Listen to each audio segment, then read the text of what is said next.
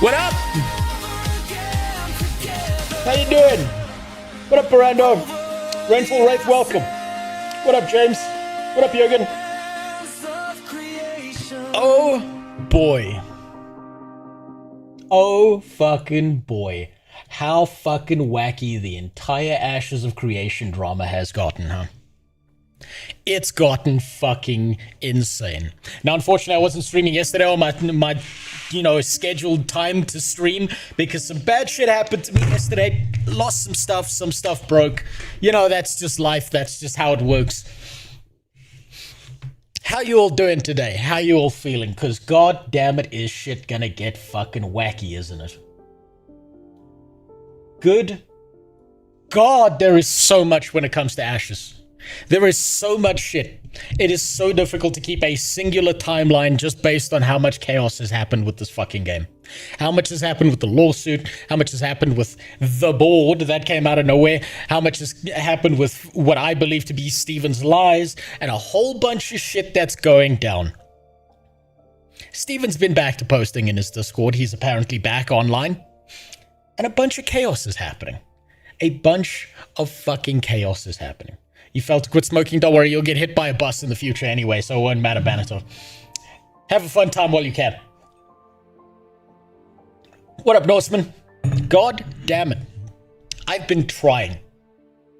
I'm gonna be honest with you, I have been trying real fucking hard to keep everything on track when it comes to this entire drama that's happened with Ashes. But there is so much that I am bound to miss something. So this is kind of like my research stream. This is kind of like catching up on all the shit that I have yet to see when it comes to this. But I'll give you a short timeline of what happened, right? At least from my perspective. 3 years ago now, I made a video talking about how I don't think Ashes of Creation is going to release, that you shouldn't be giving it your money, that there is almost no chance whatsoever that this game comes out. Before me, Sawman made a video. Before me, Josh Strife Hayes made a video. Before me, Kira TV made a video. A ton of MMORPG content creators made videos talking about how Ashes wasn't going to release. And we got a lot of shit for it. We got a lot of shit for it. Because on the other side of things, there were a bunch of content creators. There was Copium Clinic. There was fucking Pirate Software. There was a whole bunch of people who were talking about how we are full of shit. We're just a bunch of doomers. We're just a bunch of bullshit artists trying to, cash in or whatever the fuck on people's negativity that the game was actually going to release. Look, the game's up and running. It's in alpha. It just cost you $500. Blah, blah, blah, blah, blah. And I think this all came to a head just about the time that Narc, one of the biggest supporters, someone who'd built an entire channel around the idea of Ashes of Creation, went into the desert, saw nothing he liked there. When our cell phone streamer arc now, there's 2 streams up, Black Shadow. There's the vertical stream. If you want to watch on your cell phone, you want to do vertical stuff. And there's another live stream, so if you want to watch it on your PC and don't want to watch vertical, so just go to the channel, click on the other live stream. There's 2 live streams up on the YouTube channel. I'm trying to make it easier for people on whatever the fuck they want to watch on. That's what I'm trying to do here. No, you don't understand. Blizzard fans can't even hope to kiss the ground Steven copes on.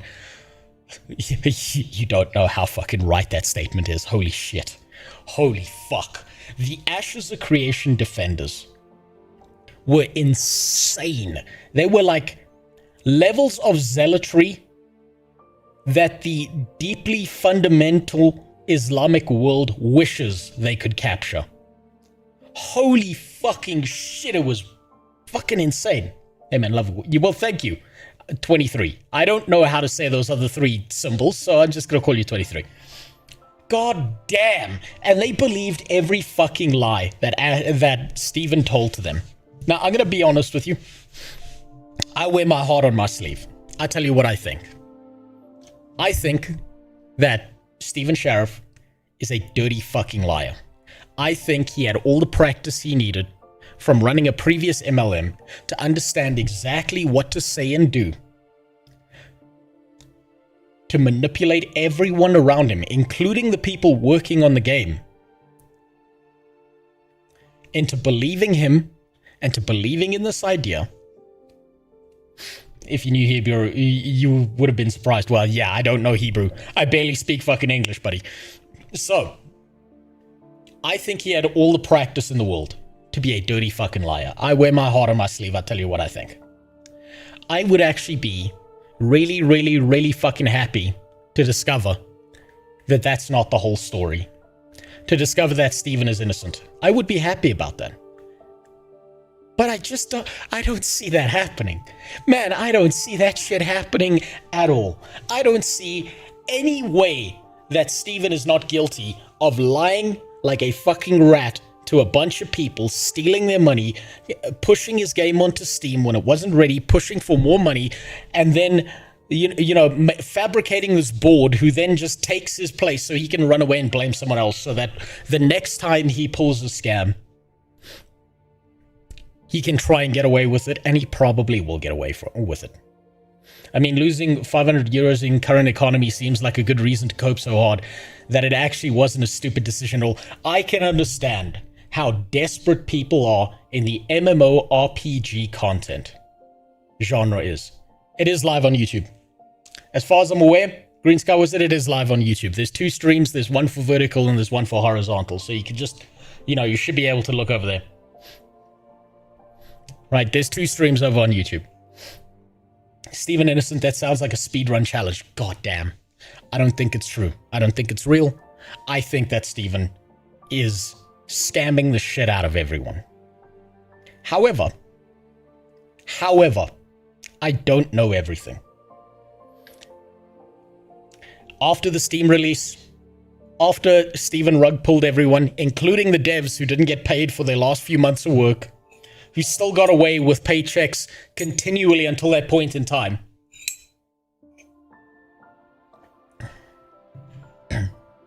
I believe everyone is getting scammed. Kira is molding over, needs breaking news about Ashes. Okay, well, we'll get to the Kira thing. We'll get to that now, Jimmy. This is the current situation I'm in. What I've seen some of the legal documentation. I've seen that all of this is going to court. I've seen that there's a potential for Riot Games to having wanted to buy Ashes of Creation, and I don't think they fucking will. I don't think they will. I think that deal will fall through. I don't think Riot Games actually has any reason to buy Ashes of Creation, because the reason they would have wanted to buy it was for the proprietary tech that wasn't actually proprietary and wasn't actually a unique special thing that worked with their servers and blah, blah, blah. I don't think any of that's real. But the most recent drama is there has been a singular man who has picked up the banner and been charging into this shit like a crazy motherfucker. Who's been looking into the Ashes of Creation drama, who's been interviewing devs, who's been talking to Steven himself, apparently. I don't know if that's real or not, or whether he's just got voice recordings of Steven saying something incriminating. That man's name is Nephis QS. Nephis has been doing a fucking bang-up job of looking into this. He has been the #1 source for information, outside of maybe Neckrage, who knew some stuff that we never figured out. When Nephis started digging into this recently, Kira TV apparently has been throwing a temper tantrum at him. I'm not sure why. I do not know why. So if you've got links explaining to me why the fuck Kira is losing his shit at Nephis, send them to me. Throw them in my Discord, throw them over on Kick, because YouTube doesn't allow links and I can do nothing about that. But I want to understand why. This is from my perspective. I've had a few conversations with Kira TV. I think his content, generally speaking, has been pretty fucking good. I think he's generally on the ball with a lot of things. So I don't understand why the fuck he would be going after Nephis out of nowhere. It doesn't make sense to me why he would be attacking Nephis. The running theory is that Ashes was Kira's story to break and talk about, and some uppity Asian upstart took that from him, and he's mad about it. Well, that sounds like hearsay to me, Jimmy. That doesn't sound like it's real. That sounds like... I'm not sure why Kira TV would be so fucking mad about someone else covering the same thing. It's a free internet. For now, it's a free internet. Other people can talk about it, and Nephis has been like a dog with a fucking bone about this shit. I have no knowledge or links of Kira's behavior. I have a theory, but no evidence. Apparently, some of it, I've been told some of it's over on Nephis's channel, so we're going to take a look at some of Nephis's videos. We're going to be taking a look at what Nephis has uncovered, all of the information that he has dug up so far. We're going to take a look at Kira TV. We're going to see if there's a video taking a shit on Nephis. I said it's a running theory. I have no idea if it's the reason or not, but it's fun to run with. It's fun to run with. Maybe there's a drama. Maybe there isn't. Who knows? This is the stream where we're going to figure all of that shit out. Can you marry me? No, I'm married already. I don't do that monogamy shit. One bitch in my life is difficult enough, okay? So... I think that's a good preface. If we get to the end of this, we will play some ESO. We will play some games. Maybe not. Depends. I am on a time limit tonight. I will be back tomorrow. And we will be digging into some more MMOs tomorrow. So if this is not your stream, if you're not here for the upsetty spaghetti, if you're not here for all the Ashes info, I completely understand. Now let's get into this shit. Oh, God. It's always the first sip of a mango monster. That's fantastic. Now then, let's see what this fucking chaos is about, huh? Let's figure out exactly why things have been going chaotic. I've pulled up two people's channels here. There's the man himself. There's the god, the legend, the champion, the fucking hero that we don't deserve, who started this all off, who had the biggest say in everything. And it turned out, say it with me, Narc was right. Narc was fucking right. Is there a talk about you getting unbanned from Guild Wars 2? No, I'm never getting unbanned from that. Give it 10 years, just like Kriparian, I'll be there 10 years from now. Is that Johnny Somali? No, this is the white version. He doesn't go upset Asians, he just upsets MMORPG scams. Now, we're going to start off right here on Nephis's channel. Right? This man has been going at this shit forever. I'm not going to be going through all of this. It would be fucking crazy to go through all of this. But I think there are some select videos here that are of value to cover. There are some things here that we want to look at. And look, Jimmy, you say it's hearsay. You say it's something we don't know about. But if Kira is crashing out because he's not the one getting the breaking news, he's crashing out because just look at the viewership that Nephis has garnered out of nowhere, right? He went from 500 view videos, 1.5k view videos. He started talking about the Ashes drama, 9k, 18k, 3.1k, goes back to Ashes, 16k, 78k, 45k, 40k, 20k, 23k, 61. This man popped the fuck off with this drama. Ashes of creation is less than Nephis of destruction. Nephis has been going at this like a fucking pit bull in a kindergarten. There's no other way to describe it. He's been so fucking impressive. Go through the one with the employee interviews and the Ledger video. We will. And I believe that's that video right there. Now we're going to start off here with the lawsuits are going to bury Stephen Sheriff. I will skim through this video. I want to see the interviews specifically. I don't really care about the commentary on that one. Then we will take a look at, where is it? Now I understand why everyone was saying what Narc was right. Asmongold's mentioned in the lawsuit, apparently. Stephen Sheriff loses Ashes of Creation in federal court, then bans me. And of course, his last video here that I had open before stream, and then I realized, oh shit, I want to do this live. Stephen Sheriff responds to my coverage. Now, if he's responding directly to Nephis, that's a big deal. That's a big fucking deal. So maybe we got some words from the man himself. Then we're going to take a look at Kira's videos. Kira has been there every now and then. Not as much as Nephis, but fairly consistent with this as well. The fight for Ashes of Creation, who owns the game. We'll go through that. Ashes of Creation lawsuit just got crazy. I don't think that's going to be that valuable, but we will go through these ones, and then we will see what the massive update is. Now, we're not going to watch through every little piece of information. Wait, General Apple did a video about this too earlier today. I think I saw that in my recommendeds. I'll save that for tomorrow. But I think he did, yes.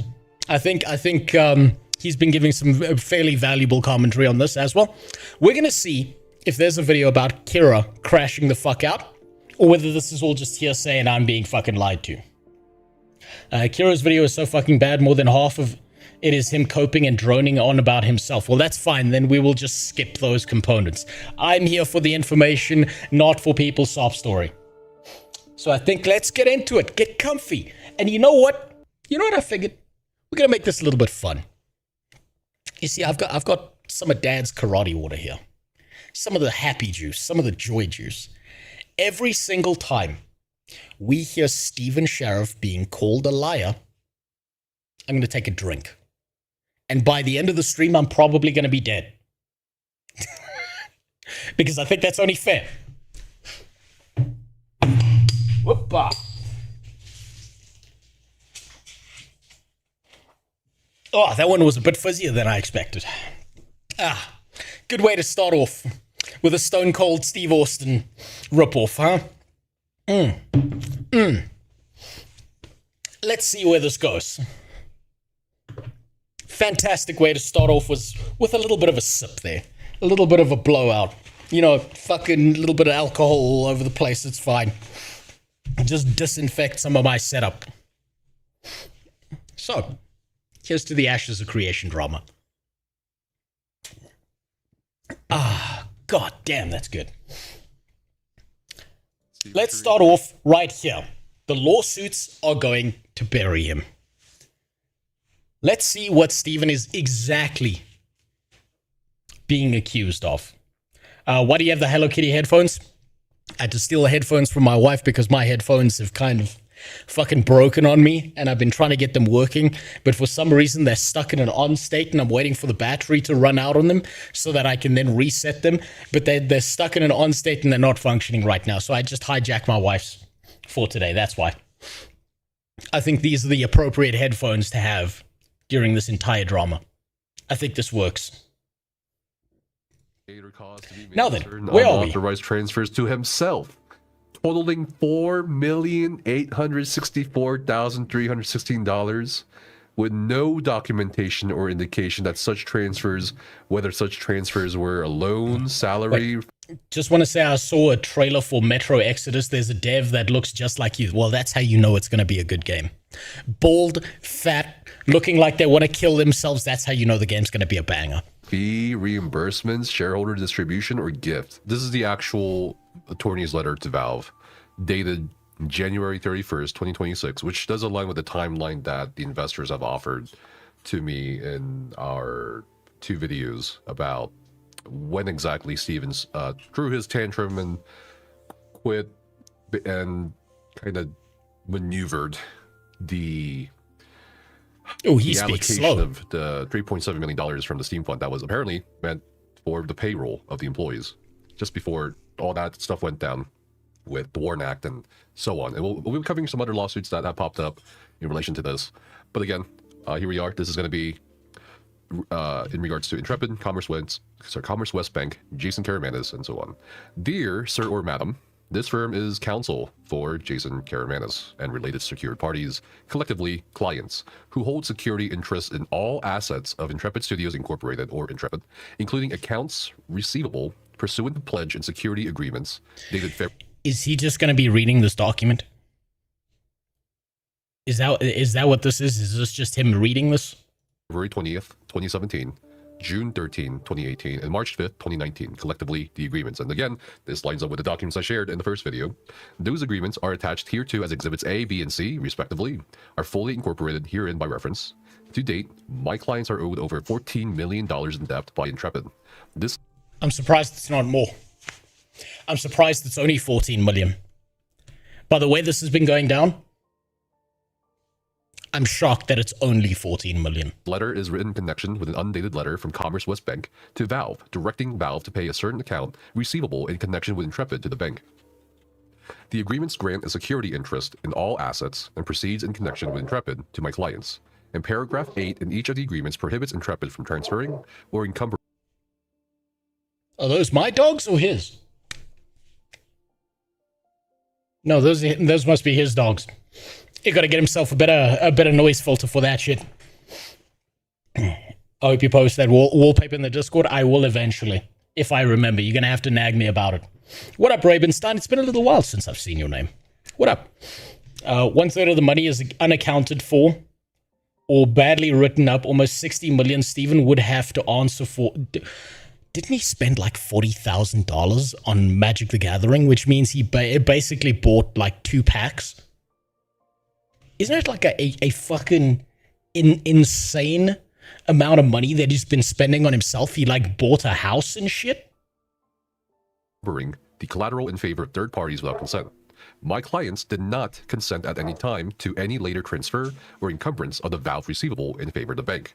Thus, any security interest granted to the bank by Intrepid would be void due to its violating of the pre-existing agreements in paragraph 8 contained therein. So to sum it up, the lawyer sent a letter to Valve saying, hey, there's other people in line ahead of this supposed payment from the Valve fund to, Steven's house payment or his house loan. And that being done violated these agreements. So now we want the money. We want the money back. See Uniform Commercial Code sections 2403 and 8302.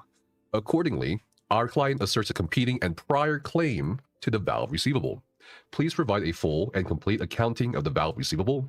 And in light of the competing secured claims asserted by my clients, demand is made that Valve pay the account receivable to my clients rather than to the bank. So this is acknowledging, okay, so you've basically listened to Steven, Valve, and you've paid off Commerce West Bank.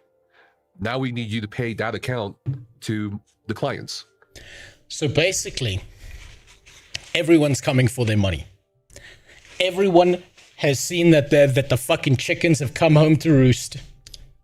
That for 30 pieces of silver, Steven has sold out everyone, and he shall betray you by the time the cock crows 3 times. This fucking guy. You know who's never seeing any money? You know who's never seeing their money back at all, ever? It's the people who bought the fucking game. It's the people who bought the alpha keys. It's the people who spent their money on the actual fucking game. Those are the people I believe who should be reimbursed first, but they will never see a fucking cent of this. It's gone. It's done. Anyone who fucking was dumb enough to give money to the Kickstarter, anyone who was dumb enough to buy the alpha keys, it's over. It's done. Gone forever. What I find funny is that everyone taking Steven's part seriously as if he has ground to stand on about him protecting his company when the other guys own 80% of it. That's the weirdest fucking part, because you know what? Steven has been on this fucking line the whole time, telling everyone that this MMO is self-funded, that he's not beholden to shareholders or some kind of backer, that there's no money that's going to be disappearing because it's all self-funded. He's been on that fucking line endlessly. And then all of a sudden when it falls apart, oh guys, it's not me, it's the investors. What fucking investors? Why did you never tell us those existed? Where did they fucking come from all of a sudden? Jesus. And then here's the wording. Valve paying anything to the bank would result in paying twice. Obviously, right? Nice. Because my clients are prepared to pursue appropriate legal remedies in the event of such payment to the bank. Please find below wire instructions to my firm's attorney-client trusted account. Please remit the account receivable to this account. And then, of course, I blurred out account name, bank name, lawyer name. Nothing herein constitutes a waiver of any rights or remedies of my clients, all of which are expressly reserved. Sincerely, blah, blah, blah. Very nice. And then wait, he went on Asmongold's stream claiming he put in something like 40 million of his own money, but in his own ledger that he submitted as evidence, he shows he put in $0. Ooh, he's been lying since day one then. I don't see a way where Steven is innocent here. I just don't see a way where he hasn't been scamming and lying to people non-fucking stop. And he did it on video. He did it in recorded situations. You know how scam artists usually do this thing where it's if someone's trying to get you to give them money, they'll do it over the phone and they'll do it in a back room so that there's always that level of plausible deniability and they can gaslight you later and say, no, I never said that. I never said. How the fuck would Steven get away with any of this when all of what he's done has been recorded? When all of his statements are right there for the fucking world to see? I don't know how he gets away with this. Witness show the Exhibit A, B, and C, the documents agreements that are attached to this letter to Valve from the lawyer that shows, hey, these agreements are technically legally prior to whatever happened between you and Commerce West Bank, because these agreements were signed back in 2017, 2019, 2018, whatever. So Exhibit A is going to be the Pledge and Security Agreement. And I mentioned this Pledge and Security Agreement in the video as well, along with the two other promissory notes and so on. This Pledge and Security Agreement dated as of February 20th, 2017, which goes against the claims of Stephen Sharif saying that there's no outside investors. Fuck, all the way back in 2017. All the way back in holy shit, that's what, fucking 9 years ago now? Holy fuck, I still had hair in 2017. That's how long ago these people were there. What the fuck? He's funding all of it, is made by Intrepid Studios Incorporated in favor of Jason Karamanis, the secured party, with reference to the following facts. Intrepid Studios is the borrower in the concurrently executed promissory note dated February 20th, 2017, by and between borrower, personal guarantor, Stephen Sharif, and secured party.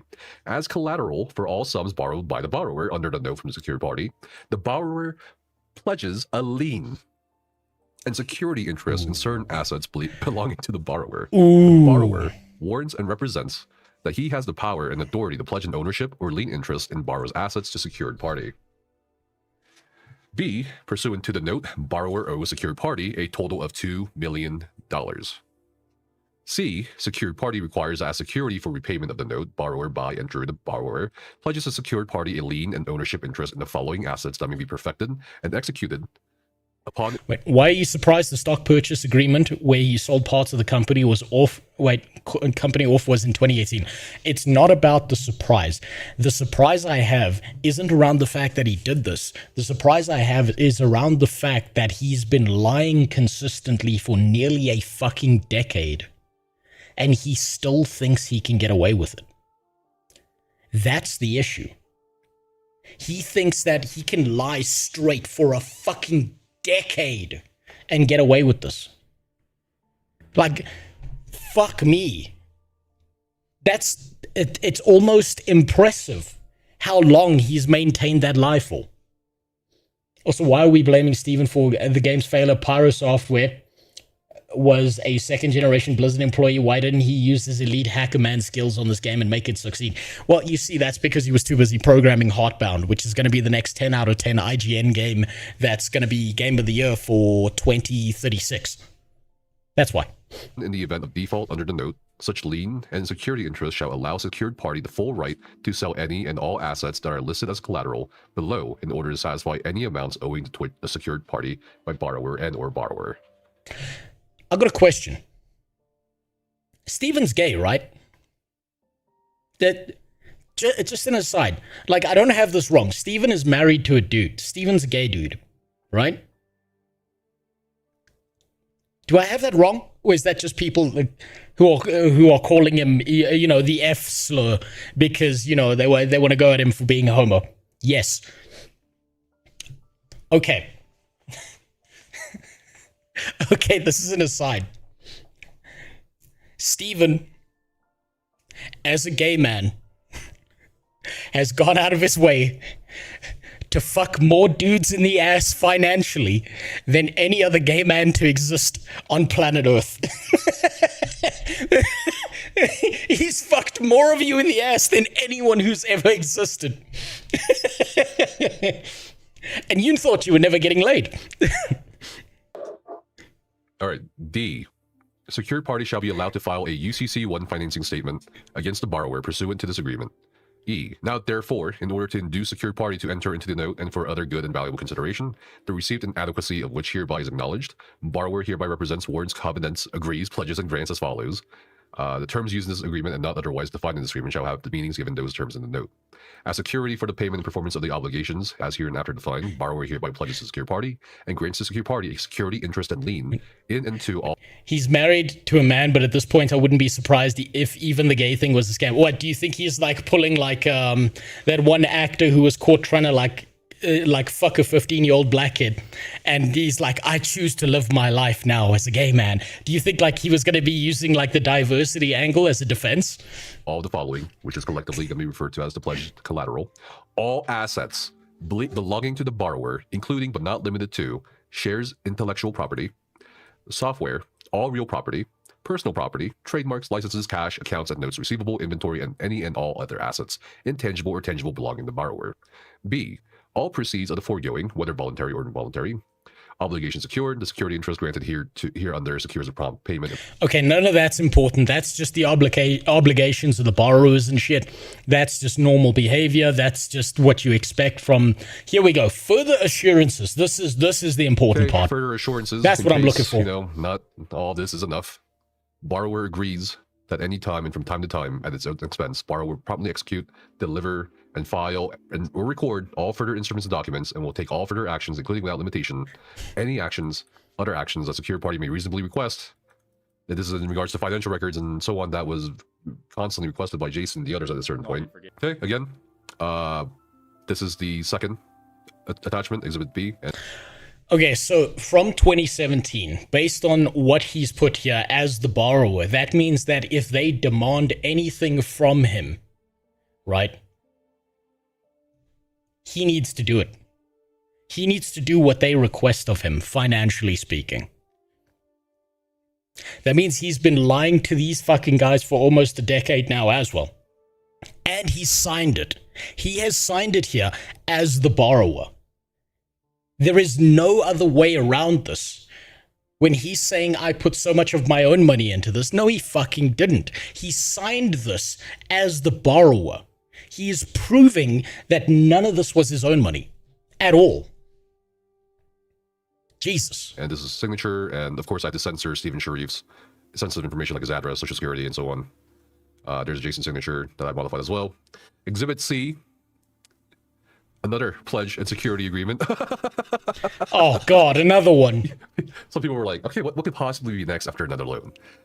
God, It can't possibly be another loan, right? Okay, here's the third and final exhibit. Exhibit C, sent to Valve, okay, in its entirety. Pledge and security agreement dated as of March 5th, 2019.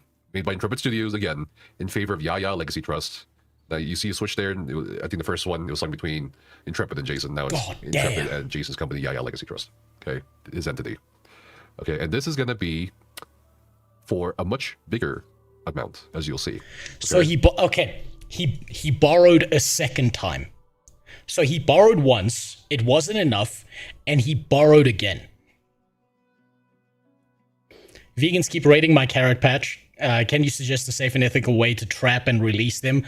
I tried filing down the teeth of bear traps and basing them with bean curd paste. No, so what you want to do, right, is you want to contact this guy online. His name is Jason Hall, right? He's really, really into small furry animals, right? If you can get a hold of him, email him, he's got like the perfect advice for dealing with them. And if you send him a picture of one of those animals, he'll be on your property. He will teach you how to deal with them, if not do it for you. Because if he catches one of those rabbits, what he does to it will make sure that the other ones don't come back later. So don't you worry about that. He's got you covered. or sorry, not combined amount, because this is listing how much you now owe the secured party, or the secured, sorry, yeah, the secured party as the borrower. Wait, so you late to the party, he borrowed from 2015 to 2025, he had no money in ashes. Yes, well, it's not really that I'm late to the party. I know a lot about this, but I don't know everything, right? And there's a lot more specific information about this new gash that I have no fucking clue about, right? Think about it this way. It's impossible. It's almost impossible to keep this all straight and remember all of this, right? There's been so much chaos, so much blindsiding. It's like, imagine you're in an argument with your significant other, right? But they've done so much shit that when it comes time to start, like, you know, blaming them for the things they've done, you don't know where to fucking start, and you don't know what you've missed. That's the problem. You don't know what components you've completely fucking missed out on, or forgot to mention, or can't keep straight, because there's just so much shit. So pursuant to the note, borrower owes secured party a total of $5.138 million. Okay, another million.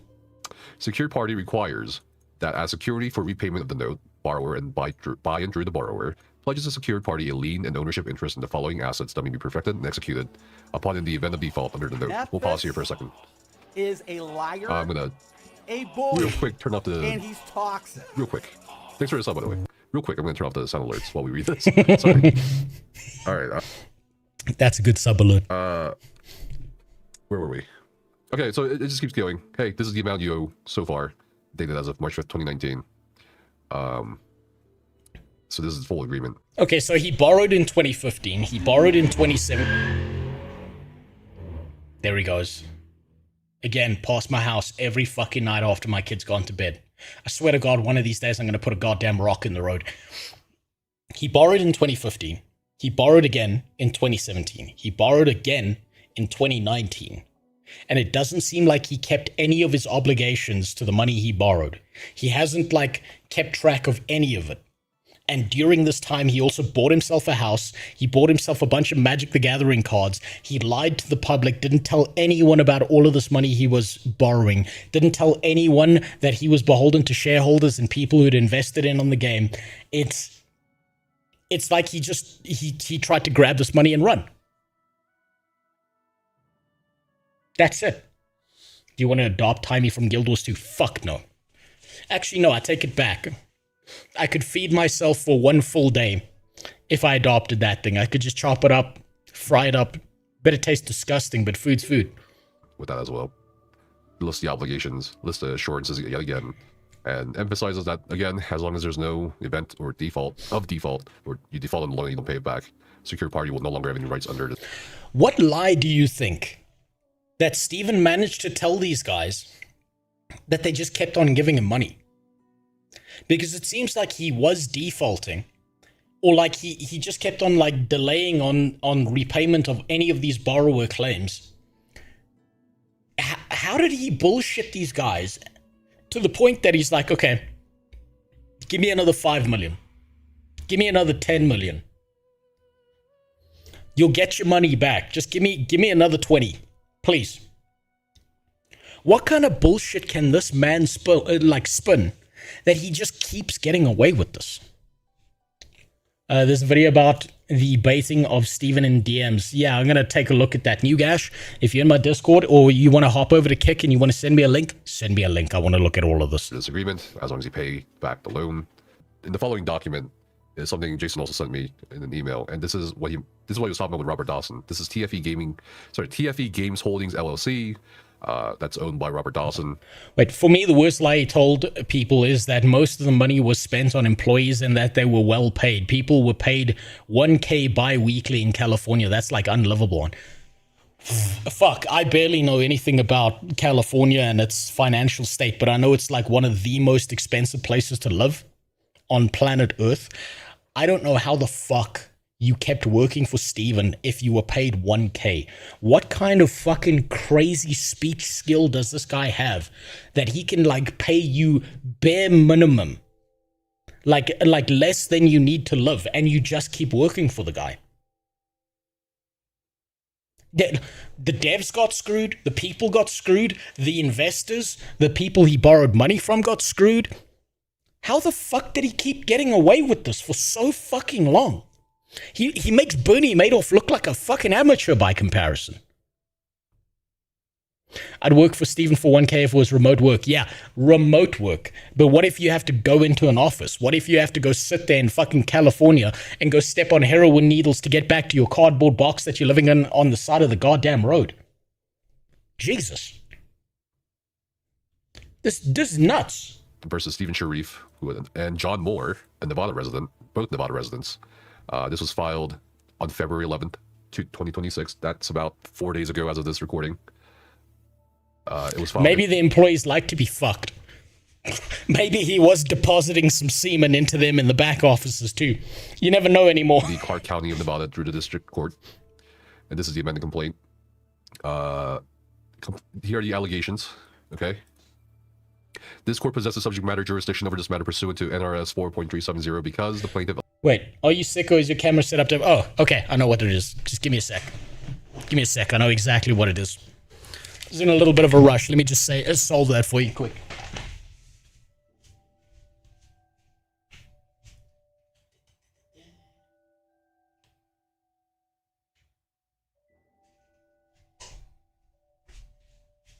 There you go, is that better?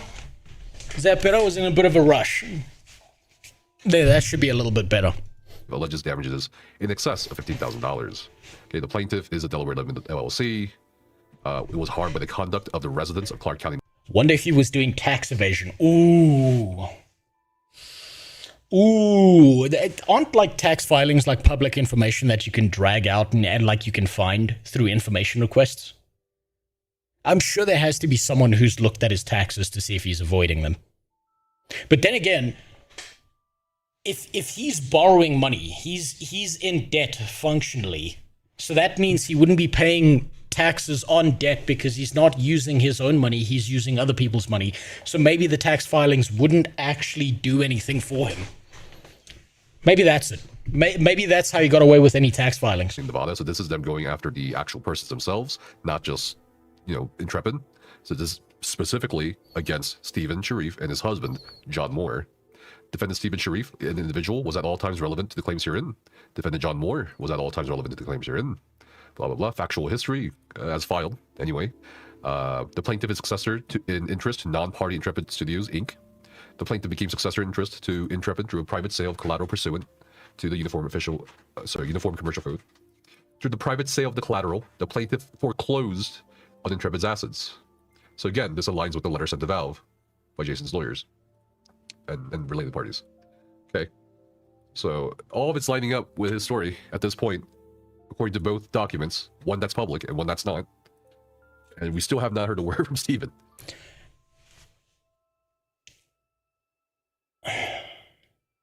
So all of this matches up with everything that goes against everything that Stephen has said. And Stephen has not addressed a single component of this yet. What's up, Funky? He's fucked. Like, to me, I don't see how he wins. I see no way for him to win this court case.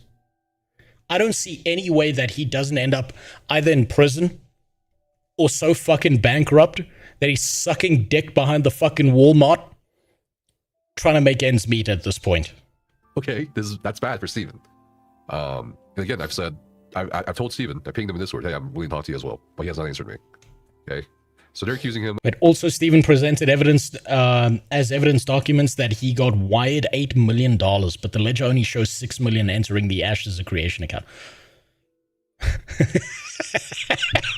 So he just skimmed $2 million off the top and just disappeared with it. I wouldn't be fucking surprised if that's confirmed. Not only, they're accusing him of foreclosing on Intrepid's assets, including all assets and all personal property of debtor. They list everything possible, all the instruments, the goods, IP. Do you see what I mean? Do you see what I mean? Like, you're telling me to read your last couple of messages, Rainfall. But do you see what I mean? It's so fucking impossible to keep any of this straight because there's just shit on top of shit on top of shit. It never ends. it's like it's like he almost thought he could create so much fucking chaos that no one would be able to untangle this mess, and that's how he would get away with it. Copyrights, everything. They want everything. This guy foreclosed on everything, ran away. He didn't hand us over the keys to a lot of things. He's still refusing to turn over the company records, or at least he's not answering. Okay. On January 31st, 2026, the same day as when the letters was sent to Valve Corporation, Intrepid issued the WARN Act to its employees that Intrepid has no alternative than to undertake an entire and permanent plan closing. And we reviewed the WARN Act filing as well in the previous video. Yeah, he did bullshit people with the WARN Act. He didn't pay his employees. He didn't give them warning that everything was shutting down. He just said, it's over, closed house, and left. He fucked over those devs as well. It's all here. God Without damn. the company records, the plaintiff cannot wind up Intrepid's business and fulfill its obligations under the WARN Act, among other obligations. So now they're saying, we don't have the payroll records, we don't have anything. Steven is not giving a shit, so we can't, like, fulfill the obligations required as under Kyle Warren or WARN Act. Along with maybe, just maybe, as people keep hoping, returning to making an MMO product, which, again, is... It's never happening. I bet that there are still people out there. I bet there are still people out there who think that Ashes of Creation is going to release one of these days once this is all cleared up and blows over. I bet that there is still someone out there who believes that there's hope for this MMO releasing. Completely different story. Okay. Oh man, it just keeps going. It just keeps going. It doesn't stop. Basically saying that he should have access to everything as an officer of the company. He's breached his fiduciary duties to Intrepid by withholding and refusing to turn over the company records. Okay, he's refused to turn over the company records, which is prevented. I think he paid them from time to time with a huge under-the-table bonus, aka untaxable income. Okay, so Scourgefist, your theory is that he set the salary so low so that he could use like a tax dodge and then add it as a kind of bonus system to keep them around and keep them believing in the product. So you think that they were well paid, but their official salary was 1K bi-weekly. Paying the former employees. He's refusing to turn over company records, which is causing damage to the plaintiff's investments. Hold on. Okay. Today is my birthday. Thanks for the stream. Well, happy birthday, Banks. Congratulations on being older and none the wiser. We'll be sure to send you a cake filled with shit, exactly as much shit as Steven has given all of us. He had a 100K salary with his husband. What the fuck was his husband doing? What role did his husband play in any of the shit? With Steven being so front and center, if his husband was getting a 100K paycheck on top of what Steven was paying himself, what the fuck was that guy doing that was so valuable? It is intentional misconduct and a knowing violation of the law. He received a notice, apparently, from Valve, Steam, and Commerce West on January 18, 2026, that provided Intrepid's secured creditor will be taking the $3.5 million receivable, the Steam notice, that the plaintiff was relying on to pay Intrepid's employees and creditors. Another win for Steam. Another fucking win for Steam. Can you imagine how Steam probably saw the scam shit happening and they were like, nah, we're not, no. Account frozen. Fuck you. We're not getting involved. Keep this shit to yourself. You're not going to be paying all this other bullshit. You're not going to another fucking nightclub to go dance around with glow sticks. You're not playing Magic the Gathering. We're giving this directly to the fucking creditors because they've contacted us directly. Okay.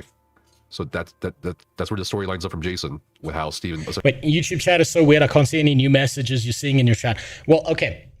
What you want to watch is this chat here, right?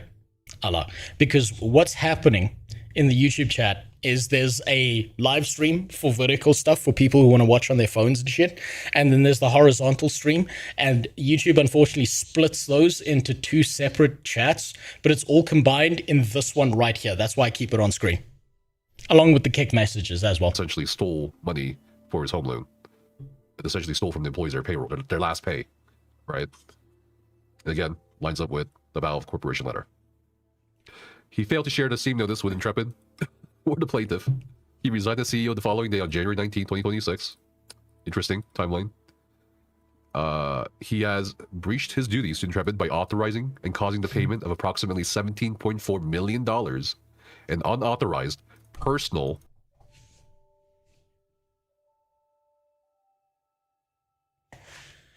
How the fuck do you spend $17 million on yourself?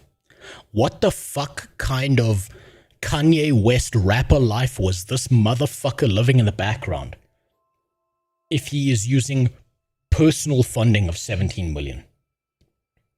What kind of fuck? This guy must have been on premium fentanyl. Oh my god. This guy's probably taken drugs that don't even exist yet in the public eye. 17 million? Fuck me. You could give me like 1 million and I could live off of that for the rest of my fucking life. Jesus Christ. or excessive expenses from the 1st of January 2016 through the 31st of January 2026. This is where they start accusing him of embezzling or at least misusing 17. That's a lot of magic cards. Yeah, you know what? You're right. You're right. That's exactly 5 packs of my MTG cards. That's 5 full packs, premium ones. $24 million. Okay. The misappropriations include but are not limited to excessive personal loans to certain shareholders with no documentation, no repayment, direct transfers to shareholders with no stated business purpose, direct transfers to miscellaneous accounts with no stated business purposes, and miscellaneous personal expenses charged to Intrepid's credit cards and or defendant Sharif's personal credit card that was then reimbursed by Intrepid. Jesus. He allowed bank accounts owned by Intrepid to be commingled with his personal accounts in the QuickBooks file owned by Intrepid. Now, this is the embezzling part. Again, You're telling me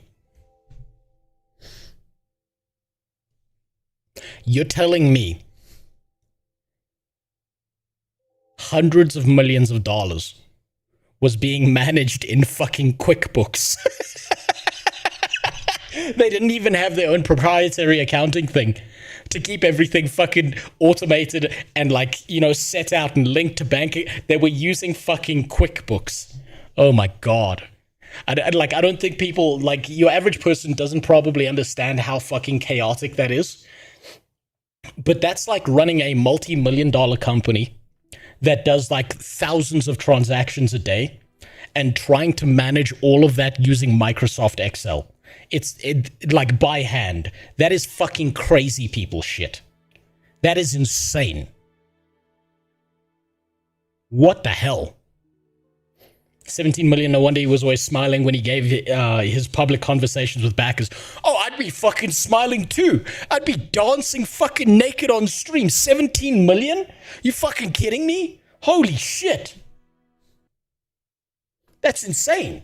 That's like actual crazy people shit. defendant Sharif allowed bank accounts owned by Intrepid to be commingled with his husband's personal accounts in the QuickBooks file owned by Intrepid. Now they're saying not only him, but his husband was in on it. Defendant Sharif's misappropriations constituted intentional misconduct and a knowing violation of law because they were unlawful. Okay? They just say, yeah, he knew what he was doing.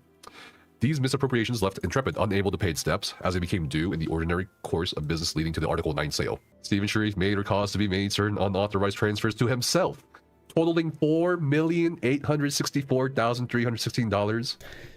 I love the $16 on the end there. They were not going to miss a single fucking beat of that. They were like, this is the exact amount he stole. Ooh. These guys are coming from... Yeah, you know, there's one thing scarier than a woman scorned, and it's a company you didn't pay money back to because they're going to come and fuck you as hard as possible. And the worst part is, what happens if Stephen goes to prison? He's already gay. He's just going to be... he's going to heaven. He's going to go there to have a great time. Oh, God damn it. In the end, Stephen always wins, huh? Just tune in and damn, that voice doesn't match his face. It doesn't match Nephis's face, but you know what? Doesn't matter. What matters is that this man has been a dog with a fucking bone about this Ashes of Creation shit, and he's doing a fantastic bang-up job of it. To the point that apparently another YouTuber, Kira TV, has been like really mad at him. But we'll get to that drama. We'll get there eventually. with no documentation or indication that such transfers Put him in a woman's prison. That is not a fate I would wish on my worst enemy. Holy Jesus. whether such transfers were a loan, salary, fee, reimbursements, shareholder distribution, or gift. So they're saying this guy took out almost $5 million for himself without even... You're going to watch the Mugen Marvel Rivals video? Yes, Jimmy, that's going to be tomorrow's stream. That's how we're going to start off with before we play some ESO or another MMORPG. I've got a plan for a bunch of MMOs that I want to go through. Also, what's with the kitty ears? I'll say it again. My headphones broke yesterday. Some bad shit happened. Some stuff happened. That's why I wasn't streaming yesterday. Faith, I'll explain it all later when I've got more information, but my personal situation may be changing a lot. The most I can say for now, like as a hint as to why some things have changed, right, is there have been some murders that have happened in my community. There have been exactly 3 people killed so far that we know of in the community. Some shit's happening. Are you still employed? I'll explain it tomorrow. I'll explain it tomorrow, Jimmy. There's some big changes that are going to happen soon. saying anything about it. That's fucking crazy. Give her to his husband. What a great husband. You know what? Say what you will. Chat. Say what you will about Steven. He loves his husband. Now that... Hashtag couple goals, bro. Like, come on, bro. Like... I've got a question for you. Would you let Steven Sheriff fuck you in the ass if he paid you 100k every weekend? Would you think about this? Are you willing to be gay for pay? Honestly, yeah. How many back shots would you take from Steven Sheriff while he's whispering in your ear, telling you it's coming out soon, and then it just never ends. It just never comes out. It's coming out soon. Just constantly, the whole weekend. That's pretty good. I don't know. You know, that shit, you know. I thought ArenaNet got your ass. They did get my ass. They got me banned off of Twitch. They got me banned off of any ArenaNet product. That doesn't mean I'm not going to stream. That doesn't mean I'm not going to go elsewhere. That's a good husband. You know, he's a provider. Yeah, he loves his... Yeah, Steven... You know, every relationship, there's always the guy and the girl in the relationship, right? This holds true for lesbian relationships and gay relationships or whatever.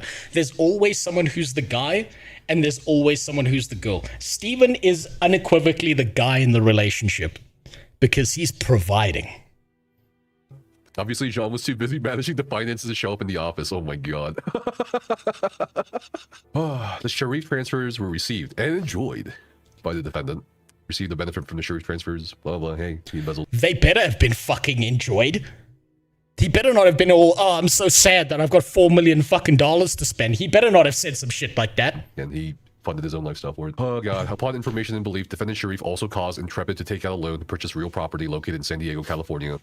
Okay, this is the house. This is the one of the bigger question marks, the mansion, the California mansion he live streamed from, right? Defendant Sharif identified Intrepid's investments as revenue in order to obtain the loan to purchase the property.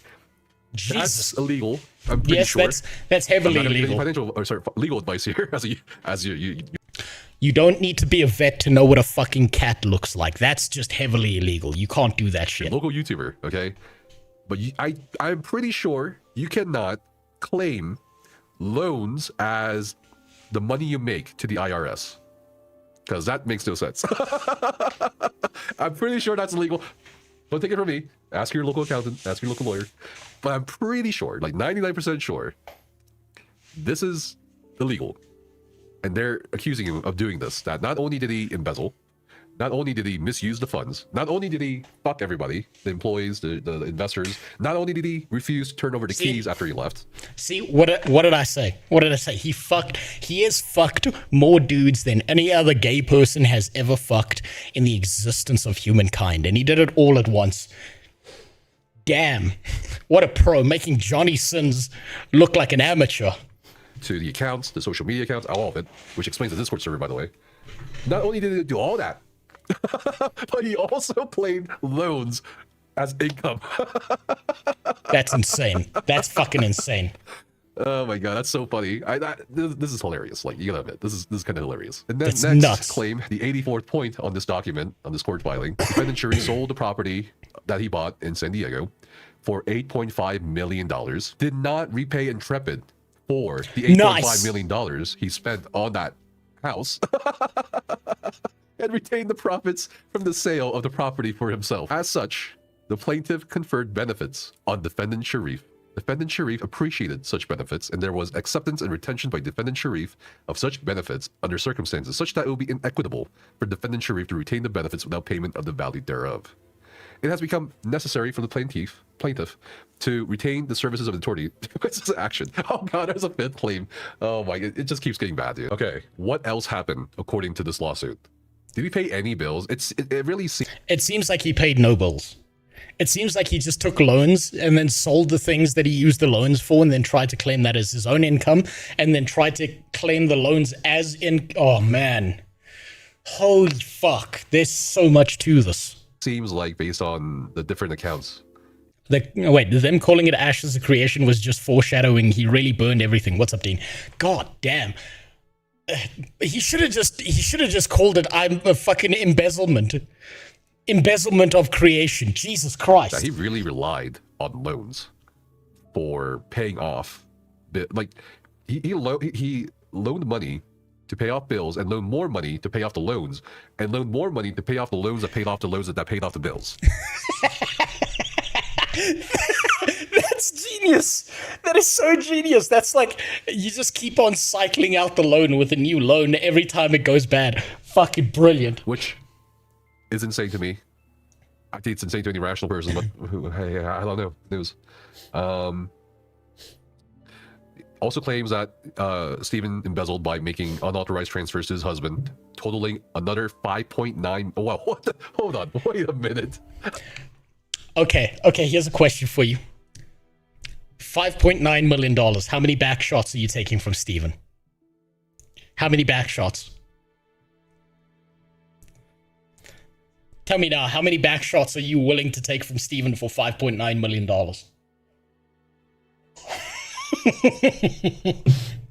He spent like $300K on DoorDash. What was he DoorDashing? Fucking cocaine? Fucking all of them. You're about to cure cancer. You will fart and shit will fall out of you for the rest of your life, but at least you've got $5.9 million.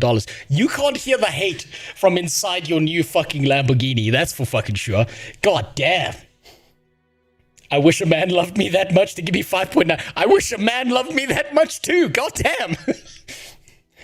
He should have just put it in the contract of his company that he'd be taking huge amounts of money as principal mind behind the company. Then he wouldn't need to commit all this fraud and forgery.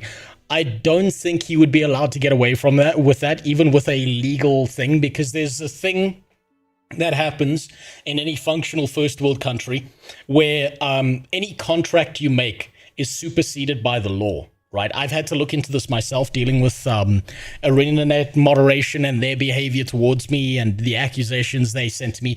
But there's this thing where I've been told, advised by lawyers, that you can put whatever the fuck you want in a contract, right? That doesn't make it legal, right? A contract's a piece of paper, and if the law goes directly against or contradicts what's in the contract, the law takes precedent over that. So it wouldn't even matter if you put that in a contract. They'd still come from him. This is the ledge of it. Oh, thank you, Columbo. Thank you. I'll have that one open. We'll take a look at that one next. He paid his husband more again. $5,954,318 with no documentation. And now they're saying, okay, John accepted that, so he's part of the embezzlement scheme. Interesting. And he owes that same almost $6 million to the company. And he's also aware that his husband, Stephen, sold the property for $8.5 million and did not do anything about it. Okay. As a spouse, he has also retained the profit from the sale of the property. The company records have not been taken for a tax, assessment, or fine pursuant to the statute, or seized under an execution or an attachment against the property of the plaintiff, or if so seized, that it is by statute exempt from such seizure. And they're just saying, hey, if, Hold on, he should have fled to a non-extradition policy country. Vietnam basically won't do shit unless it's sex crimes. Banks, you are thinking rationally about how to do this. You are thinking about a scam artist who's planned this out, right? I think personally, my personal opinion is that Stephen Sharif is the kind of guy who gets off on the idea of feeling superior to others by stealing their money and never getting it back. I think that his ego is big enough that he believes he would get away with all of this, right? That he can essentially do all of this shit and nothing would ever come back to him because he's just so much smarter than everyone else in the room. He believes he's the ultimate genius and that's why he can fuck other people over. I know. I used to be a project manager. I used to be a systems engineer. I worked on a contractual basis with multiple companies, some of them big, some of them small. And more often than not, the CEO, the CFO, the people in charge truly believe themselves to be a different species to the average human being. They don't think that the laws apply to them in the same way as they do to everyone else. Another good example of this is Sam Bankman-Fried, for example. You're not going to do shit with the records. We need those records. We now want the court to order you to turn over those records. Okay. The plaintiff cannot wind up the new owners, wind up Intrepid's business and fulfill his obligations under the Warren Act, among other obligations. Seventh claim for relief. Jesus, another one. Okay. Conversion against defendant Stephen Sharif. He owned, possessed, and had the right to possess the company records of Intrepid, still not giving the records up. He wrongfully exerted a distinct and intentional act of dominion over the company records. This is what we talk about with legal financial rights if you're an investor. So the biggest claims from this document, and this document, again, for the Valve letter, is that Stephen stole the Valve fund. And not only did he steal the Valve fund, he fucked over the employees. And so he tried to fuck over Steam. He fucked over the people who invested in on it. He fucked over everyone he took a loan from. He fucked over the devs and he fucked over the players. There's not a single person he didn't fuck over. I seriously doubt Valve is gonna fork over that much money, or no, fuck no, any money at all. Fuck no. Valve is gonna do. They're gonna be like, I wash my hands of this problem. This is on you, and they're just not gonna get involved. Valve will be like, we are a third party. We're not involved. Don't involve us in this. I'm not sure if they're even legally obligated to. We also have Strauss and Borelli winding up an investigation into the Warren Act violation on behalf of Intrepid Studios. Now they're okay. The Warren Act thing isn't a big deal in comparison to everything else. The Warren Act is like a tiny thing that happened on the end of this. This is just another thing to pin Stephen down on. The Warren Act doesn't have that much interest because they to me. said, hey, you violated the Warren Act, and now we're going to investigate you. I'm not sure if anyone has hired Strauss and Borelli specifically. And of course, we have two more lawsuits that are actually that have actually been filed by plaintiffs Jacob Burdecki and Zachary Strange against Intrepid Studios for the Warren Act violation. Cause of action is the Worker Adjustment Retraining Notification Act. Okay, summons were issued. Another lawsuit by Noah Ortega, a former employee, also probably, versus Intrepid Studios Inc. Again for Worker Adjustment Retraining Notification Act, the Warren Act. Someone mentioned that there's another lawsuit coming from another set of employees. So that's what. At least we get to witness history. I can't wait for the retrospective videos a decade from now on the biggest gaming scam in history and the hundreds of meme essays on Steven. Someone who makes that video, it's going to be like a 20 fucking hour video because there's just so much. Lawsuits. And Jason has said he doesn't know when he's going to file a lawsuit. That he's going to file a lawsuit anyway. So that's 5 lawsuits that we know of so far. If the Strauss and Borelli thing is in its own a different lawsuit, then that's 6 lawsuits, right? So this guy's just getting buried by lawsuits, all these allegations of embezzlement. I mean, it's crazy. If it's true, it's crazy. Wait, I wonder if he sits on his black leather, his black leather chair before his mahogany desk and just looks at the shit YouTube content creators record videos about him while his husband blows him under the chair. You know what? Scourge Fist, he does. He does, because apparently he's been sending some DMs on Discord of all fucking things. He's been throwing temper tantrums at the people saying that, you're all bullshit and you don't know what you're talking about and blah, blah, blah. He's been actually actively running defense at points in time. So, yeah, you probably hit the nail on the head there. You're probably right. And I get it, because a lot of people are saying there was a game, so it wasn't a scam. I think if at any point, and please hold me accountable after I say this, because I have my own thing. Okay. We have our own thing that we have our own products and stuff for our tech startups that we're going to release relatively soon, this month or next month. At any point, an officer of the company or the founder of the company embezzles money, it's a scam.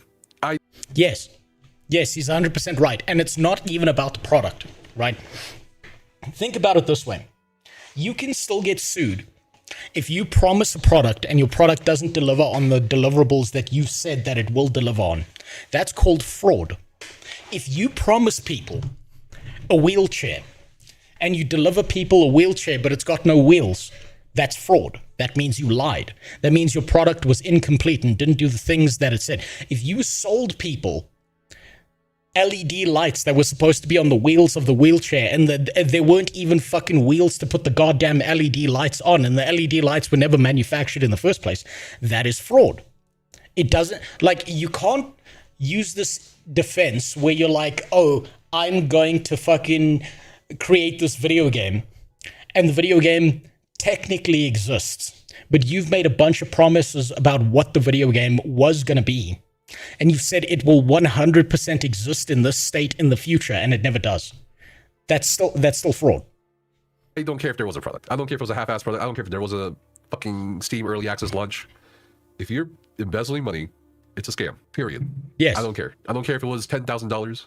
I don't care if it was $600,000. It's a fucking scam.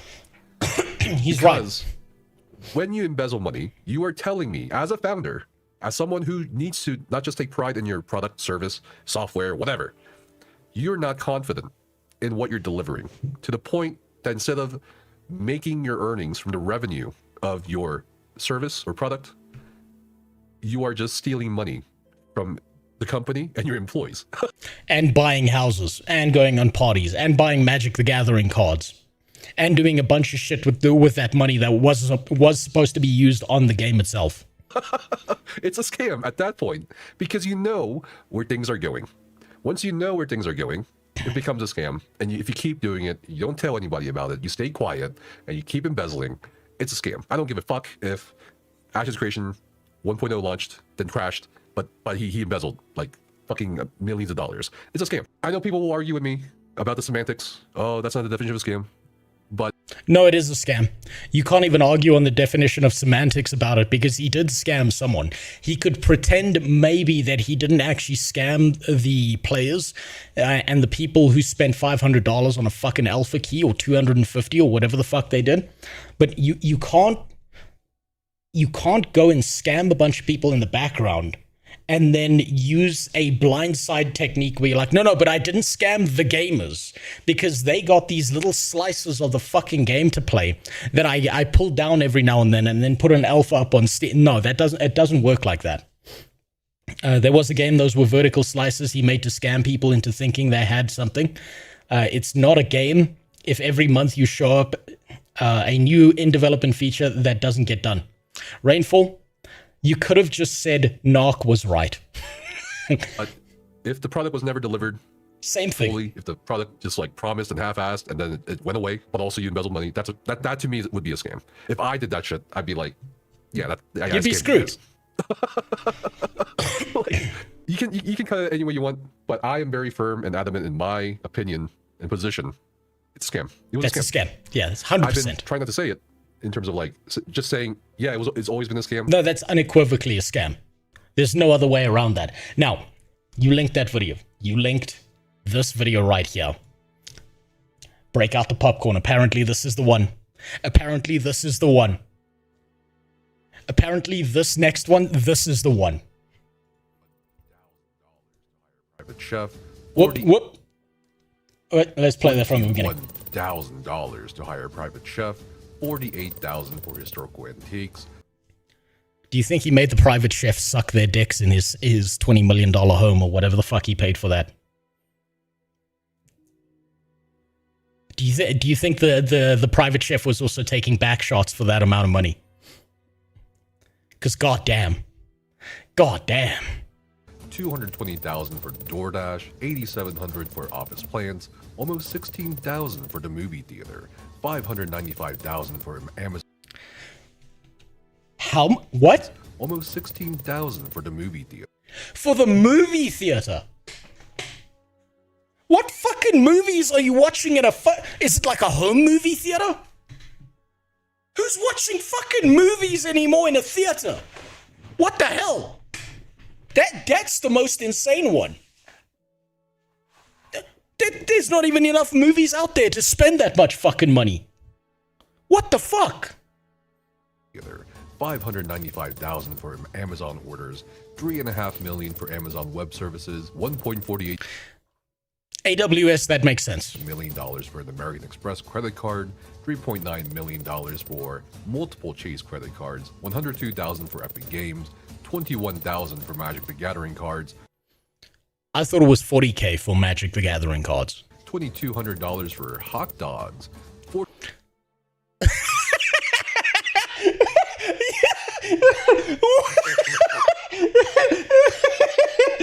You're telling me this man spent $2,000 on dick-shaped food? What the fuck? Oh no! What was he doing with $2,000 worth of hot dogs with the glizzy budget? No! Oh no! No fucking way! 2K on hot dog meat. No. There's no fucking way he was eating those. He was doing something else with those. $2 for luxury aromas, $6,600 for Steam games, and $5.49 million for office rent. Listen, someone's stomach, child's stomach just growled. Did you hear it? Gotta listen like me. Really? Those are just some of the numbers you'll be able to Jesus look at Christ. yourself in this video and the general. Wait, you're asking if his game makes this even better now, does it? Yeah, I just want to know where did the hot dogs go? Fuck all the other stuff. Where did $2,000 worth of fucking hot dogs go? Ledger covering over a decade of monetary transactions I'm making publicly accessible to anyone who wants an insight into Ash's creation, Oh God, Intrepid please. Studios, and what may have been going on behind the financial scenes with former Intrepid Studio CEO Stephen Sharif, his husband John Moore, and other individuals or entities. While the What a goddamn hero. What a goddamn fucking champion Nephis is for just making that publicly available. What a fucking legend. Holy shit. old adage is that numbers don't lie, it's important to keep in mind that this general ledger, which we verified with a plethora of sources and interviews with former employees, still does not have the entire picture. While it is an overwhelming part of the picture, the numbers Fuck raise me. even more questions. Where did over $10 million go? How many more accounts outside of the ledger could exist?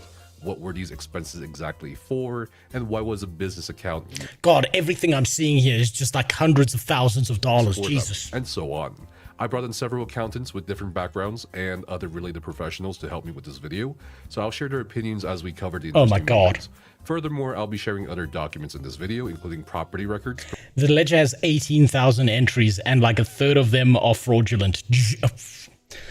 I'm actually shocked that it's only a third of them. provided by multiple sources, including Jason Karamanis, to add more context to the numbers you'll see in the ledger.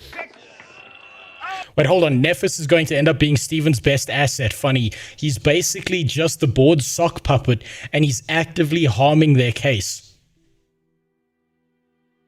What? How? How the fuck is he harming their case?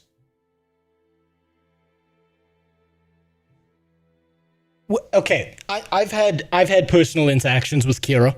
Nothing bad. He's never, how do I say this? He's never been a dick to me. He's never been a dickhead overall. He's been a nice guy to talk to, a little bit of a doomer. He's got like a very negative perspective on things. And I can't blame him. I mean, honestly, he's been doing this longer than me. He's seen the absolute fucking chaos. What the fuck is he talking about here? What kind of crackhead shit is he talking about here? Because that makes no sense. Kira's source is Steven. So you mean the guy... You mean that the guy directly involved in the court case, who has every reason to turn the situation to look in his favor, is the guy whose Kira is using as a source? That is confusing as fuck. That is very confusing. See what I mean about Kira being assumed, ass mad because Nephis is doing the job he was supposed to. Okay, that's still theory, right? That's still like an assumption. So it's hard to like take that as like solid fact as to why Kira's doing this. I don't see what Kira's point is here. I don't see the logic behind what Kira's saying here. It doesn't make sense. My theory is that Kira is taking marching orders from Steve too. I don't think that he is. Kira's been doing this for far too long. I don't think he's taking marching orders from Steven. There's either something else here that I don't have the context of, and I'm confused by, because Kira's statement there doesn't make sense. And keep in mind, right, when Nephis puts this here, Nephis is putting one DM, one message on Discord talking about this, not a full contextual thing. And generally, Kira's been fairly upstanding, so I'd have a problem seeing Kira as someone who would side with a scam artist when he's uncovered and talked about like an infinite amount of scams. So I don't see where this comes in. I'm a noob on all of this. Can someone cliff notes who Kira is? Kira is a guy who used to be... Okay, so yeah, let me give you the cliff notes on Kira and what I know about him, right? Kira TV is a guy who used to cover a lot of MMORPGs back in the day, right? Usually he was very negative about them. He would be like, this one's going to fail, this one's going to collapse, this one's bullshit, this one's not going to last very long. And to his credit, Kira TV, 99.9 times out of 100, he's been correct, right? He barely misses. There are very few times that Kira's made a video on something that he's missed entirely. When he got tired of MMORPGs, he started looking at scams within gaming, and he's kind of changed his entire channel to move away from games and more towards looking at the scams that are happening in the gaming space and talking about whenever someone's bullshitting people. He called out Chrono Odyssey, he called out New World, he called out a bunch of different MMORPGs, and he ended up being right about a lot of them, which is why it would be very confusing from my perspective to see him actively working against Nephis or saying Nephis is wrong here unless there's missing context. How can we know these people aren't on Steven's side like they've been for the past 10 years? I severely doubt, like this is preconditioning from what I've seen from Kira. I severely doubt that Kira TV would be on Steven's side just based on his overall behavior. That's the way I'm looking at this. Kira is not on the side of Steven, but a bit biased towards Steven. I wonder why. What does Kira know that makes him more biased towards Steven than Nephis is? There's something here. There's context I'm missing that would make this make more sense. It's all right. Had a great run, T. You held on dice for quite a while. Hey, Dad. How's the writing going? If you've been enjoying our coverage and want to take it a step further, Patreon and YouTube membership. Okay, that's nice. Yeah. Credit cards that are being paid for with what we do know there's at least 7 credit cards that are being paid for at various points in time. Jesus, 7?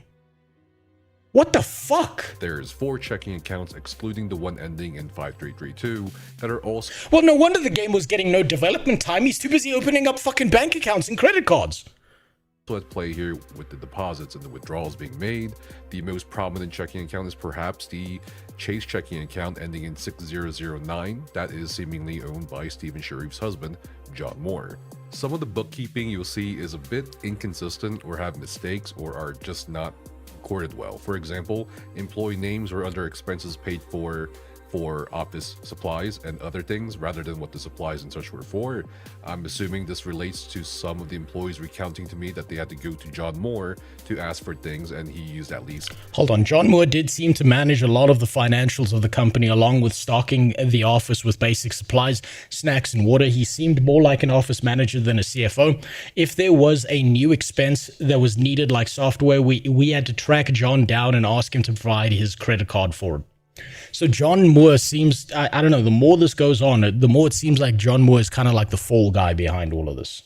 Like, he's been put on the documentation as like the scapegoat, but I don't know how true that statement is. That's just my first like impression of seeing this about John Moore.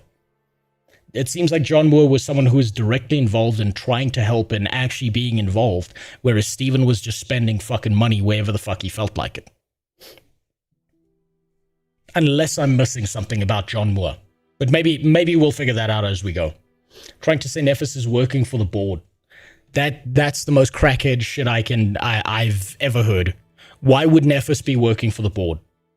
Why the fuck would he be working for the board? If he was working for the board, he would be able to pay for an editor to do this himself. These videos would be far higher quality. They wouldn't be as blunt. They wouldn't be as authentic. The editing wouldn't be this like clunky with jump cuts and shit. He would be able to hire an editor to do this for him so he could crank out way more of these videos if he was getting, like, if he was actually working for the board and getting payment for this, because smearing the shit out of Steven would be incredibly valuable to the board in the court of public opinion, and therefore anyone who goes into that judgment call, if the judge starts looking through information, they would just then call on Nephis's videos because he's showing all the information that would be in the benefit for them. I don't think that makes much sense. I don't see how that would make much sense. It's absurd that maybe it just made up bullshit. I don't, well, you're going to have to explain what you mean by that. But, like, Nephis is showing the actual documentation here. Nephis is showing the actual statements, the actual ins and outs of the business. So how the fuck would Nephis be bullshitting here? That doesn't make sense. One card to pay for those things. There are also a lot of loans, excluding the loans or investments made by creditors and individuals, including Tiger Capital, Blue Vine Capital, Forward Financing, Cabbage Inc., SPG Advance LLC, Jesus. From Capital, Lendistry, West Coast Business Capital, JP Morgan Chase, and the Small Business Administration. And you'll be able to see that some of these loans I just listed are corroborated by public records that were shared on Reddit last year. I don't think it would be a stretch to say that Ashes of Creation is perhaps the first. Oh god, Klarna. Oh fuck, I'm not even an American and I know how bad fucking Klarna is. Jesus. Fucking Klarna? Fucking really? MMO built on Klarna. Another notable thing about the numbers we see in the ledger is that without the cash injections from various loans, creditors, and investors, Ashes of Creation, or rather Intrepid Studios, would have been bankrupt multiple times. The numbers show a company on the threshold of death at multiple points throughout the years. Well, yes, this was obvious that they were on the threshold of death multiple times. That's why they pushed for the alpha keys. That's why they pushed their cash shop for a bunch of PNGs that weren't in the actual fucking game. That's why they did an early release on Steam. This was like the roadmap of how desperately they needed money to keep going in Ashes of Creation was there for fucking years. It was there for years, and it just all came to their head at the beginning of this year. So I'm getting even more confused by Kira TV's active dislike of this. Kira's statement makes less sense as this continues to move forward, the more I think about this. It's bullshit what Kira is trying to accuse Nephis of. Nephis just shows documents. Nephis doesn't seem to be he's not doing data interpretation. From what I'm seeing here, like 90% of that video, the previous one, and currently 100% of everything I've seen here so far, he's not interpreting this data. He's just showing what the data is. So I don't understand Kira's perspective at all.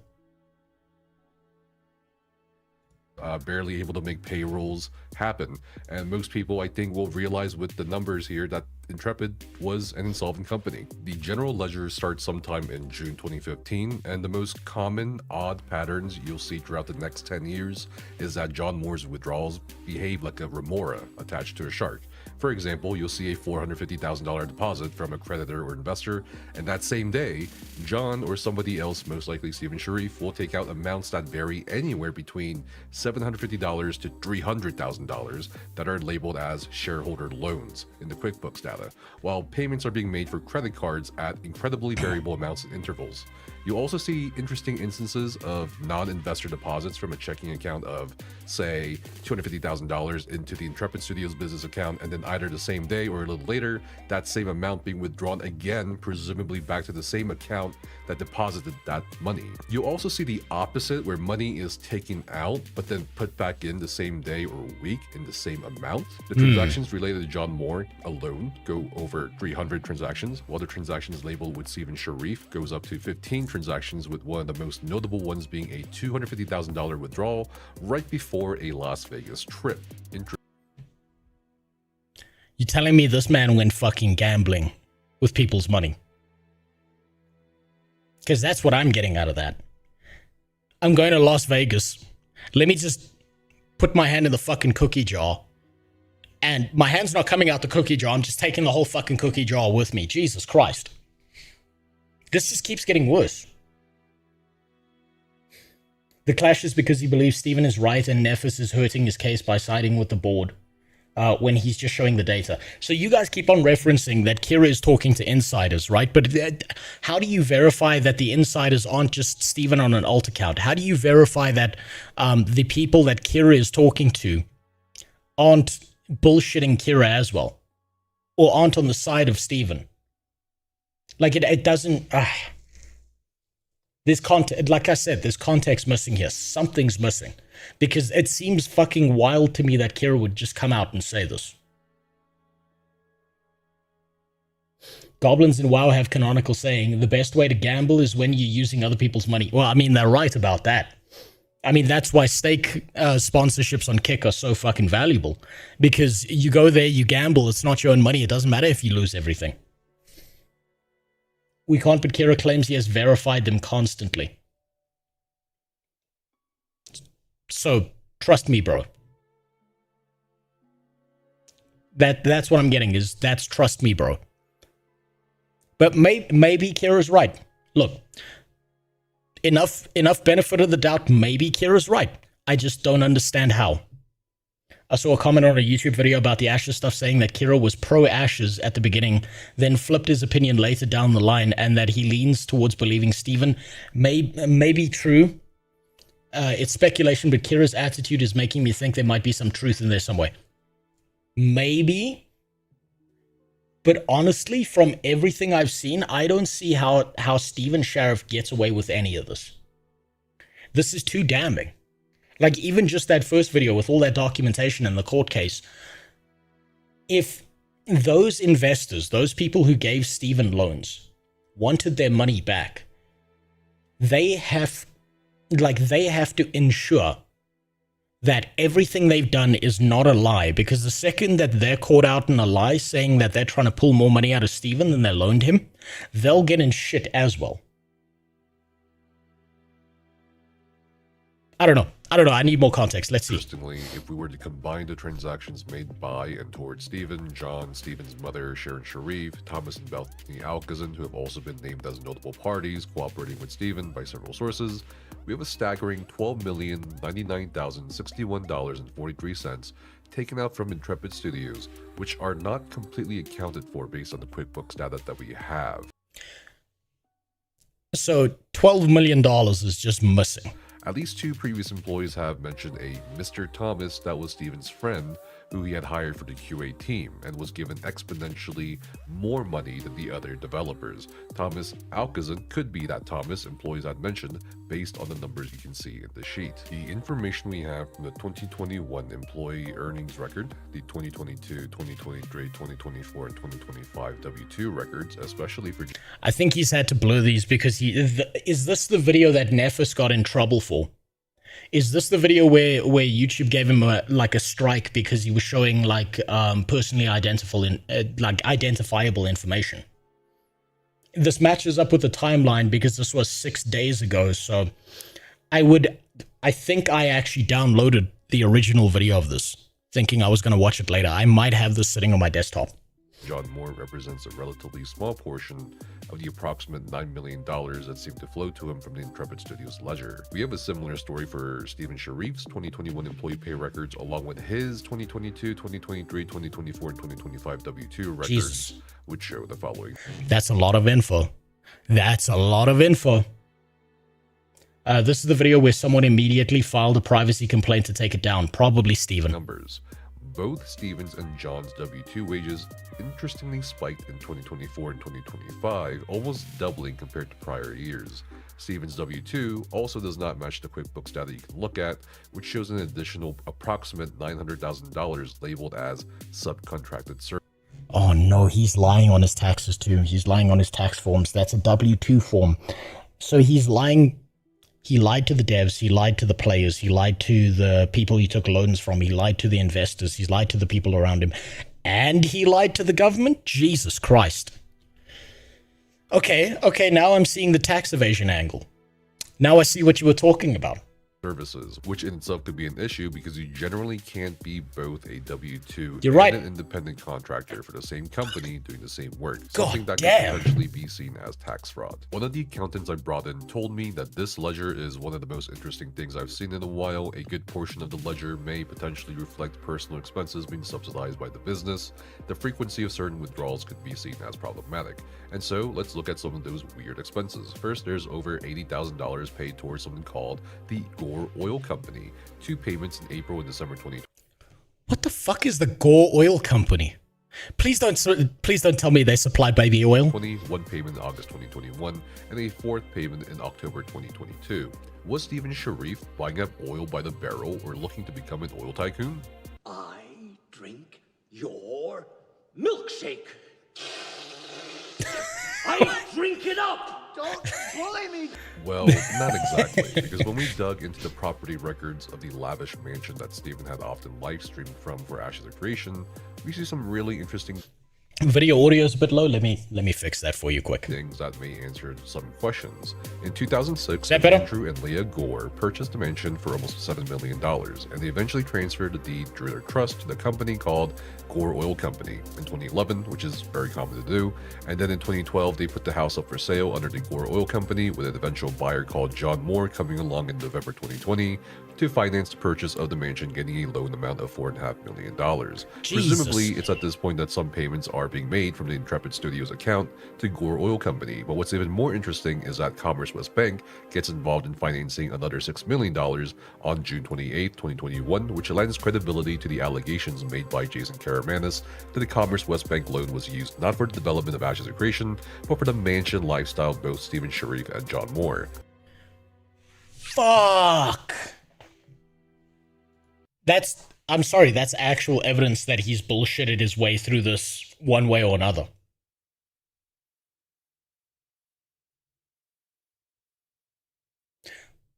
Personal home loans and shit. Taking money to buy a house from someone else's money that's meant to go towards development. There is no fucking way he gets away with this. I'm yet to see a counter argument to any of this documentation. Finally, towards the end of 2025, we see a deed transfer from Stephen Sharif to John Moore, with John selling a mansion to its new owners for a sale price of $5.3 million, with $3.4 million of that being financed. Where the money from the property sale is of course up for debate, as the ledger you can look at doesn't seem to have any mention of it. The $21,000 made to Private Chefs Inc. on July 18, 2022 coincide with the Private Chef's work history as culinary director at Intrepid Studios starting in July 2022. Oh fuck, fuck me. He's like directly involved with the private chef he was oh my god. Oh my god. It just keeps going. Fuck me. It just never stops. This isn't even like terrifying. This is just impressive at this point. This is one of the reasons I personally believe Stephen tried to get the video taken down, because the documents prove he's been embezzling and stealing money from the company. Well, the video's still up. The video's still up. Oh boy. Oh boy. The video is still up. Jesus. I'm disgusted, so am I. Fuck me. The IRS will rape him so hard they'll realign his spine that it's forcing him to walk straight. Man, he might enjoy that. This is the only payment made to Private Chefs Inc. that we can see in the ledger, which could mean that further payments from 2022 until September 2024 were made under a different arrangement or from a different... Who the fuck is eating that? I mean, come on. You're paying $21,000 to eat a fucking scoop of yogurt and some balsamic vinegar? Like, really? That's worth $21,000? What kind of crackhead shit is that? different bank account. This is a problematic expense because according to various former employees, there was a private chef hired for the company, but they never saw the chef at the workplace. The chef only cooked for John and Steven at their home, and employees were instead promised that the chef would cook for them or that the chef couldn't cook at the workplace due to a permit issue with the commercial kitchen. We also see various transactions with historical antique sellers. These auction sites, of course, sell historical relics or antiques of interest to historians or history buffs. I've had multiple sources, including former employees, tell me that Steven owned interesting curiosities. What? This man's using company money to buy fucking antiques? What is this, fucking Rick Ross from the pawn shop? What the fuck? That is so out of pocket. That just blindsided me. Oh, god damn, it's just everything. This guy funded his entire fucking life for this shit. Including the spoon set of General William Tecumseh Sherman and other things such as Nazi memorabilia. So it was kind of a surprise to see these expenses on the ledger, as I personally don't think these could be considered business expenses for Intrepid Studios. We also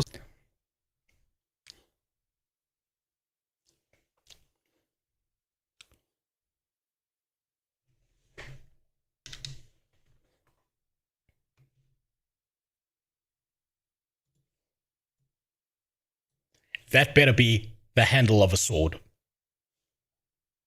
That's all I'm saying. That better be the handle of a fucking sword. That better not be the other thing. That better be a sword handle. That's all I'm saying. see some other transactions that might be notable. We have over $1,000 spent for Everything Dice, which sells handmade tabletop dice. We have over $6,000 paid to Card Kingdom for presumably Magic the Gathering cards. Over $700 paid to Fortnite from March 2022 to September 22 for research and development, although these transactions take place long after the ill-fated Ashes of Creation Apocalypse Battle Royale. Over $300 paid in October and November 2019 to Player Auctions, a very well-known RMT website where people buy and sell game accounts. Similarly, $334.62 was paid to K-Boosting. This man was buying accounts. This man was buying RMT. You know what this matches up with? All this RMT shit, all these like backroom services and shit that he's spending money on, this matches up with the account of Neckrage, where Neckrage was talking about how Steven tried to buy him and buy other players when they were playing Arcade. Where Steven lied to him about having world firsts that actually Neckrage had, and saying, I'll pay you like $200 a day to play Ashes of Creation or be a part of my guild in Arcade or some shit like that. So this motherfucker was actually lying on the back end, using services that are technically against TOS in other games as well as fucking over his own game. I shouldn't be surprised. I shouldn't be fucking surprised whatsoever. LLC, aka kboosting.com, a website where you pay cash to get boosted. Who's the bald homo with the cat ears?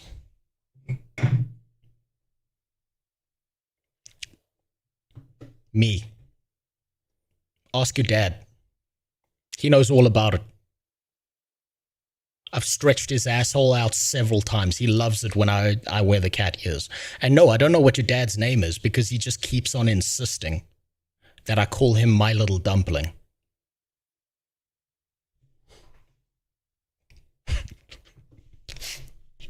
In online games like World of Warcraft or Path of Exile, so I'm not sure why this is a transaction listed as software. Almost $700 was paid to Ancestry.com from 2018 to 2020 for several reasons, including personal.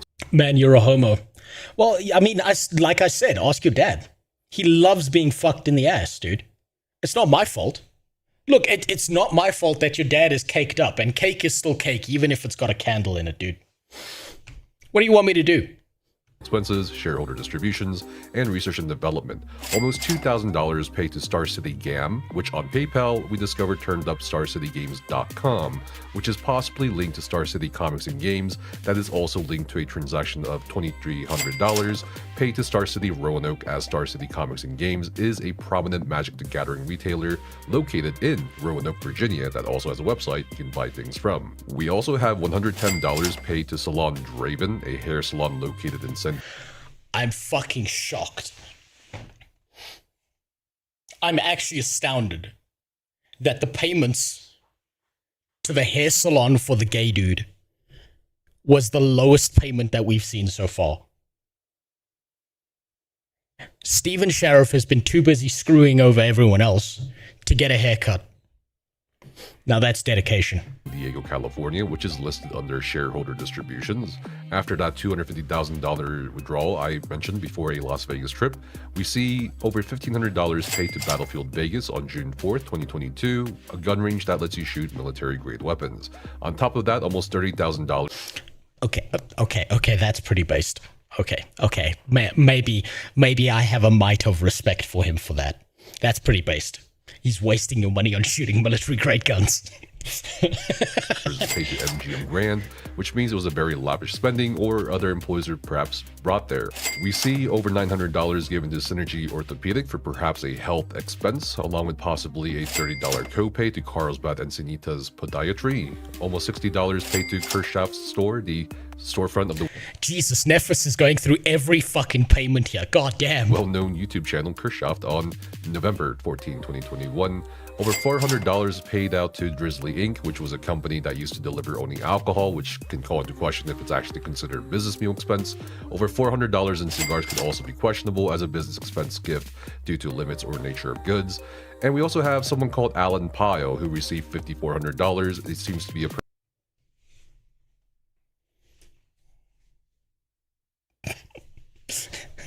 Just as a side note, every time we go through these things, we see a name, and it just keeps on getting gayer and gayer and gayer. And for those of you who don't know what I'm talking about, look up what piles are.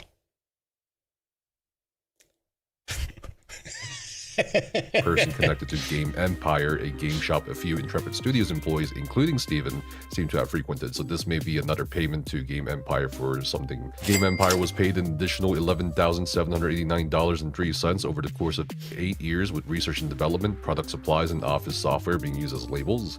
A second accountant told me that some of the content I just showed you could potentially fail an audit due to the lack of substantiation, or at least be disallowed if the people using these accounts may have difficulty explaining some of these transactions for business purposes. Now I want to touch on the game development end of things, including some of the extremely low wages paid to the employees. It's interesting to note that while yes, we see a slight increase in some of the employees' wages in the span of maybe 3 to 4 years, I think we saw a slight increase at some point because a bunch of them probably said, listen, Steven, this is non-viable, we're going to leave. And he was probably like, here's an under-the-table bonus and I'll increase your salary, so please stay around. We need to keep this going.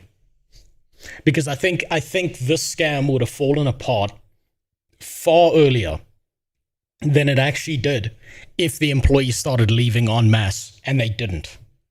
He knew he had to keep the employees around and keep them happy to keep the scam going so he could pull even more money out of people he was taking loans from. Because he could go to them and say, see, look how many employees we have. This is obviously legitimate. It's all legitimate. There's all these people working for me and none of them are leaving. But if everyone was fucking off, this scam would have fallen apart, what, 2016, 2017? Instead of now. It's still abysmal considering. Exactly, it was just a carrot on a stick. You're right. You were right, Skirtfist. The bonuses were real, but so unrealistic. He was promising his employees up to $500,000 in bonuses. I mean, if you're gonna lie, if you're gonna scam big, right? What's the point in going for a middle ground scam? You want to go as big as fucking possible. The term Pyle functions as a surname of British origin, a village and community in Bridgend County, Borough, Wales. No, P-I-L-E. They just changed out the Y. They changed it out because people started associating them with butt problems. the 401k expenses we can also see. For example, one employee was paid $1,284.65 every 2 weeks sometime in 2016. I think it was half scam, half real. Humblebee, do you want to know why Ponzi schemes are so successful? The reason Ponzi schemes and financial scams are so successful is because they do everything in the world to look as real as possible. They are 99% real and 1% scam. And the 1% scam is what brings it collapsing down, right?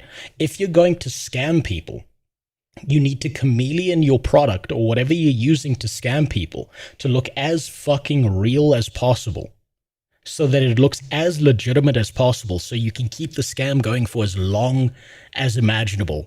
And then you screw everyone over in one big wave when it collapses. Go look at the history of Bernie Madoff. Go look at what happened with Sam Bankman-Fried. Go look at any fucking scam that's run out there today. They try to look as legitimate as possible until the moment it's no longer legitimate. The point, like, if everyone can spot it's a scam from day one, it's not a very good scam. That's $30,831.60 in a year in California. In San Diego, where even back in 2016, $70,000 was barely a comfortable wage to live on. Another employee in the same time period was being paid $833.03 every 2 weeks, which barely gets to $20,000 per year. In 2019, for comparison, another employee was being paid between $4,182.90 to $5,542.42 every 2 weeks, which is definitely much better. But based on the data we have, the difference in salaries is very diverse, and it certainly shows that not every... Yeah, that's called negotiation in business, where you don't pay people what they're worth, you pay them what you can get away with, right? This is why there's this whole fucking culture. I've noticed this particularly when I worked with a lot of American businesses. There's a massive culture around the idea of never discuss your salary with everyone else in the office. And I think that's complete bullshit.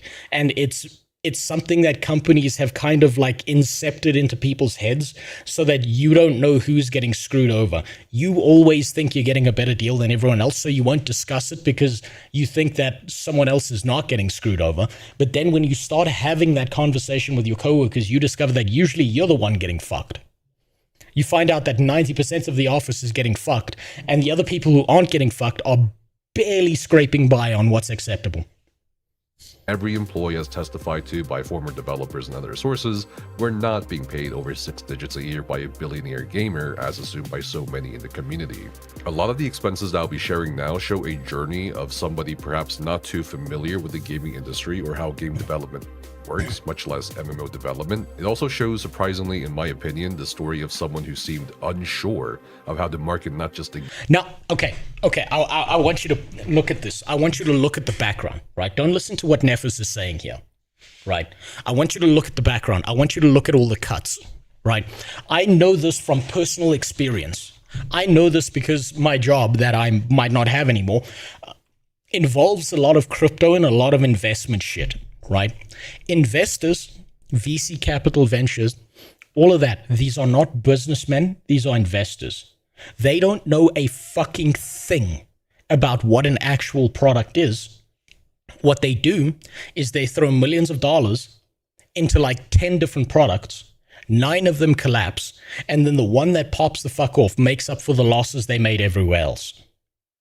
This shit right here, all that viewership, all that public-facing stuff is exactly what he must have showed to investors. It's exactly what he must have showed to people to get them to give him loans. There's no fucking way that he wasn't showing these exact scenes to those people saying, look how amazing this game's going to be. And they do not have the wherewithal or experience or the gaming knowledge behind this to understand that this is just pre-rendered footage that is to make it look as absolutely like amazing as possible without an actual experience in the game. Do you want to... Here's a good example, if anyone wants to know this, right? Back in the day, when I was focusing a lot on crypto, there was a product being made in the gaming crypto space that I knew was going to be a fucking disaster. It was called the Sandbox, right? I invested in on it. And then I found out what date their game, their product was being released on. And the week before, I sold everything. And I was right. I was 100% right. Because they collapsed the second their product came to market and people actually saw what they'd built. Game, but just their brand in general, which is so interesting as so many in the MMO space who may not admit this now had fallen head over heels for a lot of the things advertised by Stephen Sharif during his public appearances. Now, I'm not knocking on any business or saying outsourcing is bad, but looking at it from the perspective of a startup founder or a startup business in general, I personally feel that a lot of the costs you'll see didn't have to be paid. We see $160,000 paid to a brand accelerator for the purposes of marketing Ashes of Creation. Okay, that makes sense. In December 2025, Drew Eisenberg, we have over $16,000 paid for AI-powered ad placements for marketing in the same month. We have $142,000 paid to Critical Hit Consulting from 2017 to 2022. $329,000 given to Streamline Media Group Inc. from 2018 to 2021. Over $300,000 paid to Nemo Group Media for content marketing and PR. And all of that makes sense. All of that PR and content marketing, that makes sense. That's part of just standard business operation and getting your product out to as many people as possible. Because if you make the world's best product and no one knows about it, you've got the world's worst product. This is the least scammy parts of this. Jodo Pedro, thanks for the sub.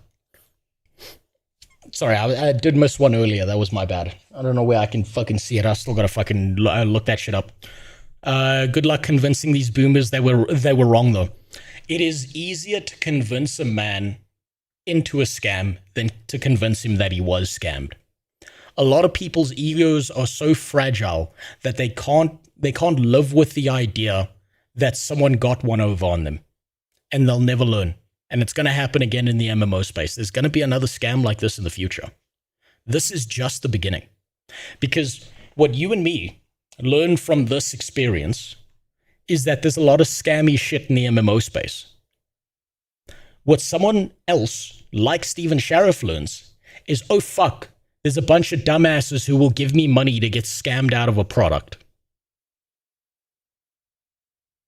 That's what they've learned from this.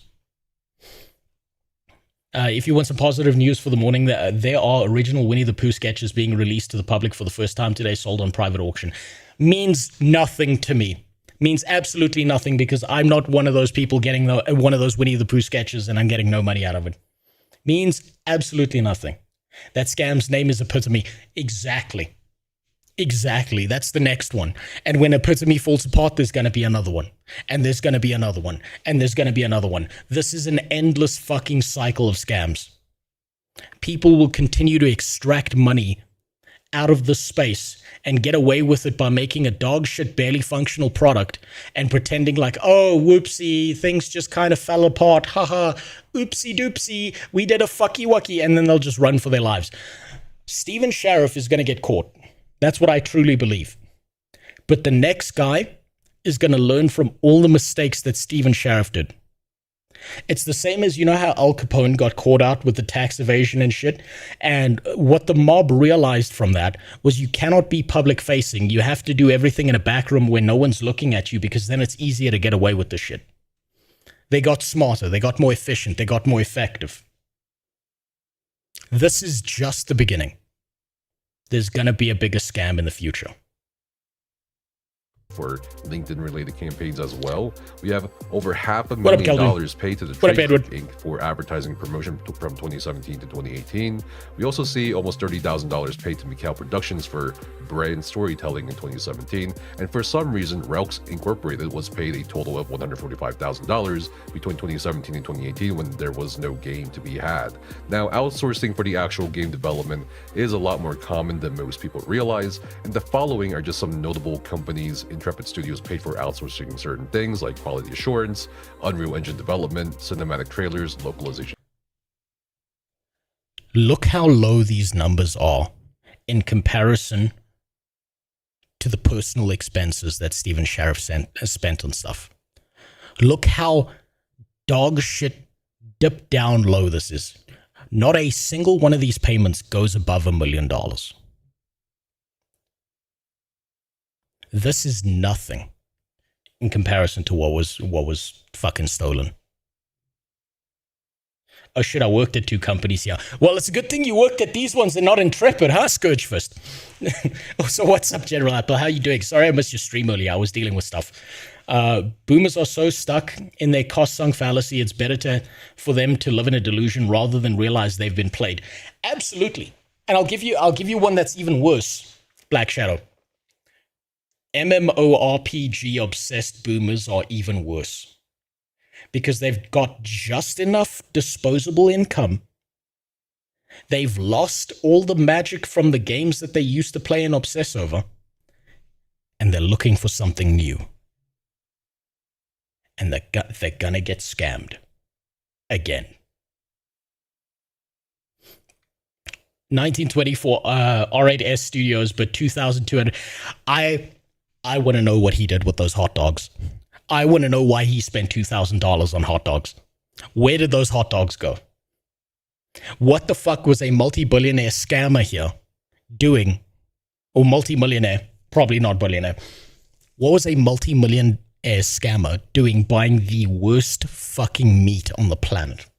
Because I don't think he ate them, at least not through his mouth. And so on. We have almost 70,000 given to Tanglewood Games, over 100,000 given to Testronic for outsourced QA. We also have over $70,000 given to Lionbridge Technologies for outsourced localization and translation. We also have almost $500,000. Wait, may I ask why the peculiar verticality? Okay, so General Apple, there are 2 streams, right? I've got 2 streams up on YouTube. If you go to my channel, you'll see that there's another stream for horizontal format. What you're looking at is the vertical stream that's meant to be pushed towards phones and shit. But for some reason, it seems like YouTube fucked that up on their end, right? There's 2 streams, one vertical, one horizontal. So you'll be looking for the other one. Given to Stormancer for online and back-end engineers. We also see over $700,000 being paid to Okta for company security purposes, and very interestingly, over 120 grand paid to Sparky Pants Studios LLC, which is known for their work on Elder Scrolls Legends. It seems 2 specific companies are paid to make cinematic trailers or footage for Ashes of Creation. We have Super Alloy Interactive LLC, a cinematic maker, being paid $25,000 for potentially a trailer sometime in 2023. We also have Brazen Animation, paid a total of 3 times in September, October, and December 2025 for $139,000, $69,000, and $72,000. What did they do? What did Brazen Animation do for them? That's what I want to know. I also found the vertical stream. Yeah, I don't know why. I don't know why YouTube's all of a sudden pushing the vertical stream and not the horizontal one.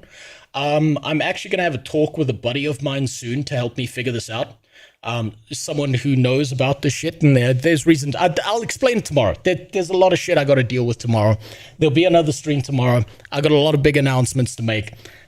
I'll deal with it then. Then we'll sort it out. $2,000 respectively, which may be the Steam Early Access trailer, as Brazen Animation has a very expensive portfolio, including... Have you gone over the 2020K DoorDash? No, I haven't gone over the 2020K DoorDash yet, but I'm still stuck on the fucking glizzies.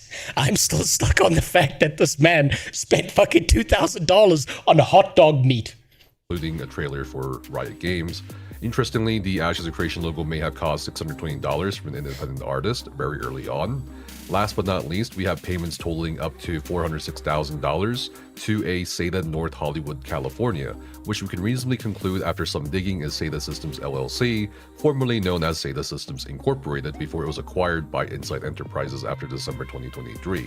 The North Hollywood location checks out on SATA being the same SATA Systems company that filed a collection lawsuit of over $850,000 in alleged unpaid fees against Intrepid Studios. According to this ledger, SATA was paid 15 times with potential payments missing in May 2023, December 2023, May 2024, June 2024, and December 2024.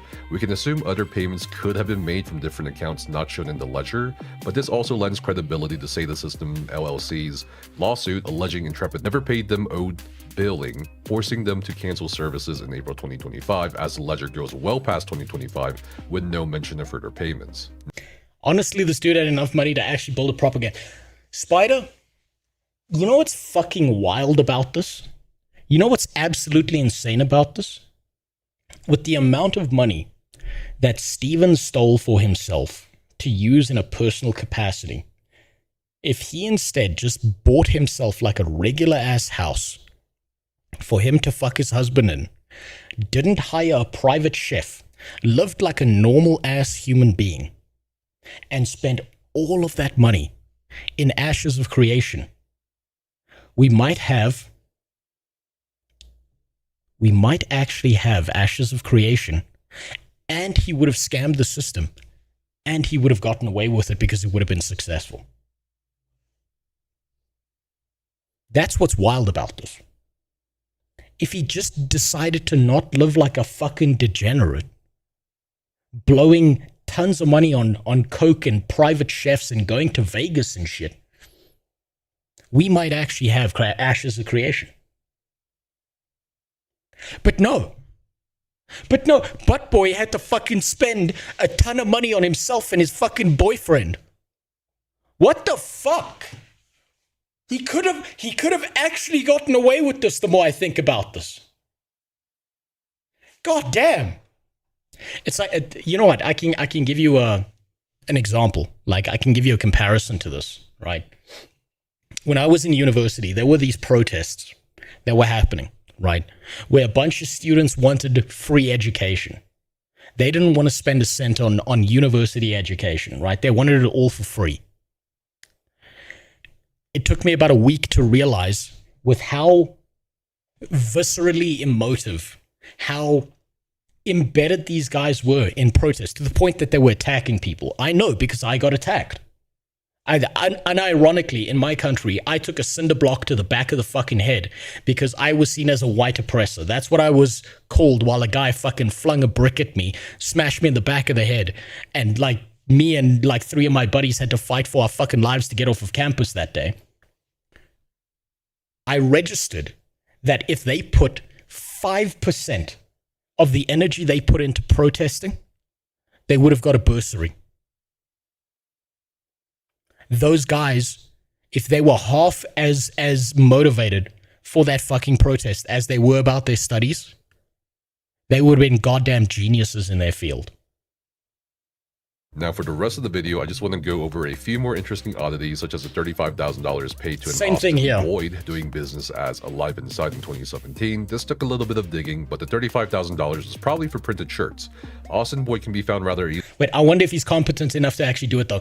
It's not about Stephen Sheriff's competence. It's about the people developing the actual video game and their competence.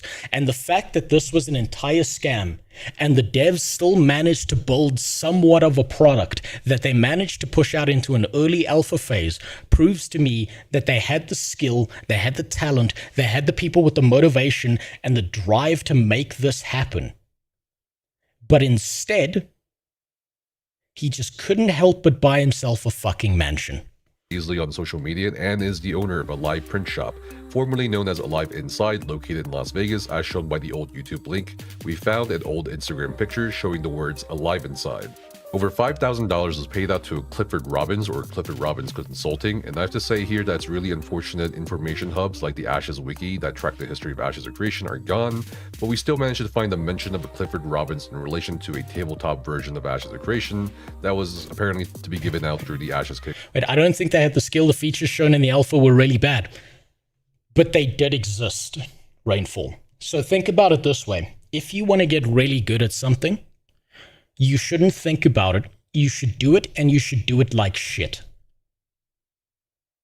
Right? Because what you're going to do is if you've built something and it's shitty, it's easier to go back and fix all the shittier things than it is to build something from scratch. The fact that they had something functional, something that players could play, they could then build on top of that and move towards success slowly. Even if the features were shit, they were shit features that existed that could then be developed further. It's the same, like, think about it this way. If you're ever going to write a script or a document or a presentation, or you're doing anything for your job, or you're making a YouTube video, write a script and write it like absolute shit. Because what you'll be forced to do is when you're rereading it, you'll be like, this is dog shit. I should fix this part, and I should fix this part, and I need to update this, and this doesn't actually make sense. And you will go back and make it good. They could have done that. I believe they had the skill to do that. I agree that it would have started at the bottom, but it's a start regardless. I'm saying that the return with the quality of the product would have been shut down anyway. I think that if they had kept it out of alpha, if they had continued to dev on it, if Steven wasn't such a money-hungry fucking rat, I don't think that most of the front-facing shit that you saw from Ashes would have been there by the time they released the game. I think they kept on doing these public pushes because Steven kept on stealing money. You never would have seen that shit level quality of the product because they would have been actually building a video game as opposed to pushing it to the public to try and get as much money as possible so Steven could go off to the fucking Vegas or whatever. Kickstarter or something. Speaking of Kickstarter, yes, there are Kickstarter refunds in the general ledger totaling up to 1,200. Wait, how much? I gotta check this. I gotta look this up. I gotta look this up.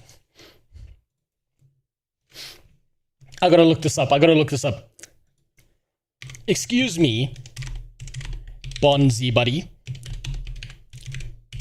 How much money did the Ashes of Creation Kickstarter make?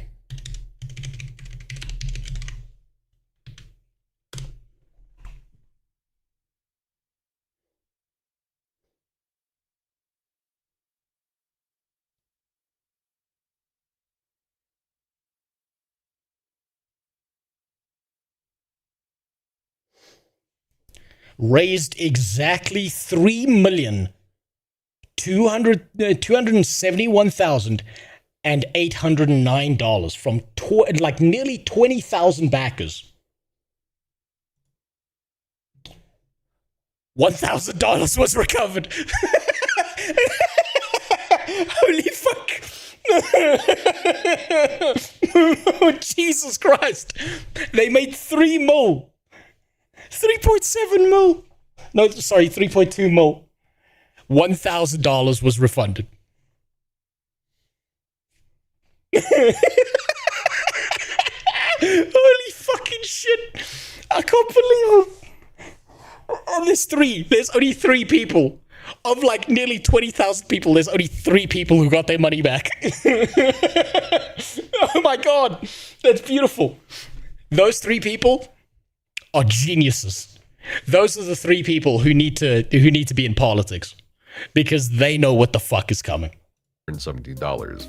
I think a lot of people would be surprised by the cost of interior design for commercial space, such as the $4,600 to show plain interiors, over $35,000 for show place interiors, and the $6,000 Have you seen the backer awards? Yes, I have. plus paid to NMGA Holding and so on. A professional interior designer told me after I gave them context that while the expenses themselves aren't abnormal for interior design or commercial furnishings, what seems to be more abnormal are when they bought these furnishings during a time of supposed They got an interior designer. Do you know how fucking stupid that is? That he was burning money on an interior designer. Like maybe you don't understand this, right? Let me lay it out for you. Steven is already gay. What the fuck do you mean you need someone else to show up and do your interior design? Now, if there's an opulent spend out there, that's it. was in financial stress and the timing between the purchases with what feels like a bit of frivolous spending on unnecessary decor.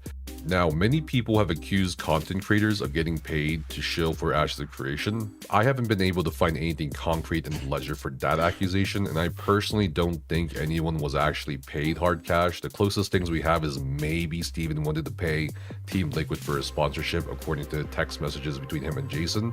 We also have an alleged screenshot of Steven in the Phoenix Initiative channel from Discord saying Lazy Peon was given a free upgrade to the Phoenix Initiative. Lazy Peon, directly involved. Hey, does anyone remember the Lazy Peon video we watched? Boo-hoo, I'm so sad about Ashes of Creation. preferential treatment. Lazy Peon got preferential fucking treatment, shilled the fuck out of this game, and then cried like a little bitch and tried to do the empathy thing. Hey, you remember how he did the empathy thing? Do you remember how he was like, boo-hoo, I'm so sad about this. I'm the victim here.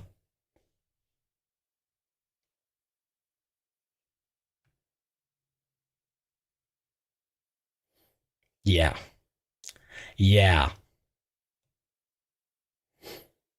To confirm, Peon's video was not sponsored, nor was I aware he was dropping it. His upgrade to PI was a gift from me. It's almost like you say nice things and people will give you shit. Hey, do you want to know one of the reasons why you can never trust a games journalist site with any fucking review of any video game ever?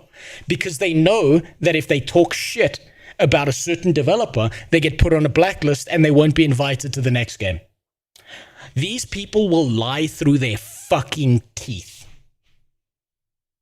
just because they care about the publisher and not about the person who's actually buying the fucking game. What a rat fuck Lazy Peon is for this.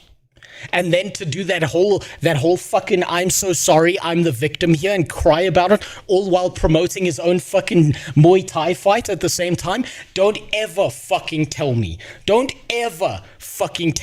that someone like Lazy Peon is trustworthy. Never tell me someone like that is worth anyone's time. When you get shit for free because you said nice stuff. Completely untrustworthy.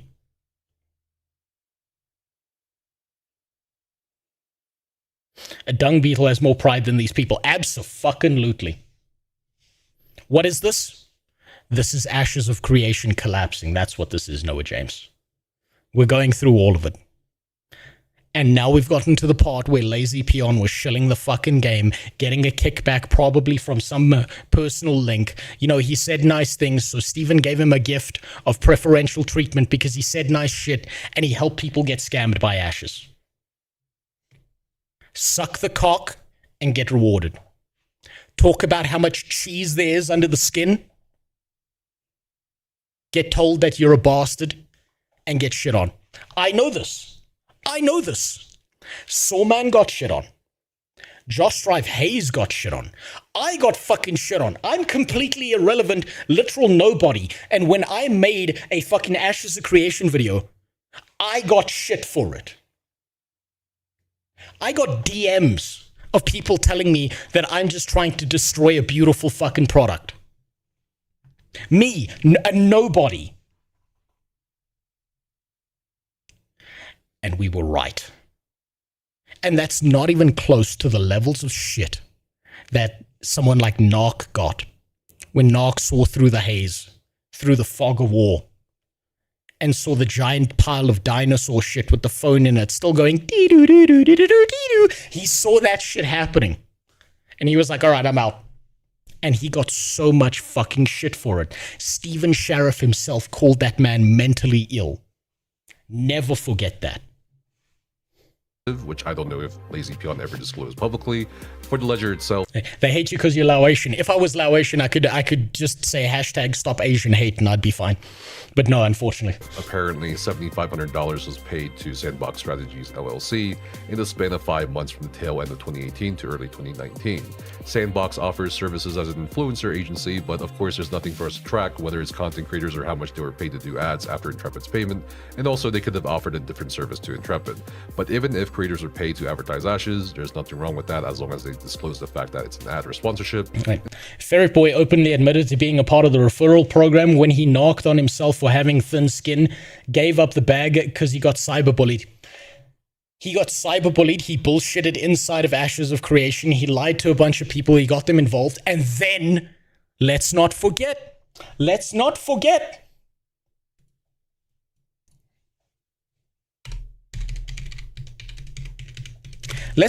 this absolute fucking gem. Let's not forget this beautiful fucking gem that this man put out right here. Okay, so let me give you a quick rundown here, because we're not going to watch fucking pirates. This video that he made on this topic essentially amounts to this. Just give me a sec. Don't tell me I broke my audio. Okay, wait, there it is. Okay, so what basically happened was that I did nothing wrong, and I was just, I was right all the time. And you see, there was this big thing going on with Ashes of Creation, and I knew from day one that it was a scam. And you know, Narc wasn't actually right, but I was right before him. I was right way before Narc, because I'm a second generation Blizzard employee. Did you know that? And if you disagree with me, you're getting banned. There. That's essentially what happened with his entire apology. He was saying he was right all along and being so fucking bullshit. Fucking lying rat. What a fucking rat. The second everything fell apart, he ran away and said I was right about Ashes of Creation all the time and tried to pretend like he wasn't shilling the fucking game. Non-stop. And that they're being paid or compensated somehow for it. And when he said, oh God, I can't let this go. When he said, sorry, he said, I'm sorry you got scammed. Taking zero fucking responsibility for it whatsoever. Lastly, we had at least 3 accounting firms paid by Intrepid, including Squire & Company PC, Seaside Accounting Solutions, and Moss Adams LLP, the names of which have been corroborated by former employee interviews and mentioned by another source to have been brought up by Steven to say that he had given John Moore a team of accountants. On top of the multiple health insurance carriers we see being paid for, there's also a bunch of law firms and groups being paid. According to some former employees, Steven never really seriously consulted with any of these law firms. Why would he pay for the services of firms he wouldn't bother listening to? I don't. He didn't seriously consult with any law firms because they would have looked at his bullshit and been like, we're not touching this. We'll be on the losing side of a lawsuit in the future. Don't touch this. No. All I can confirm for you is that with the 1099s we were able to get a hold from our sources, Intrepid Studios did indeed pay these law firms and companies. There are some unknowns and oddities that we were able and unable to figure out. Scary Box in the Attic LLC seems to be a defunct company or was a entertainment and film production company. We have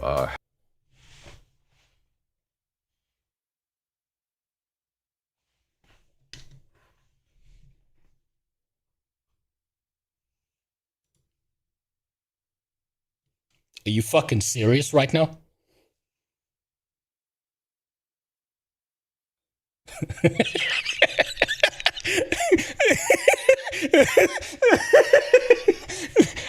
Fucking Israel is somehow involved in this shit. No. The Goyim will never know. Shut it down. No fucking way. I can't fucking believe it. Hapoalim Bank located in Tel Aviv, Israel. An Israeli bank account could be a contractor, but most likely a company, which may point to Incredibuild, located in Givatayim, which is spelled as Incredibuild Givatayim or Incredibuild Software, for a total of over $30,000. We have T-Bath Consulting. We were unable to. That's because he wired money to a bank in Israel. So he's getting on the winning side of things. That's smart. That's big brain. That's big brain right there. Now everyone who hates his game is just a Palestinian terrorist. That's genius. Okay, the company with this name was the bathroom renovator or something else. We have $25,000 paid to Brotherton Cadillac. We're unsure if this is a down payment of some sort for a car purchase or something else. Payments you see, like the $44,000 to the Royal Bank of Canada or to Santander in the UK or New Zealand Bank, are probably payments to independent contractors, artists, or developers not based in the United States. $103,500 payment to Kuala Lumpur, the capital city of Malaysia, is most likely for Streamline Studios, also known as Streamline Media Group Incorporated, which has an office in Kuala Lumpur, Malaysia, which also bears the same 103. How many fucking countries are involved in this? The UK, the US, fucking Malaysia now, Israel. Fucking, we need to stop calling Steven Sheriff and just call him Mr. Worldwide. $1,500 charge in the ledger What elsewhere. the fuck? It's worth noting that the following revenue projections were recently requested to be sealed by Stephen Sharif's lawyers in court. The revenue projections from 2021 show that Intrepid Studios projected over $17 million in yearly revenue for 2022, somehow followed by an insane 700. Just to be clear, Sheriff is not a Hebrew name, it's an Arabic name. No, that's just because he went and got it changed at the at the documentation office, because he knew that the scam would fall apart if his name was Sheriff Berg. $100 million in yearly revenue for 2023, which makes it all look even more crazy when compared to the QuickBooks data that we now have. It's clear the projections were either delusional or were crafted for the purpose of continuing to hype up a project so more money investors. They're not delusional. You don't lie in numbers. That's not delusional. That's a definitive lie, right? I know exactly how to explain this to people, because people get this wrong, right? People who are in relationships, when their significant other cheats on them, one of the first things that they always say is, I made a mistake, right? When they get caught out, they say, I made a mistake. No, you didn't make a mistake. You made a series of decisions. You decided to take your shirt off. You decided to take that other person's shirt off. You decided to take your underwear off. You decided to take your pants off. Each and every single one of those is a decision. You could have stopped at any point in time and you didn't. Those were decisions you made, not mistakes. Financial documentation is the same thing. You have to decide to put every single one of those numbers in. That's not delusional, that's intentional. It's not one decision, it's multiple thousands of decisions made continually and consistently. You put that extra zero in once somewhere, that's a mistake. You put a bunch of extra numbers in everywhere, that's a decision. Flow in. And that's all the numbers I'm going to cover for now. The link to the general ledger, again, is in the video description below and in our Discord server at discord.gg/Nephis. So feel free to look at it all. I would like to close out this video. Jesus, that's fucking insane. God damn, Nephis is going hard. I fucking love the hot dog claim in the very fucking beginning of this video. That was beautiful. Really fucking impressive. Okay. I'm going to watch this video next, right? This is the interview with the devs. Well, actually, I kind of think this is invalid because we got to see all the numbers, right? So this doesn't really make sense to watch because we already know about this. We're just going to get repetitious information out of this, right? I think this video is going to be valuable. And I see that Nephis just an hour ago dropped another fucking video on this exact topic. Why is there a star on his face? No fucking idea. But he deserves a star. He deserves a star for this. He deserves a gold star, not a black star. Fucking goddamn, his coverage is insane. Now, I think this is just going to be more court filings, right? Apparently, Asmongold's mentioned. Don't need to worry about that. This is going to be important. And Stephen Sheriff responding is going to be important. So this video needs to be the last one, and we can skip through that before we look at the Kira TV stuff as well and see why Kira TV is throwing a temper tantrum at Nephis, right? But I'm going to be right the fuck back because I just need a piss because holy fuck, learning about the fucking glizzies, man, that set my bladder off. I'm going to be right the fuck back. I'll be there now. Give me a sec.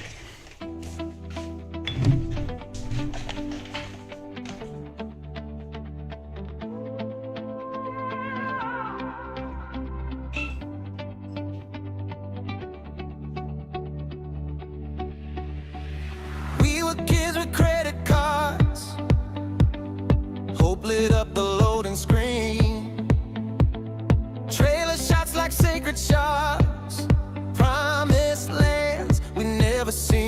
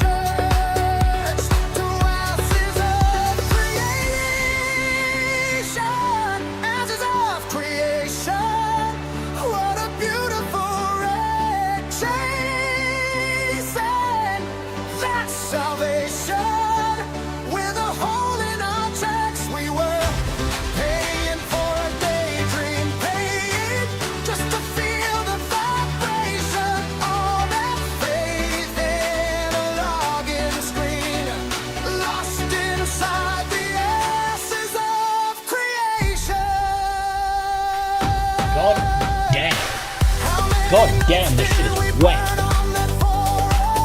I can't fucking believe how deep this shit goes. This is gonna be so hard to keep track of.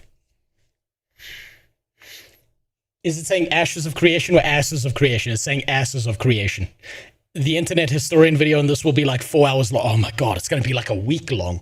It's gonna be like a 5-parter. Holy shit. What's gay? Is spending $2,000 on hot dogs or wearing pink cat ears? Well, the thing is, it's gayer having the pink cat ears because these headphones belong to my wife, and there's nothing gayer out there than being married. Imagine putting your dick inside of something that does gay shit all day. Yeah. Yeah, so it's definitely the cat ears. Yeah. If Mugen recovers from his meltdown, he'll make a banger video on this too. Let's hope he does. Let's hope he does. Apparently, so I've heard some things about Mugen. Apparently people are mad at him. I don't know why. I have no fucking context. I've just seen that people have started getting mad at Mugen for something. No idea why. Apologies for the random question, but how the hell you get such a crisp quality streaming? 1080p, mine just looks like garbage. Okay, so what you want to do is you'll want to do what's known as the network testing, right? General Apple, what you want to do is you want to go into the settings inside of the bitrate, because what OBS does is it defaults to the bitrate of what it assumes is going to be Twitch, right? And YouTube has higher streaming bitrate quality. So you're going to get higher quality out of YouTube, but you have to go and fuck with the settings in the background. That's why. Right. It's literally, yeah, you're getting fucked over by the default settings inside of OBS. That's why. It takes time. You'll get this over time. Yeah, you just got to watch a few videos on, like, fuck it. Watch one tutorial on how to improve the stream quality of OBS, and it'll tell you everything you need to know. Also, if you're running an NVIDIA card, you're better off just because there's, like, the NVENC settings you can fuck with.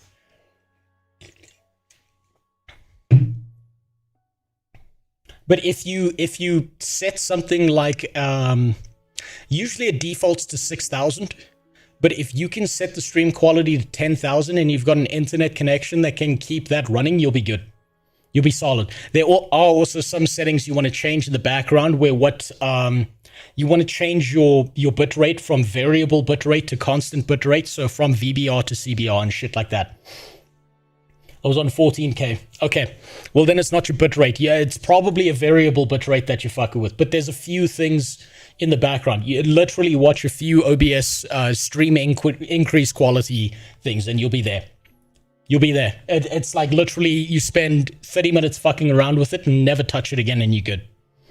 That Hitler Now let's see. survived World War II, escaped South America. Wait, hold on. Okay. We found out that Hitler, in fact, What is survived World War II, escaped South America. What? Started All up right. the Hold on. Is this to do with Ashes of Creation or is this something else? What? Why are we talking about Hitler? Just because Stephen was funding Israel. Okay, now I understand why everyone was saying he was... Okay, so this is about Narc. Okay, so this is still in context. This is still good. Okay, let's see where this goes. Sure. Fourth Reich. And this whole time, they've been working in the shadows, creating a new MMORPG. Hey, gorgeous, you good? I think it's downstairs in the bedroom. So hold on.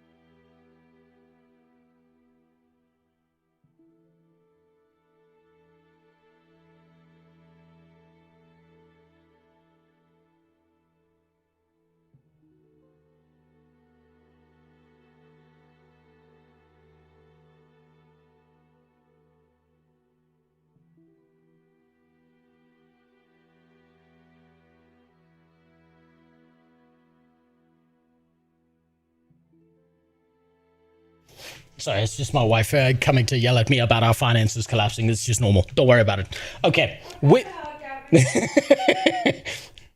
Just yelling at me nonstop. No. We would just talk about the dogs. We need to feed the dogs. That's all. Right. Now let's see how Hitler ties into this entire adventure. PG. You know what the first question would be? How's the combat? Nobody fucking cares. Nobody cares? Everyone cares. What the fuck? What the fuck? What is he saying?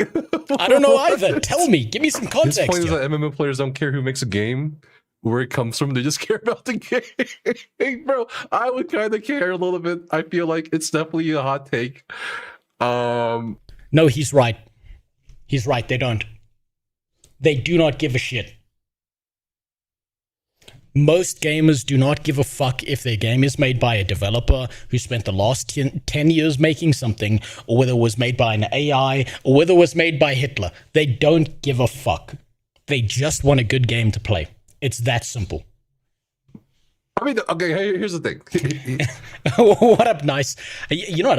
I'm fucking glad you're here, because I actually wanted to ask you about something. I need to actually DM you about something I want you to do. I'm working on a big video, and I'm going to need you to do some voice acting. You as well, General Apple. But I still need to plan out the entire fucking video. It's going to take forever. So expect a DM or message 25 years from now. What the fuck? This guy, okay, to be fair, most gamers do not give a singular shit who makes the game. They could not give a fuck. Right? No one cares about anything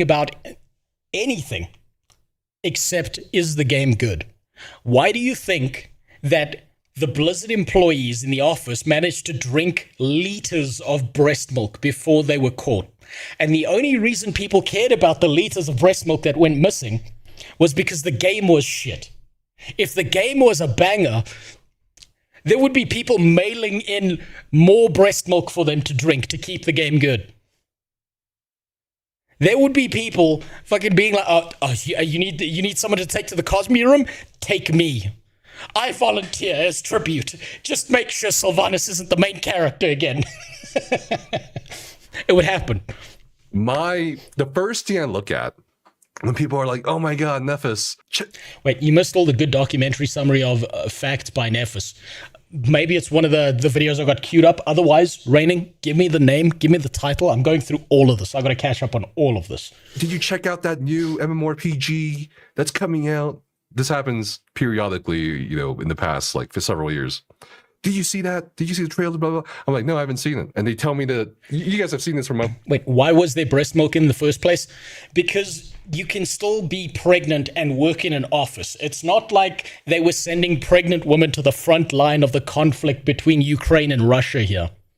It turns out that when a woman's pregnant, right? I learned this because my wife's already had a kid, right? There's a solid 8 months of doing shit before one last month of buying nothing but fucking KFC spicy wings nonstop because that's all the cravings are.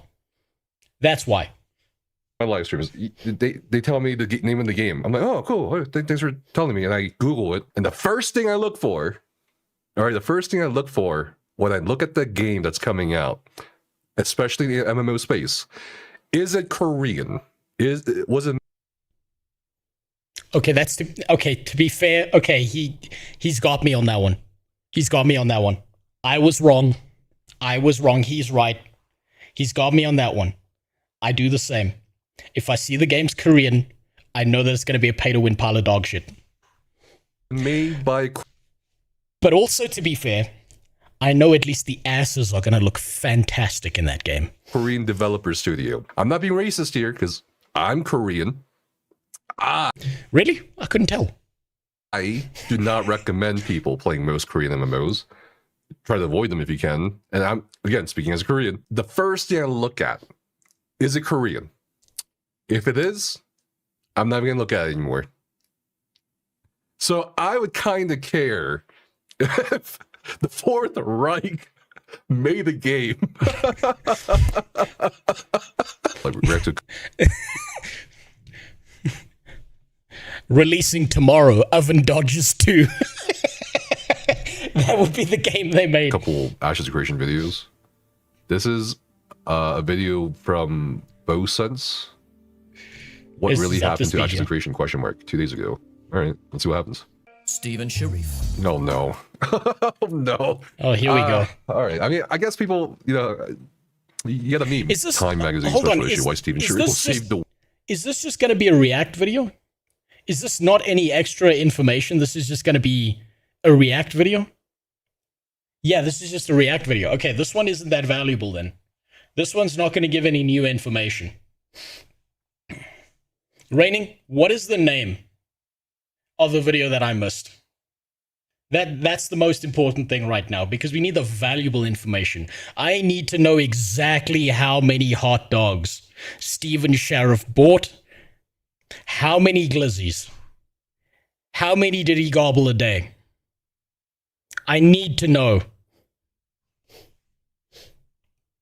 All the really valuable ones are an hour long. Okay, well, I'll skim through those ones.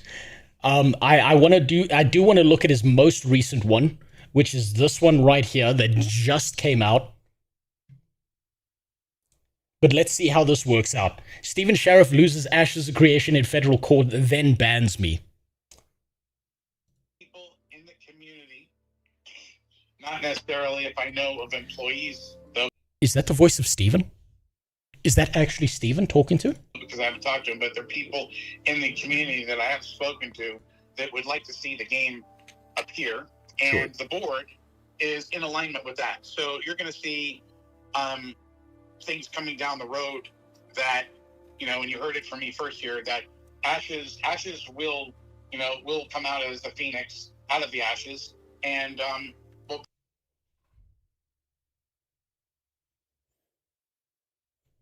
Type 1 if you believe Ashes is going to come out as the Phoenix. And type absolutely anything else. Breathe. Breathe, just breathe. If you think that it's not going to.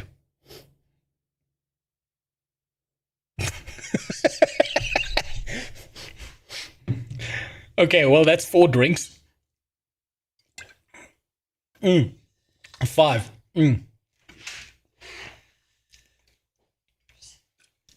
Oh. God damn. And another one. There you go. There is no way this game releases. There is no chance. If I'll make you a promise right now. I'll make all of you a promise right now. Love you.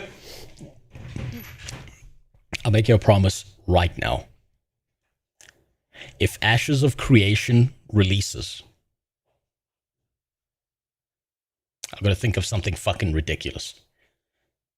If Ashes of Creation releases fully,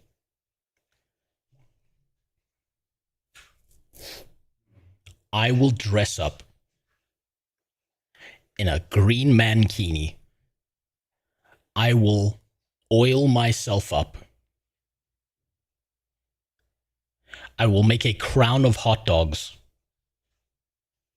And I will play Ashes of Creation on stream in a mankini.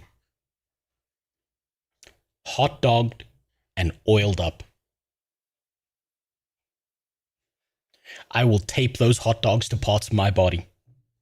And I will do a full stream. What the fuck is a mankini? Google. If Ashes of Creation releases, fully released, not scam push release. I mean fully releases as a video game in the future. I will get in a green fucking mankini. I will tape hot dogs to my head like a fucking crown of thorn, like Jesus. I will oil myself up with as much baby oil as I can afford.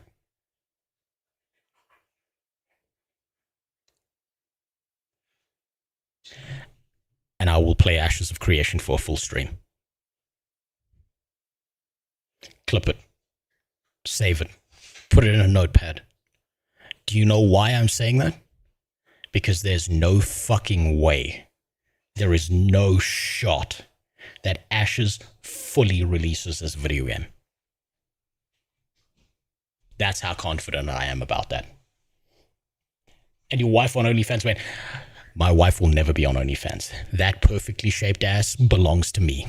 Probably actually, based upon the conversations that I've had with, the powers to be now at Intrepid, that after today's situation, they want to make this work. Sam Schwartz, I think it is, the attorney for the board, and Rob, they tried getting him removed because a month before Steven resigned, Steven got on the phone with Sam, and they were talking about, putting the company into bankruptcy, and Steven was trying to claim that Sam actually worked for Intrepid, so he has to be removed off the case. And I'm like, he's grasping for straws because Sam was never retained by Intrepid. Earlier this afternoon, I received word that, well, we all knew that the hearing... No, not the same as Blessed Online.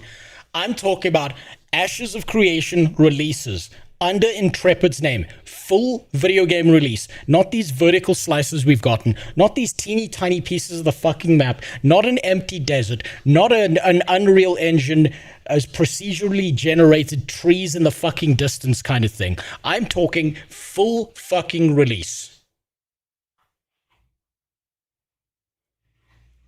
I'm talking full release. Want to hear something sad? There's still people who would give Steven more money and want to. I am completely unsurprised. I actually said something fairly similar early on. I was talking about how I bet you right now that there are still thousands of people who are Steven defenders, who are sitting there right now telling everyone, don't worry, when the court case is over, the game's going to release, and all of you are going to be wrong. You're all going to be fucking wrong, and I'm going to be right. They'll still do it. And if Ashes of Creation can do that, the next Kickstarter scam's going to do that. Epitome. And then the next Kickstarter scam is going to do that. And the next one, and the next one. They never fucking learn. They are too desperate. It is easier to scam someone than to convince them that they were scammed. In regards to the Ashes of Creation preliminary injunction filed in federal court of California between Steven Sharif and the board, trademark, was going to happen.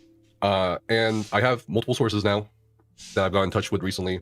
And I think I got up to 3 sources telling me at one point that, hey, the temporary restraining order was dissolved in favor of TFE Games, which is a major blow to Steven Sharif because So already Steven's lost once. His goal was to get a preliminary injunction hearing, but also he probably wanted that TRO in place. So the judge said, okay, we're going to not have a preliminary injunction, and we're also going to dissolve the TRO in favor of TFE. And so I was making sure everybody was kind of caught up on the news as I was getting information relayed to me. I also have some other information I'll be relaying here that I can share, and there's some other information I cannot share as requested by my sources just yet. So we'll get to that more later. But as I'm sharing this, I'm not just sharing this in my own Discord server, but I'm also sharing this in the official Ashes of Creation Discord server. And as I am typing, I get banned. So that's how I know it's a human, because I didn't type, like, it's not that I got banned after typing or putting in something by a bot or whatever. Or he typed the N-word a few times, didn't he? Moderation. I was just typing, and then suddenly the server disappeared. So I got banned for relaying the news, telling the truth. I can also confirm that I got banned from the official Ashes of Creation subreddit.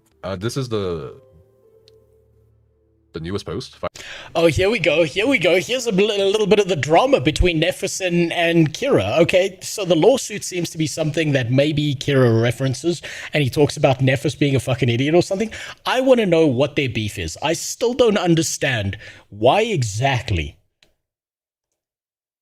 these two are at each other's fucking throats. Why are you flipped in the vertical stream on YouTube on mobile? What do you mean flipped? I'm not sure what you mean flipped. Son. Is it upside down? No idea. Maybe that's your phone. 5 days ago. Oh, this is that dude's video.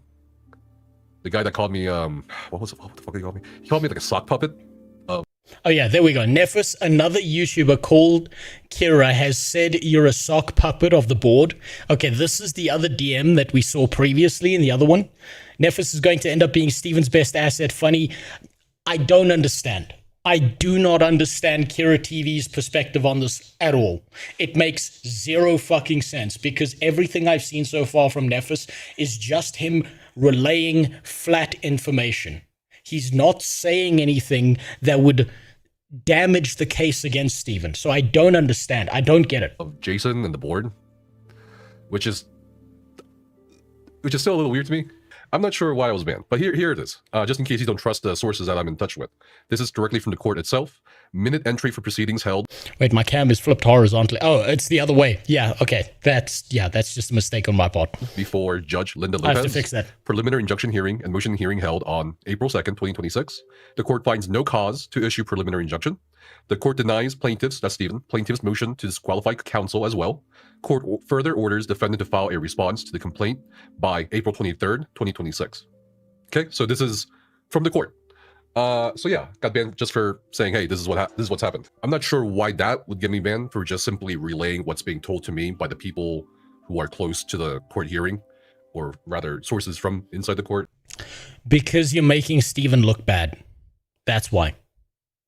You're going to get banned because you keep on proving that Steven doesn't have a case and a way to defend himself. And because you do that, you're going to get in shit for that. It's the same reason why the moderation team at ArenaNet will ban someone like me for off-platform behavior. It's because they were waiting for an opportunity to take someone down who was critical of certain aspects of the game and has spicy opinions. They sat there and they waited for that moment. It's the same thing. Whatever, what have you. But everything else did not get me banned. The sharing of text messages or anything like that. And some people are a little confused right now as to why the judge is heavily... No, you didn't get banned because they couldn't find your name. They probably weren't thinking about it until now. It was probably Steven himself who banned you. Favoring TFE, because I think there was a YouTuber or something that said like TFE transferring its assets back to Intrepid is like an admission of fault or something. I'm like, well, I don't know about that, because very case by case, especially for American civil cases, that could be seen as like goodwill. That could be seen as being compliant, seen as de-escalating. So I'm not sure if that was really an admission of fault for being like, okay, hey, we will play ball and we'll just transfer it back before the hearing and see what goes from there. So it's actually a victory in every sense of the word. With the investor board are scummy, Steven is scummy, the whole group is scummy. Well, what did you expect? Welcome to the corpo world. Welcome to the entire fucking corpo existence out there. There's just scum top to bottom. I promise you. I've worked long enough in these fields on a contractual basis with enough companies to know that most of the people in middle management are pieces of dog shit, and every now and then the people at the very top in control are the biggest pieces of dog shit. Minor or not, for TFE. So what does this exactly mean? What it means is Intrepid Studios and all of its assets is essentially back in the control of the board trademark. I think that's another thing people aren't bringing up to at this point. What does this mean for the case in Nevada? Because what was happening was first TFE sued Steven and his agents in Nevada court. Who's this guy? The guy in the red shirt? Oh, that's Nephis. Nephis has been the dog with a bone about this entire thing. Nephis has been digging into the shit more than any other human being out there in existence. Nephis has been doing such a fucking bang-up job of all of this shit. He has been on point with every single detail about the Ashes of Creation case. If you go to Nephis QS, his channel, you will see that he's been talking to devs, he's been talking to investors, he even got Stephen Sheriff on the phone. He is talking to everyone. He has got every single piece of information cataloged with details, to the point that Stephen Sheriff, allegedly Stephen Sheriff, went and took down one of his fucking videos, or at least tried to, because of how bad that shit looked on him. State court, but then Stephen filed the lawsuit as a plaintiff in federal court of California, which I think put a pause on Nevada's TRO in favor of TFE on Steven. So does this mean that Steven, not only after getting served by Jason, not only after losing the motions here by the judge in the federal court of California, but he also now has to deal with the Nevada court? Yes. I think that's kind of... Hold on, let me fix this. Man, that's a really shitty situation to be in. So even if he has banned me from the server or whatever, I don't mind. I am still willing to talk to him. I don't care. I was surprised I wasn't banned for prior videos because it contained sensitive text messages and all that. Testimony from former employees talking on his character. And, they just forgot. I'm going to assume it was Steven that banned me because... They just forgot. They couldn't find your name. They didn't realize you were in the Discord until they probably saw a DM in one of your videos, and then they came for you. Then Steven probably started hunting for you. Who else could it be, right? As I'm typing. I am able to now share in the very near future, after today's date, more information going forward, giving a bit more context as to what happened rather behind the scenes of Ashes of Creation and Intrepid Studios. I also have some more news to share today that I can now also tell you guys right now on the stream, and that is not only was the preliminary injunction denied, not only was the TRO dissolved in favor of TFE, I can also confirm based on another source that had reached it back out to me earlier today in the morning earlier in the afternoon, that Steven and his husband John Moore were physically present at the court rather than going through a Zoom meeting or anything like that. And I had Jason reach out to me also saying that because they were there physically, he managed to serve them with his own lawsuit. So it's a pretty bad day, I think, for another lawsuit on top of all the other ones. Steven's getting another fucking lawsuit. Holy shit. This whole thing, this whole Ashes of Creation thing is just shit on top of shit on top of... It never ends. It's like Tetris, but it's just shit all the way down. God damn. Steven, because he's kind of losing the case against TFE. He didn't get the outcome he was probably hoping for on that front. But has Pirate tried to take credit for exposing Ashes yet? Yes. Yes, he has. He made a whole video talking about how he was never on Ash's side, and then he said, I'm sorry that you lost your money. You know, the people I kept on shilling this game to, you. That's what he did in that entire video. It still makes me laugh thinking about it. Now he's also getting served with another lawsuit. So that's something I can share now after I cleared out with Jason. So a lot of people are going to be asking, what's the next move now that Intrepid is seemingly back in the hands of the board?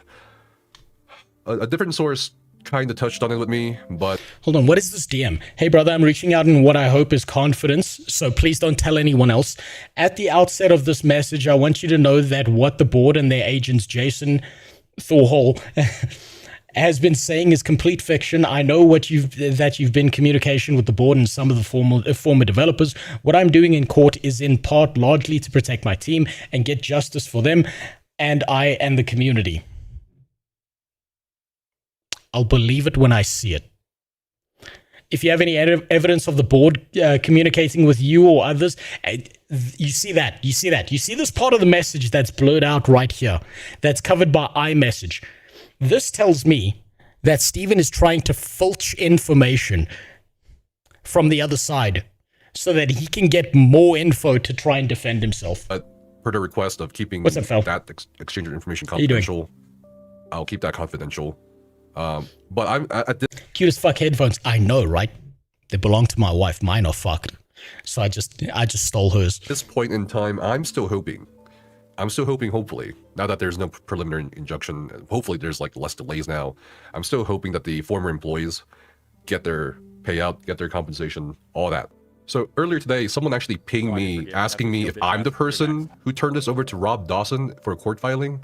It's apparently a text message through Discord from Steven talking to somebody saying, hey brother, I am reaching out in what I hope is confidence. At the It turns out it wasn't in confidence at all. outset of this message, I want you to know that what the board and their agents, Jason, has been saying is complete fiction. March 31st, by the way. Does she play PUBG by any chance? No. She plays much gayer games than that. She plays Blasphemous. She plays Mortal Shell. She's been recently getting into Mortal Shell. Those are her kind of games. She likes those ones. I know that you've been in communication with the board and some of the former... I did. Granted, me saying that does come with the preference that I did. When I found her playing Mortal Shell, I did have to check that she didn't grow a dick. I did have to just double check that. Developers, what I'm doing in court isn't part largely to protect my team and get justice for them, and I and the community. If you have any evidence of the board communicating with you or others regarding access to the game code or other sensitive info, that information will be important for me to know as I move forward with the courts. You see, he's trying to filch information. I knew it. I fucking knew it. Can I marry your wife? No, absolutely not. I'll keep her in the shed, thank you very much. You also just said I think it's funny that Steven will send a message like this to Nephis QS and not to me because he knows I'll call him right on his bullshit in the community. This was not sent to me. Theory Forge is in our Twitch chat right now saying not me either. It's not either of us as far as to my knowledge. This is my Discord. So there's a potential that that might be fake. Or DMs with Steven. There's nothing. I didn't even wait to the fucker. How's he Steven? Well, he's a Discord partner, technically, because of the Ashes of Creation Discord server being partnered. And he's a Discord admin server as well. That's him. I don't think that's a stupid question, but the question is... If he's a Discord admin, I'm surprised that Nephis hasn't been just completely fucking ejected out of Discord entirely. How does Steven still hold any power over Ashes? On paper, he doesn't at all. So maybe he has less than 5% equity, but then he resigned. So even if, you know, Intrepid's back up, all the assets are there again after TFE returns it, it's not like he has any... Even if he hadn't resigned, it's not like he has any equity. Like significant equity compared to the other shareholders. Can the non-Asian sounding man be dragged into the court case? Potentially. Potentially, philosopher. There's a non-zero chance that because Nephis has been cataloging all this information and has it in video format, that at some point in time that he might be called to the court or his information that he's put out there might be referenced. Because he's all collated it into one spot with documentation and all the, like, showing all the actual fucking things that are completely missing and like $12 million just vanishing. I can see that a lawyer who's working for, like, to get their money back from Steven would potentially use his videos to be admitted into evidence. There's a potential for that to happen. Including Robert Dawson, right? So I don't think he has anything, right? And the Discord server in question, because we've been talking about this, right, is probably part of that whole asset thing, right? It's probably an asset. It's considered an asset, considered company property. Someone I think in our Discord server mentioned the Phoenix Initiative channels potentially being trade secrets or considered trade secrets. So who knows when that Discord server is gonna get turned over? Maybe he's throwing a tantrum because he lost today and is just trying to damage the server as much as possible, which I don't think anyone would look kindly upon if it was brought up in court. From what I'm hearing from the sources, they are very... the fact that the rest of the message is blocked by the chat bubble is suspicious. No, if you go back to the beginning of this video, there is a point where he shows that bottom half of the message clearly. So that's like, I felt that way when I saw that message initially, but it did show up later in the video where it wasn't blocked. Happy with how things turned out today. And okay, well, that's that one. That one was nice and short. Steven Sheriff responds to my coverage. Now Steven Sheriff is getting involved directly. Oh my god. With me. Feel free to ignore chat. Here we go. Just focus on me if you want. So that's me. Ignore chat because they're all calling you a fucking liar. Talking directly to Steven Sharif, who was typing in our Twitch chat on one of our live streams last month. I'm offering him a platform for an interview with him in any format of... That's fair. That's fair. Right of reply. That's fair. That's based. That's pretty based of him. Any kind, even under legal agreements of... Now, Filter, knowing that he's spoken directly to Steven Sheriff and he's got information out of him and talked to him directly, the chance of him being called up in the court case has increased significantly. Steven has people subject to Stockholm Syndrome in his benefit. I feel bad for people who believe his lies. I don't feel bad for it because at some point you've got to be able to look at all the fucking evidence and say to yourself, what the fuck am I doing here? You've got to be able to take a step back, fuck your own face enough to realize that you are solely responsible for allowing this person to manipulate you that much. Take some personal responsibility and either say, look, I don't want anything to do with this. I've seen some information that makes me want to step away, or just be completely retarded about it.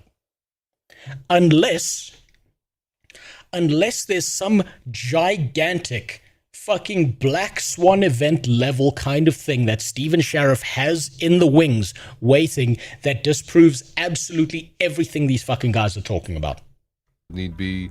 I've offered the exact same thing to many other people and sources for not just Ashes of Creation, but other stories as well. There's just been so much information put out there across different fragments that it can be hard to keep up, so I'm making this video so we can all be on the same page. We're going to not only cover the actual court transcripts of the legal battle thus far between Intrepid Studios and TFE Games in California federal court. Fuck, I wish this was televised. I wish this was like the Amber Heard Johnny Depp case. I would fucking sit here on stream vegetating out, watching this shit go down. That would be so fascinating. Nephis has been annoyed with his chat because they kept bullying Steve when Steve was in chat, and Nephis wants an interview with Steve. So that doesn't fucking matter. Steven can grab a spoon, a bag of fucking concrete, start eating and harden the fuck up. Of course he's going to be called a fucking rat. Of course he's going to be called a liar and a scammer. That's what most people feel like after all the shit that's happened. If he truly believes in the smell of his own farts so much that he thinks that he's going to get off with a scot-free, then none of those people's criticisms would matter whatsoever. They wouldn't even touch him. They would be like water off of a duck's fucking back. But also the recent insinuations and allegations leveled against the work that we've done in covering the Ashes creation situation. The court transcripts were unearthed by content creator Theory Forge, shout out to him for covering the legalities. The links to his video and court transcripts are in the video description this one up a bit below for anyone to view his explanation of the court proceedings, and also to read over the entirety of what was said in the court between the judge and lawyers. Basically, the court did find the Article 9 foreclosure that's been referenced by Stephen Sharif since March to be problematic. I think Nemiroth were all gay. Also, what's up? The judge presiding over this in the March and April hearings was definitely a no-nonsense person, saying things like, everything that each of you is saying cannot possibly be true. You're all officers of the court. Look at what you've submitted in your pleadings because there are factual inconsistencies that cannot both possibly be true. Client control is very important, and perhaps the misinformation comes from what your client, for the plaintiffs, is telling you. Perhaps clients for the defense is saying something else. You need to be in control of what you file before me because you're the lawyers on the case. By the time of the April 2nd hearing, the reversal of the foreclosure. So basically the judge is having none of this fucking shit. He's like, one of you fucks is lying, and I'm going to find out which, and I'm going to make your life a living hell. And the return of assets back from TFE to Intrepid Studios basically de-escalated things in the eyes of the court, with the judge also finding no reason to dismiss TFE's lawyer after a whole debate over that since the March hearing. Basically, from my understanding, that debate was over whether or not Stephen talking to the TFE Games lawyer back in 2024 about possibly filing for Chapter 11 bankruptcy for Intrepid Studios constituted a conflict of interest for this legal case. Anyway, the judge stated, I find this issue is now moot. The trade secrets are returned to Intrepid, and there are no longer serious questions going to the merits on the misappropriation of trade secrets claims. The Ninth Circuit sliding scale test for issuance of a preliminary injunction no longer comes out in favor of injunction. Accordingly, I find no cause for a preliminary injunction to issue. The temporary restraining order has expired. Finally, I am setting a deadline for the defendants to respond to the complaints by April 23rd, 2026. Towards the end, once the judge puts her foot down on her ruling, you can kind of sense the restrained glee in the words of Rob Dawson's lawyer, who stated, I anticipate if we do go forward with the public sale, we'll file a notice of that with the court, so it's clear for everyone when that started, Your Honor. There will be no secrets at that point, Your Honor. We do not intend to run down the same path and find ourselves in front of you, Your Honor. I don't want to be lectured again for that. But now we have yet another confirmation of what more sources told me happened at the courthouse back on April 2nd, which I was banned for simply relaying from the official Ashes Discord server and subreddit. You know who has nothing to hide? People who are innocent. Why'd they ban him? Why'd they ban him? Why no one makes a Might and Magic into an MMO? This would be the perfect for an MMO. Factions, races, classes, politics are already established. Why do you think no one's tried to steal it? I'll tell you why. It's because it's run by Wizards of the Coast. That's why. Wizards of the Coast significantly cares more about hiring judges for their Magic the Gathering events that have prior convictions against children. That's why. I've never forgotten about that. I never fucking will. There's multiple worlds and universes that would make the ideal MMO that are never going to see one. There's the Mass Effect universe, there's the Kenshi universe, there's the Fallout universe, there's Might and Magic, like you mentioned. There's fucking a ton of video games out there that would be ideal as an MMORPG, and they will never be fucking made into one, because what the Western world has learned from making... Yes, Titanfall's another one. What the Western world has learned about making MMORPGs is that it doesn't matter if you make $100 million. If the cost it took you to make $100 million was $200 million. That just means you lost $100 million. Didn't they call Fallout 76 an MMO? I can call my dick a banana, but that doesn't mean it's going to taste like one. So fucking what? You've got to distinguish between marketing and what a game actually is. Right? The MMORPG term has gone from being a term that fucking was used by companies to describe a game all the way into being a game, like a term that's used purely for marketing. And if you want the perfect example of this, go to the Wayback Machine, find the Dune Awakening website, and plug the Dune Awakening website into the Wayback Machine. And you will see that they reference their game as an MMORPG multiple fucking times. But once the game was released, they removed any mention of it being an MMO. By former Intrepid Studio CEO Steven Sharif. On Valentine's Day, I'm gonna call Jason. Oh my God. And I'd be like, Jason, could you lend me just a small amount of $5 million? Ask for 17. Go big or go home. Please, Daddy Jason. No, just fucking around. I don't do that. On the other matters for the video, there's been a few people saying I have no journalistic integrity, that I'm being paid, that I'm compromised, or being given blatantly false information by one side, and that outspoken parties like Jason Karamanis should not have done what he did, legally speaking. I keep telling him he needs to check with the lawyer. He needs to check with his lawyer, and I keep telling him, hey, I'm gonna be really careful with the stuff you're sending me because there's a lot of personal information, bro, in the stuff you're sending me. And I offered him, we can sign an NDA. And he was just like, nah, I can't control what people say or do. Oh, here we go. I have nothing against him, nor do I know him, but the moment I heard Jason on his stream say that people need to get him paid, and that so many people would want to work with him, and offering him lavish trips to his luxury penthouse in Vegas, combined with the constant platforming of opinion without evidence, just made me completely ignore it. Not only can you not entertain that without immediate reprimand, but to let someone do it publicly and not address it, it publicly, as soon as it happens, makes your credibility basically zero. Is he referring to Nephis here, or is he referring to Jason? This makes no sense.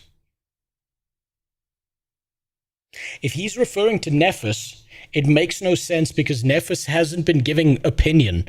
He's been giving just straight facts, just information. This is very odd behavior from Kira. Very, very odd behavior. I can't force people to talk or not talk, so I'm not sure why the concern over someone's legal safety that they're voluntarily risking has anything to do with me. I also don't agree that just because your sources say something you disagree with... Wait, he's referring to Jason? But I don't recall Jason ever offering those lavish trips. I know nothing about Jason, so I don't know whether that's correct or not. Nephis hasn't given out anything that has been fucking crazy. He hasn't had insane opinions like me. He hasn't said shit like, I believe that Jason is a scamming fuck. Nephis has been fairly fair and balanced. I wear my heart on my sleeve. I fall to one side of this. I'm biased. I think that Steven's a fucking rat for all of this. I would love to be proven wrong, but I don't think I will be. Nephis has been so fucking fair and balanced that I don't understand Kira's problem with him. You should drop them immediately. I also disagree with the opinion that building rapport with sources means you're somehow inherently... Wait, Jason said he was willing to talk to Kira TV, but Kira blew him off. Why? Why? If Kira TV wanted to disprove what Jason had to say, then you want to hear the things that Jason is going to say to you, because then you can catch him out in a fucking lie. Why would he blow him off? Biased towards them forever and will always swallow all of what they say. Man, maybe I need to actually DM Kira and see if he's willing to talk to me and explain his side, because I don't fucking get it. I don't get it at all. As the hard truth.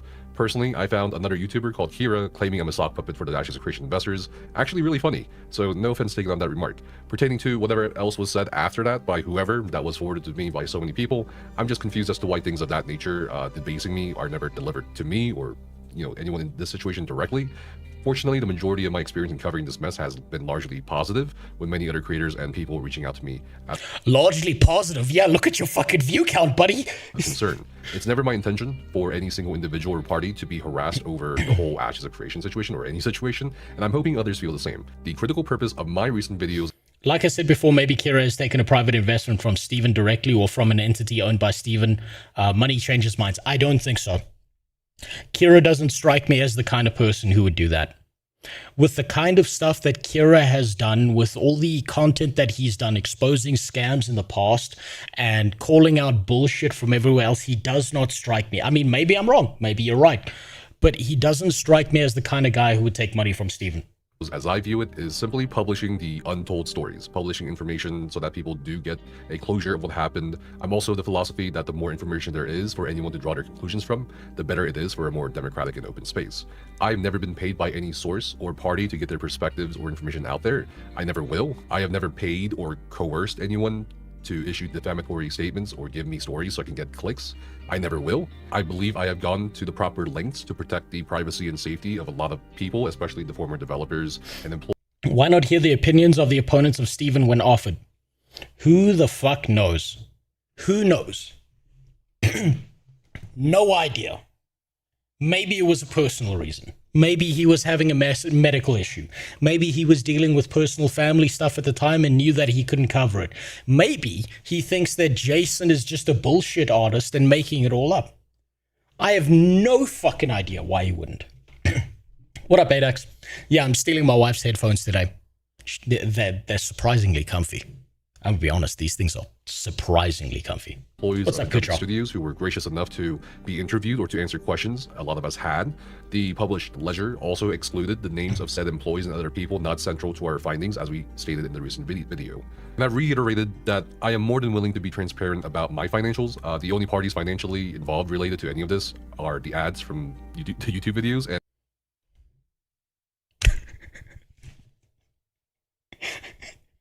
if you guys want to know whether YouTube's worth it or not, this man has had hundreds of thousands of views. He's made $500. and Cobb, my human thumbnail artist that I pay for making YouTube thumbnails. And he paid him $30. To the best of my knowledge, the testimonies and information, including the published Ashes of Creation General Ledger I have shared up until this point, have been from sources that, as far as our given efforts show, are verified or legitimate. I am unaware of anything we've shared that has been proven to be blatantly false. Even the tidbit about Riot Games being a potential buyer of... Riot's never going to buy this MMO. What I'm telling you this now, I said this before, Riot probably wanted to buy Ashes of Creation for the, quote, proprietary tech that they had. Use AI, Nephis, you poor. Yeah, no, I wouldn't be paying a thumbnail artist. No, fuck that. Figure it out yourself. It's not that hard. Open up GIMP. Set it to 920 by 1080. Click and drag. You'll be fine, I promise. From what I know about Jason, Jason has a serious loss in millions for Ashes. Am I wrong? Why not hear his opinions, especially if a content creator covers scams like this one? Fuck, I don't have an answer for you. I wish I did. Kira was planning to drip feed insider information piecemeal across literal years and had an entire narrative preloaded, and then Nephis just blurts out massive amounts of info like he's got Tourette's completely fucking over Kira's grift. I don't think Kira's a grifter. I severely doubt that Kira sees it that way. Maybe he's trying to be more careful with information. Maybe he knows something that we don't. But I would fucking love an explanation from Kira of exactly why he feels this way. Until I get an explanation from him directly, and I can either say that's bullshit, or I can say, no, that makes sense. I have no idea what Kira is thinking here. Ashes of Creation Intrepid Studios has turned out to be largely true, it seems, even according to Steven Sharif himself in a new filing on April 14th today, which we'll cover in a different video. The Intrepid Studios investor pitch deck that I published, which a lot of people still believe is fake or was never used for an actual board meeting, had been circulating among other circles and creators for a while. Yeah, this is hard to tell whether this is real or not because this is like those, this is a pitch deck, right? And a lot of companies make a lot of different pitch decks and then they don't fucking use them, or they'll use some of them, or they'll take them and they'll alter them. Like, it's impossible to tell whether this was used or not. But because I wanted to make sure we had enough digital evidence and corroboration from multiple sources, it took this channel an additional 2 months after everyone already had it to even publish a video talking about it. Furthermore, I strongly believe that the PowerPoint file we published does not make the board or investors look good at all. So I'm confused as to why people are thinking I only publish things that make Steven's legal opposition look great. In fact, if you watch the video where the former developers speak out, a lot of them had great things to say about Steven as a person and as a business leader that I included in the video. I didn't cherry pick the worst of the worst things at all. And when Steven came by our live stream, we actually banned viewers who were saying horrible things towards him. I believe I am very careful with what I say or put out, which I hope is part of the reason why the mysterious... He has been very careful. He's been super cautious about this shit. I think Nephis has been very fair and balanced. Far more fair and balanced than I would ever be. That's for fucking sure. Remember when YouTube made money by having 1 30-second ad per every couple of videos, plus the little JPEG ad in the corner above the video recommendation?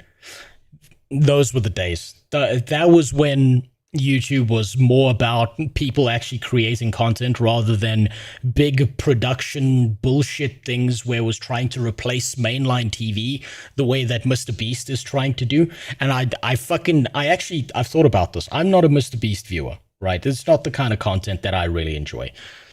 But I think that he's done more damage single-handedly to the ecosystem of YouTube than any other fucking person out there. Because it's either mainline production shit or fall through the fucking earth.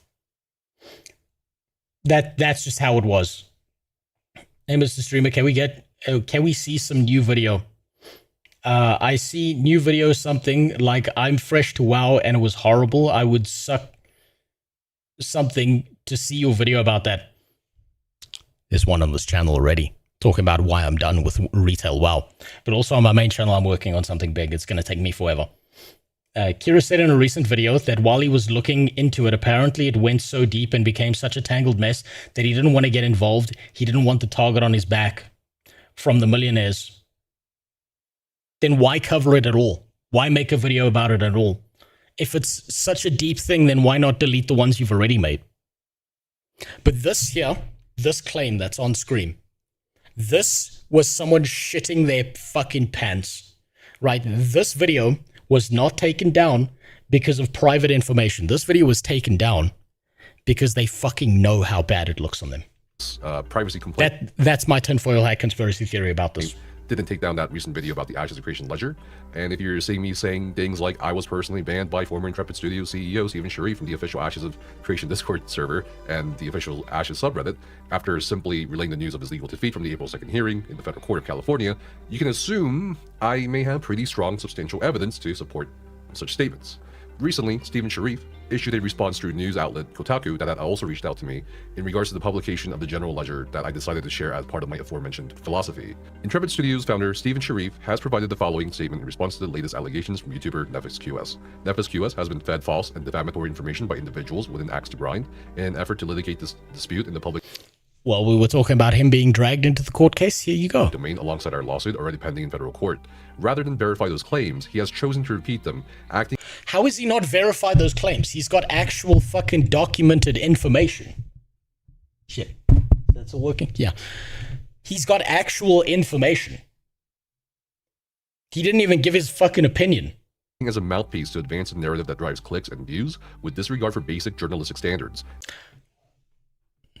Do you see that? That's the excuse. That's always the excuse. If you ever want to shit on a YouTuber because they said something you don't like, the most default basic bitch thing you say is, oh, you just did this for the clicks and the views. That's the most Reddit tier argument I've ever heard in my fucking life. And it's used all the time. Selective presentation of information is intentional and serves to create a false narrative. As to the broader claims, there was no misappropriation of Kickstarter funds whatsoever. The project has been funded over many years through a combination of sources, including substantial personal capital. That's a lie.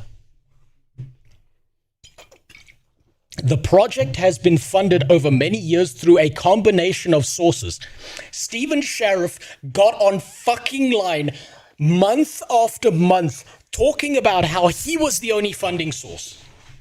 continually, non-fucking stop. I was there. I watched those live streams. I was right fucking there watching him lie through his goddamn teeth. And I sat there like a fucking Kippy the cunt, sitting there going, oh, that's great, yeah. No, that's wonderful to hear. That means he's not beholden to shareholders. Oh, like a fucking dipshit. And now this lying rat is fucking changing what he said.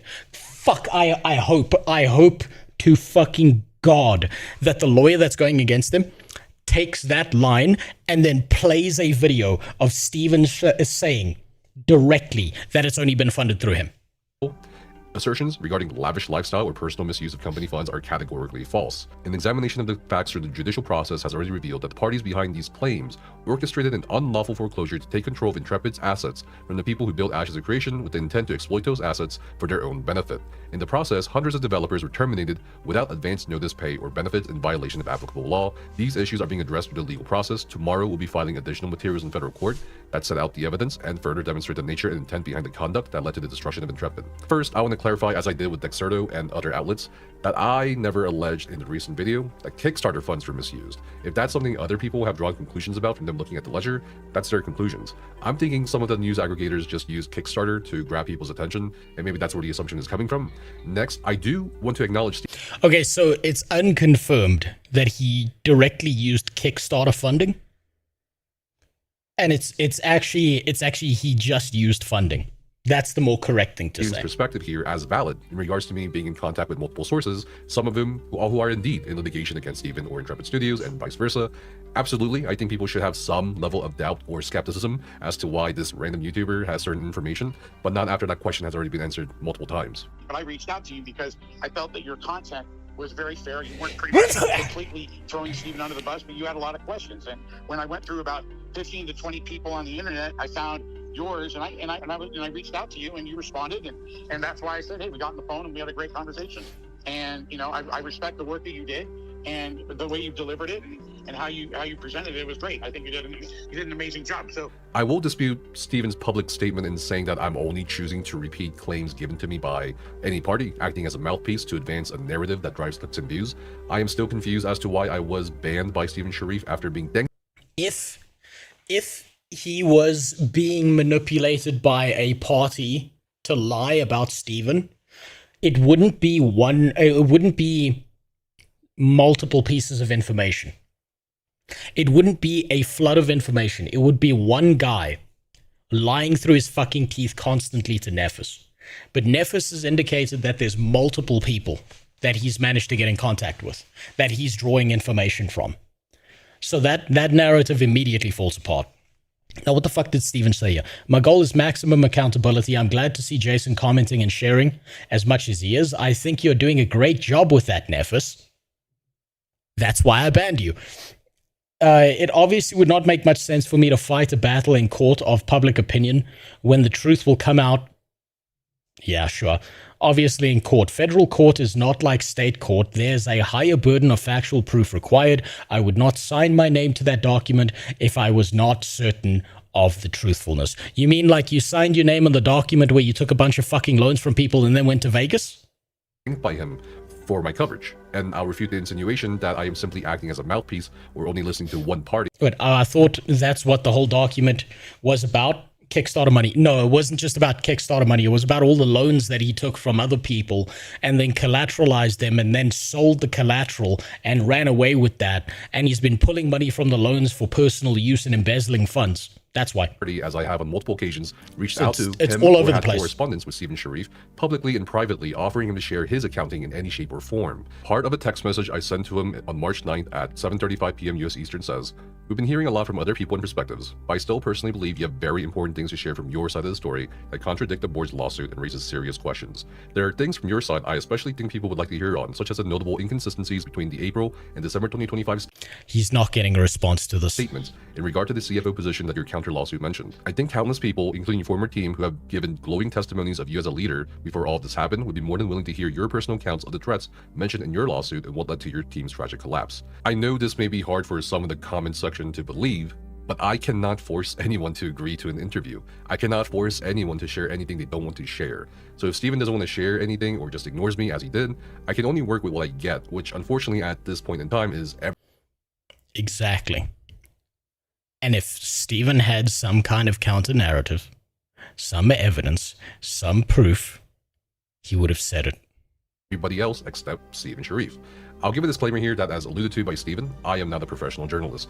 The only journalism background I have is from 2011 to 2013 for an online newspaper, which is why I have stated things active professional journalists would never say. Things like, I talk to my sources off the record.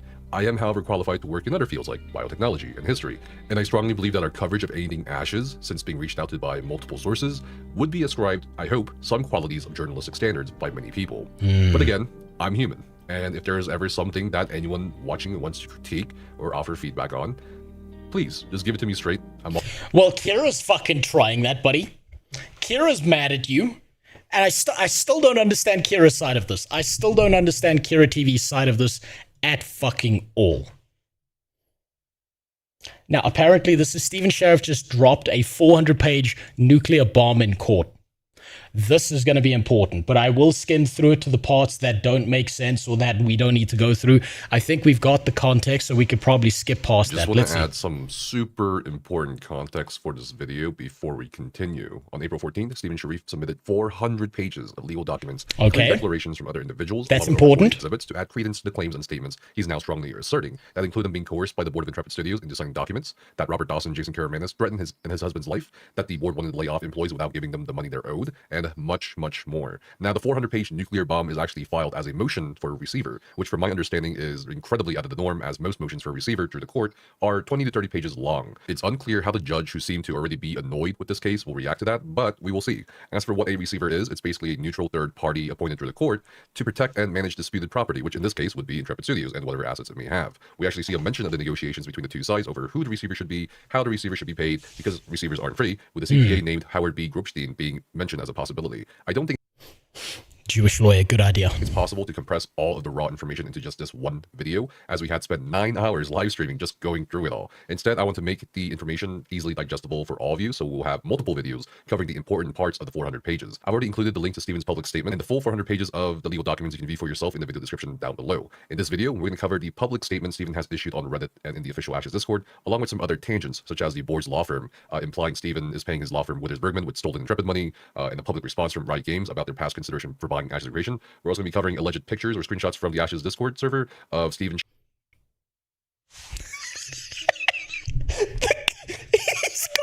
He's got a fucking spoon set. I swear to God, if this is where your fucking money went, he bought spoons.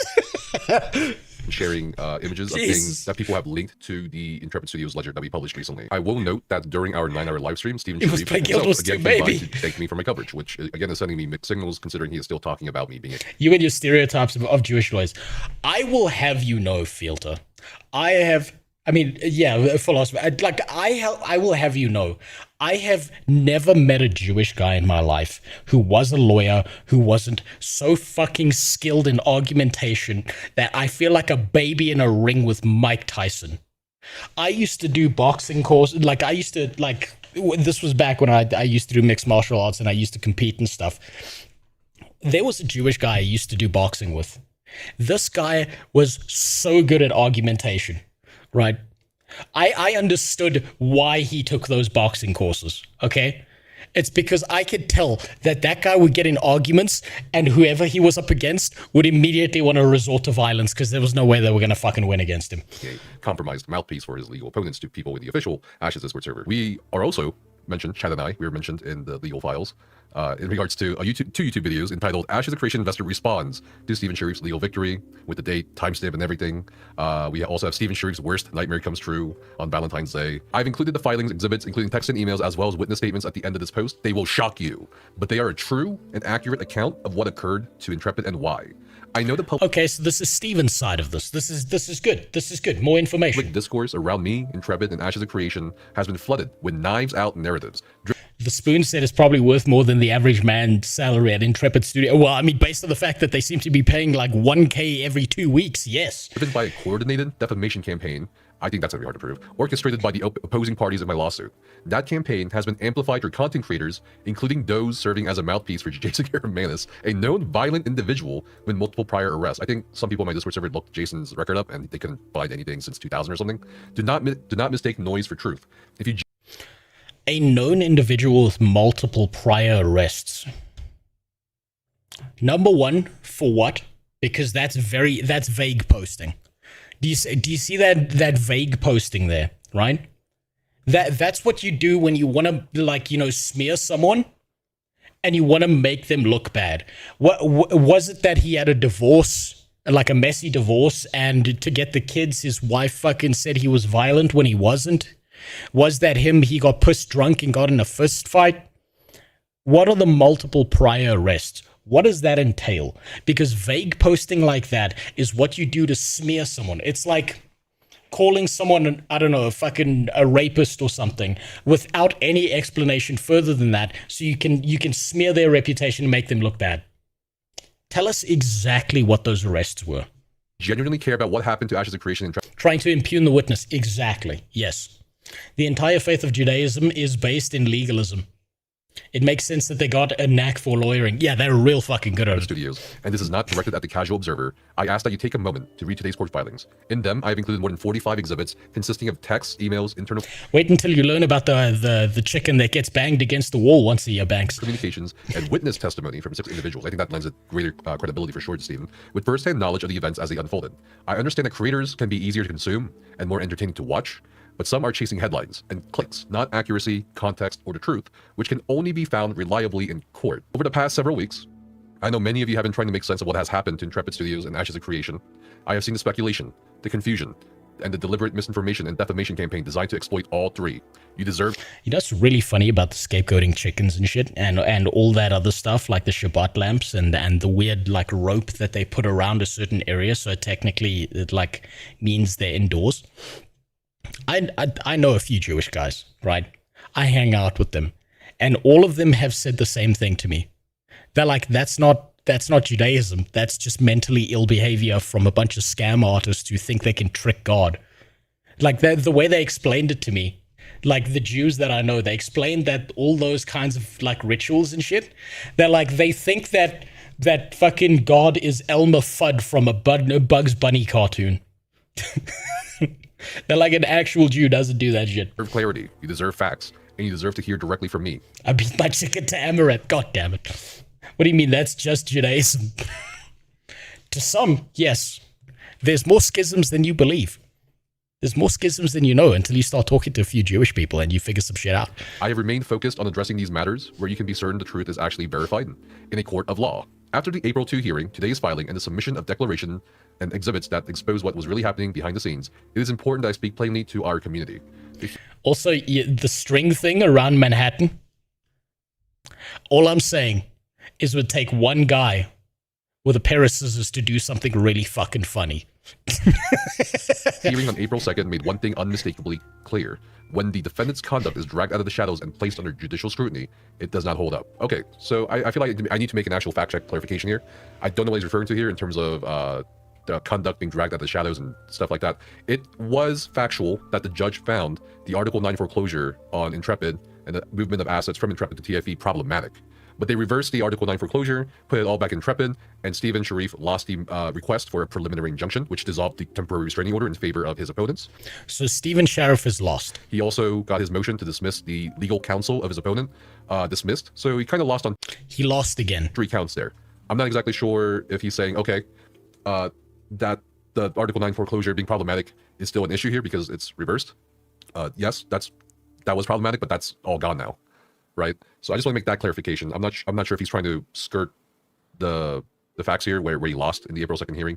Unfortunately for him, as alleged in our federal complaint and further supported by the sworn declarations and documentary evidence now filed with the court, the board defendants, led by Chairman Rob Dawson, engineered a plan to seize control of Intrepid's assets for their own benefit through threats, coercion, deception, and unlawful self-dealing with zero regard for the company they destroyed and the human lives damaged by their illegal conduct. That plan involved starving a viable company of cash to manufacture a default using fear and leverage to force signatures and concessions, terminating more than 200 people while stripping them of wages, benefits, and accrued obligations, leaving vendors and creditors high and dry. So essentially, Steven's defense is these guys did mafia tactics and strong-armed us out the company, took over, and then fucked everyone. And none of it is my fault. That's what he's telling us. But that goes directly against, that directly contradicts him saying, I'm the one in control. There is no board. There's only me. I'm the one funding everything. No one can take this away from me. That makes no sense. And then using the crisis they created to justify a foreclosure designed to transfer Intrepid's assets and intellectual property into an entity controlled by Robert Dawson. I think the biggest claim here is definitely not just the coercion and the potential the legalities of trying to take over Intrepid, but also, I'm not sure, assuming that the general ledger that was provided is what we have so far, based on the numbers alone there, I don't think Intrepid Studios was ever a viable company of cash without the cash injections from lenders, investors, and other creditors. So that's going to be interesting to see in court if they filed an exhibit for that. And yes? Okay, here's another problem. Here's another problem with Steven's defense in this, right? He's saying these people strong-armed them, that there were death threats, that there were people who wanted to kill him. How do you prove that? How do you prove that in a court of law? If this was words, if this was a comment, how do you prove in a court of law definitively that this happened? Because if you can't do that, then it's just hearsay. 21 and Aaron shall lay both his hands upon his live go. Okay, that's just you quoting Hebrew scripture. Stephen, you're a wimp.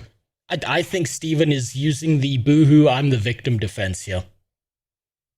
The evidence now before the court goes even further. Great, that's perfect. The recently filed exhibits show what appears to be a premeditated attempt to defraud Commerce West Bank by failing to notify them as a senior secured lender of the foreclosure, while simultaneously maneuvering to redirect valuable Steam receivables out of Intrepid and into defendant's newly created entity. That is not my rhetoric. That is what the text, emails, witness testimony, and internal communication show as exhibited in today's filing. So I mentioned earlier the Article 9 foreclosure was seen as problematic, and I think the judge also found the fact that they didn't notify Commerce West Bank being problematic as well. So I think that's what he's alluding to here. The court has already addressed the foreclosure conduct directly.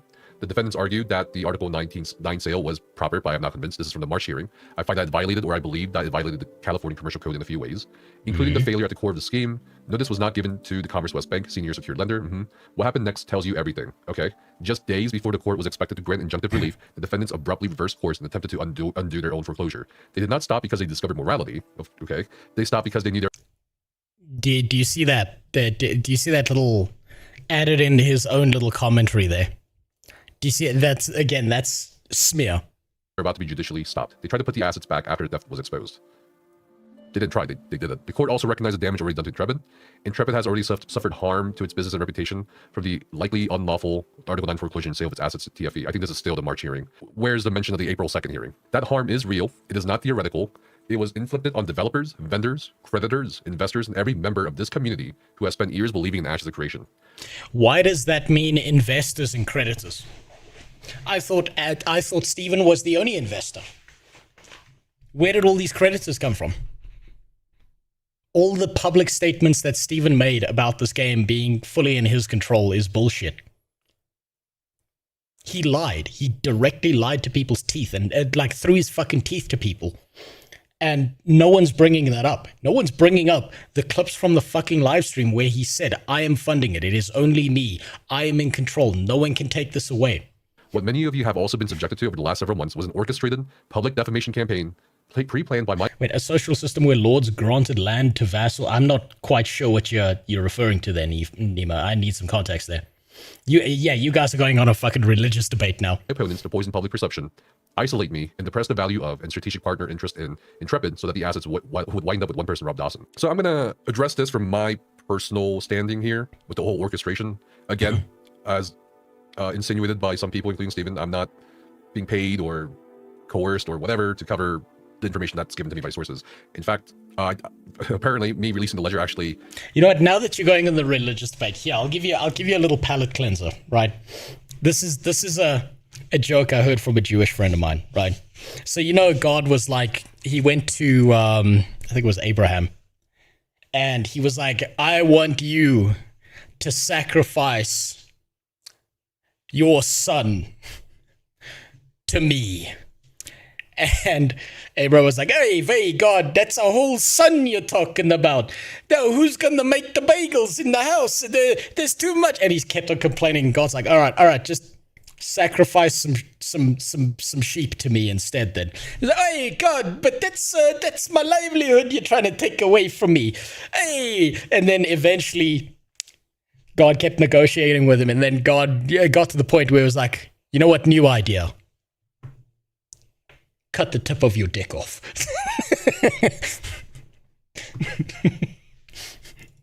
Pissed off some of those sources. So there's no orchestration there if somehow I'm like throwing a wrench into all these orchestrated plans to defame Steven or defame Intrepid Studios. All I'm doing is just publishing information once we verify it and all that to the best of our ability. Okay, so they believed if they control the narrative, they could control the outcome. They were wrong because I have the receipts, I have the texts, I have the emails, I have the internal documents, and the people who were present and aware of exactly what these individuals were doing while they lied publicly about it just spoke up in today's filings. Yes, this may become one of the craziest stories gaming has ever seen. I agree, I think it's already an insane story, guys. It's already the biggest story that gaming's ever seen. This is huge. I'm just saying that right now. It may certainly be one of the most disturbing stories in MMO development. Yeah, I think there's no one that doesn't agree. But it is not fiction. It is documented. For nearly 2 years, I tried to keep the peace. I did so for the sake of my team and their families. Then why did you go to Vegas? Why did you buy a multi-million-dollar mansion during this time? Why did you spend all this fucking money on private chefs and shit? Unless all of that is somehow magically a lie.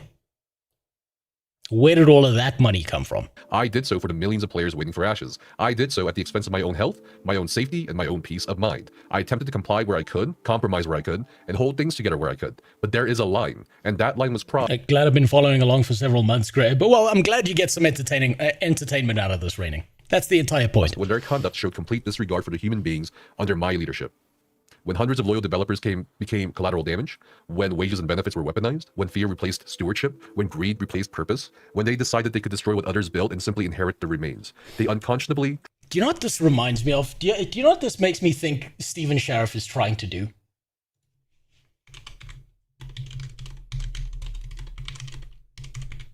This is what it feels like.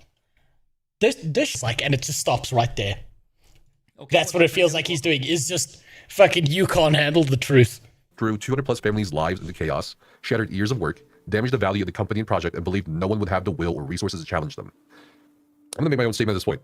I think, as far as the employees needing to be compensated and paid for, I find both sides on this legal case to be at fault. That's his dog's messaging and being like, I took a shit in the carpet. I'm trying to understand this from my point of view. Okay. I'm seeing Steven Sharif, a purported millionaire or billionaire gamer, not giving money to the employees that he considers as his family. I'm also seeing the board and their investors, or whatever, also putting massive cash injections into the company, and they can clearly afford to pay the employees or compensate the employees. Why aren't either side doing that? Because they're both fucking bastards, that's why. Personally, I think, for me, what I would like to see as a consumer, or former Ashes of Creation player, is first and foremost the employees to be paid and compensated, and then everything else after that, everything else can come after that. In my opinion, that's gonna be my statement here. If he was Hassan, the dog would be quite. You know what's really funny about you saying that is this is the Asian guy who historically came from Korea, a country that ate dogs. Treats his animals better than Hassan. At this point, because it's like, okay, you're talking about your 200 plus, family of workers and employees that you've known for years and years, but like, what? No one's taking care of them. No one's taking care of them. Whether it's the billionaire, millionaire gamer called Steven Sharif, or the board with tens of millions of dollars to spare in terms of investments, as far as we could see from the general ledger, no one's taking care of the employees. So I find that this in itself, no, I didn't forget. Nephis, is kind of like using the employees. I think 2 of them, according to a source, are like needing critical medical treatment. Why are you using the employees as a shield here in this argument? I think because it works. That's why. That regard, I think both sides need to like actually take care of the employees. I think they're both in the wrong for not having compensated employees thus far. They are. Okay. That was a serious miscalculation on their part. In today's filing, linked below, you'll see texts, emails, and testimony from people who witnessed and experienced the board's illegal conduct. What I dislike in all of this is how unimportant it feels to the rest of the world because all the news about it is Discord, Reddit, and YouTube. Well, yeah, but you see, that's how it's going to go. And this, like, think about it this way, right?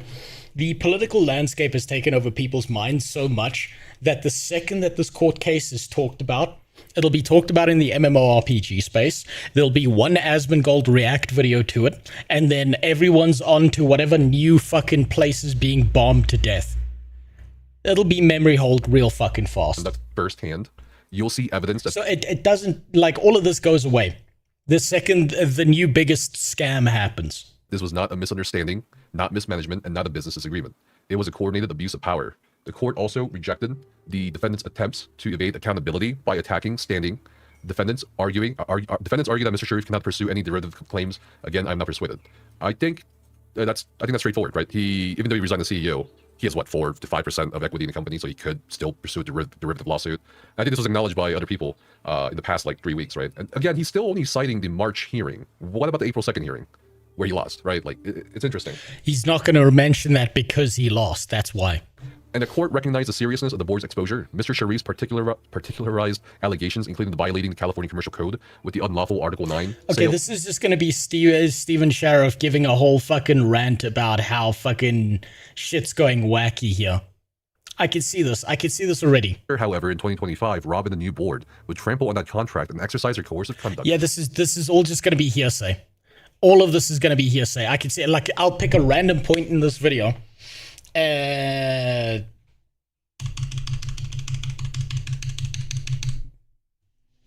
Hearsay. Watch. Conditions, emails, and texts on January 23rd. Would this explain why he was still posting on the subreddit? With Teresa exhibits in today's filing. Those offers were contingent on my ongoing cooperation to proceed with their unlawful activity. It became apparent to me that during those negotiations to return, the board was engaged in buying time and attempting to complete their unlawful theft of the Steam funds to TFE. See, it's just going to be hearsay. All of this is going to be hearsay. There's going to be no proof backing up a single one of the statements made. So that means that, like, what am I supposed to do with this?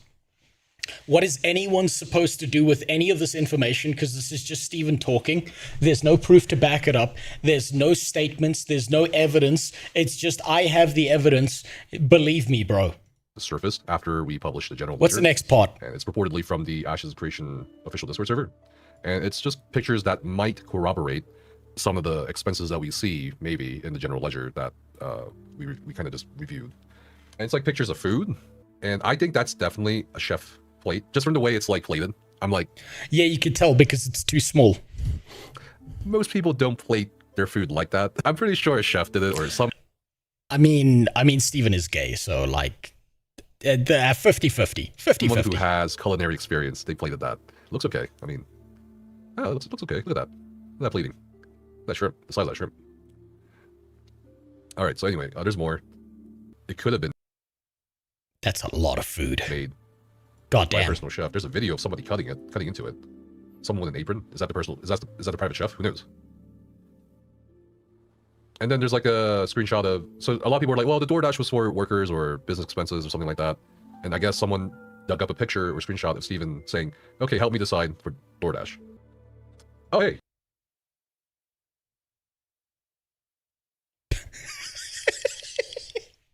He's door dashing fucking culinary masterpieces to the fucking offices. Yeah, sure. Yeah, I believe that. Oh, that's May 27 though. Or is that just like charged after? $140.96. I can't believe somebody traced the ledger transaction to the food. I guess it's another kind of confirmation of the ledger being accurate or being legitimate. I don't know. Damn, they closed. What the fuck? Is that New Year's Eve? Don't order Wendy's on New Year's Eve. Come on. And this is, I guess, pictures of the, trying to link to the alleged payments or transactions made towards Game Empire or Alan Pyle. You're developing an MMO. Why does this need to exist? Why do you need this? How is this a responsible business decision when you're developing an MMO?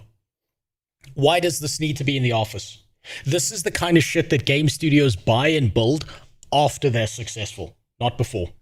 Don't you DoorDash caviar? No. No, I just cut open my neighbor's wife and eat her ovaries instead. Or, Warhammer miniatures. I think it's Age of Sigmar or Warhammer Fantasy. Not 40k.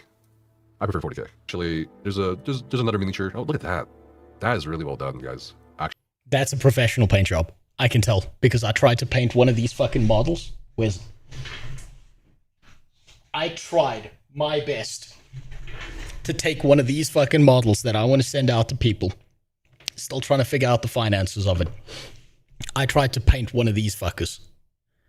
I fucked it up so goddamn bad. Do you know how difficult this shit is?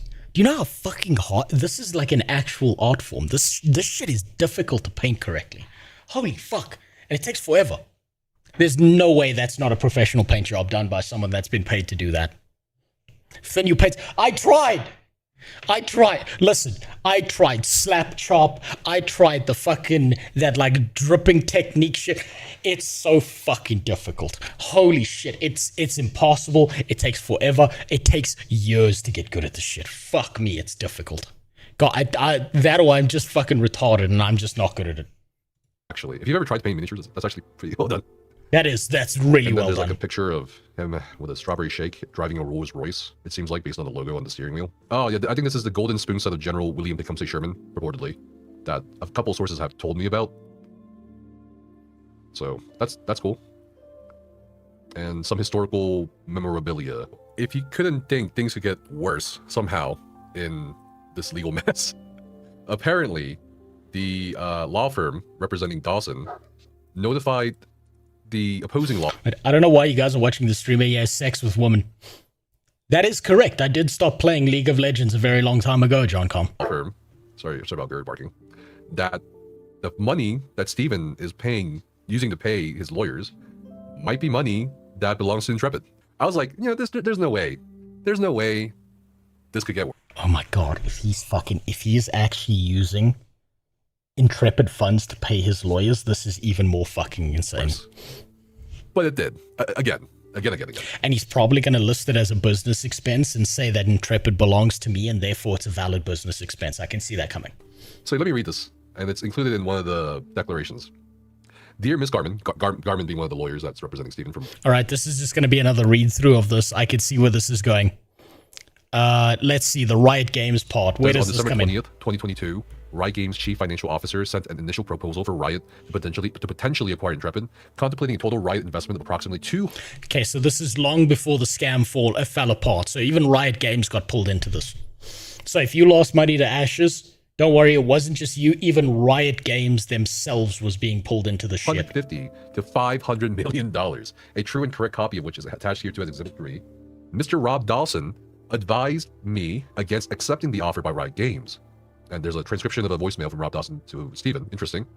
And then beginning shortly after Riot offer in early 2023, Mr. Dawson began extending a series of additional loans to the company through convertible promissory notes. And this is where Rob Dawson was trying, I guess, not outright, trying to subtly take over the company. We actually have a comment from Trindamir of Riot Games saying, regarding the Ashes of Creation Riot rumors, shout out to MMORPG, we looked at making an investment or even acquiring Intrepid a few years ago, but Riot decided not to move forward with discussion. Big brain, they saw the scam. They probably took a look into it and they were like, nah, fuck this. The team there shared our goal of making the next great MMO, something we're more committed to than ever, but combining efforts ultimately didn't make sense for us. So That's corporate speak for we took a look inside the box and realized there was just a pile of shit and we didn't want it anymore. Don't know if they were... So I'm kind of curious at what stage they were in the... But Riot Games is dead to me. Why? What did Riot Games do? Aside from make League of Legends. Business deal? Were they just like saying, hey, let's talk about it? Can we take... Did you not like Arcane? Did you not like Arcane? That part, particularly where Vi and Caitlyn just scissored for 25 minutes in an entire episode? Was that not for you? Don't be homophobic. Come on. Take a look at the books. Can we take a look at what you're doing to justify this $250 to $500 million, cost? It's kind of curious. I'm really curious about the exhibit. I really want to look at it. And the official Ashes server saying, you should have taken the right offer, Stephen. Stephen replied, reading the filings and exhibits, I wanted to. I was convinced otherwise. Then literally 2 months later, the threats and coercion began. And then... Arcane Season 2 was garbage, to be honest. It was. It actually really pissed me off what they did to Victor. Victor used to be one of the most badass characters. I fucking loved playing mid-Victor. Jesus Christ, I loved that character so much before his rework. Another statement by Stephen. thoughts on Dawson potentially torpedoing the Riot deal by pushing for unfavorable terms in talks that forced him to walk away? Correct, Steven says. I have the utmost respect and admiration for Mark and the team at Riot and have faith they will create something great with their MMO. At the time these discussions happened, I was advised by Rob not to accept their offer and instead to counter with a ridiculous ask. After doing so, the discussions did not move forward. Texts and emails will be brought to light with further court filings as the case... I don't believe that. I don't believe that. I believe that Riot started looking into the game and then they decided fucking no. And I think that this is his cope. Oh, we countered with a ridiculous ask. That way they would go away. That's bullshit. This is just all hearsay again from Steven. Proceeds. In retrospect, it is clear that Rob and his I have no associates reason saw the to value of trust Intrepid and proceeded to use threats and coercion to force a takeover of Intrepid for their own personal gain. I'm sorry that Riot was dragged into this public spectacle and wish your team nothing but success and hope for an awesome game that continues to service the players they so obviously care about. I don't trust a single fucking word out of Steven.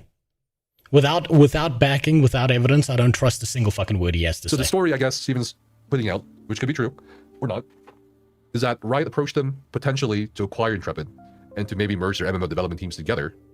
Trindamir says it went as far as, you know, not... Hold on. League of Legends is not a bad game, but for some reason the people the game attracts are. Carol, why do you give a fuck about what some spurg has to type in a chat box on a video game? It's all they have. It's all they have in life. Look at their weird message where they say, I hope you commit unalive. Go commit COVID-19. And just have a chuckle. It's all they have. They can't hurt you. No one's showing up to your house because they can't get their mobility scooter to drive that far. Toxic players in video games and chats are not something to be mad about or upset about. It's funny. There's no reason to give a fuck about what any of them have to say.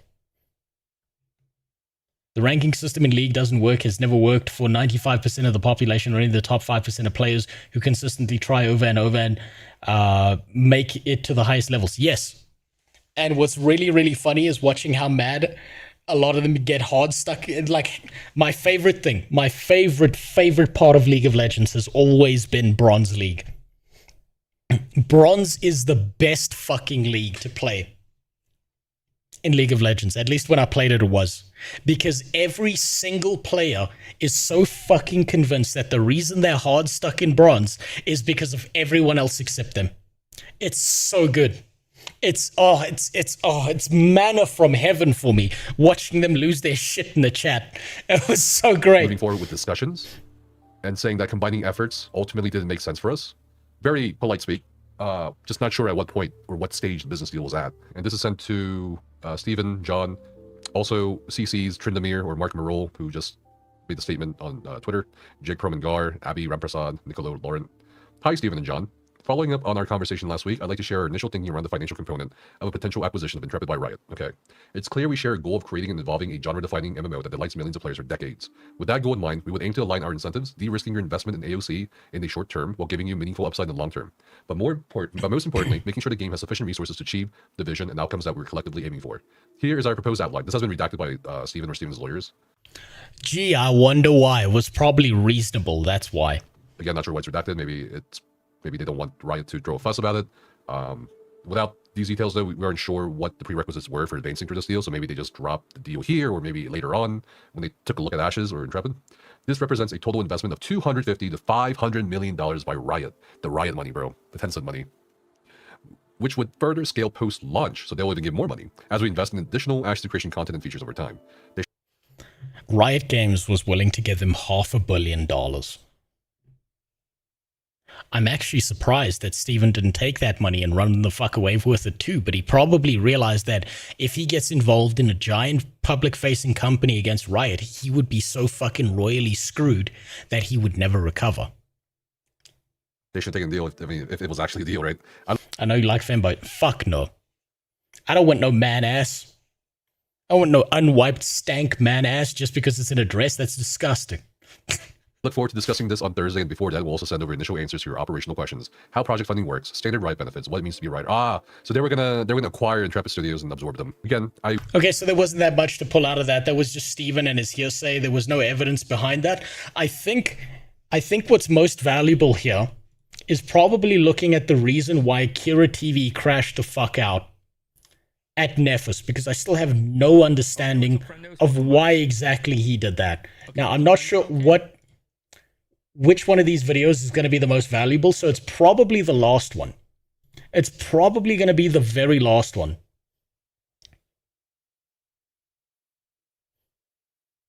Is it this? Welcome back. A lot to go over here, as you can see.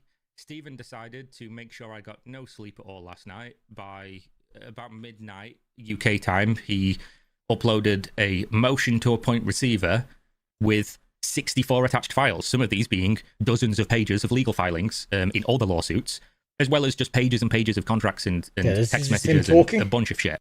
So who's going to be heard on the board, or Stephen, why it's being granted or not granted. So, in fact, it goes against the... Okay, so that's him reading Reddit again. I'm not seeing any evidence. Just scrubbing through here. There we go. There might be something here. Sort of like normal person understanding that the board was not doing some crazy shit that was like really detrimental to the employees. And if it's to be believed, which again, this is under penalty of perjury, this is going to come up in discovery, this is going to come up in depositions, this is going to have to be sworn testimony on the stand as a witness. What people are saying here, they're vouching for like, oh, Stephen literally was paying people's PTO. Stephen was trying to get people to not be fired en masse without things that they were owed. This and that, which is completely contradictory to what the board has put forth through Jason and signal boosted in the public. So somebody here is lying, right? And we're not going to know until it goes to court. But I know some has more evidence than others. And obviously right now we only have financial evidence from the board side, but we have like evidence. So we have financial evidence from the board side, but we don't have financial evidence from Stephen's side. So all of this, again, is just fucking hearsay. This is all just hearsay. This is just Stephen talking, hearsay, statements, but no evidence. This is an entire hour-long video of no evidence and just people talking back and forth. Not a single document is passed here.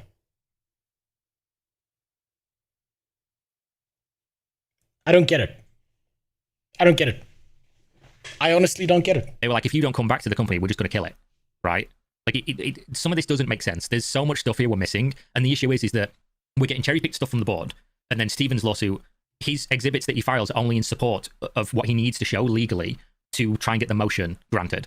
So we're not seeing everything, and I assume the other side are going to respond with their own context of evidence here to counter what Stephen's put forward, which then we'll get to look at and side-by-side it. But realistically, we're still months away from discovery, where we're going to see all the documents come out, and then depositions, and interviews and things like that, if we even get there. So, no evidence. Basically, this whole video amounts to there's no evidence. Stephen's not counterclaimed anything at all. We've got evidence from one side, and we have zero evidence from the other side, except a bunch of statements. What are you supposed to do with that? There's no way to define this. This is, oh, fuck me. All of this is just going to be the same thing said over and over and over again. Right?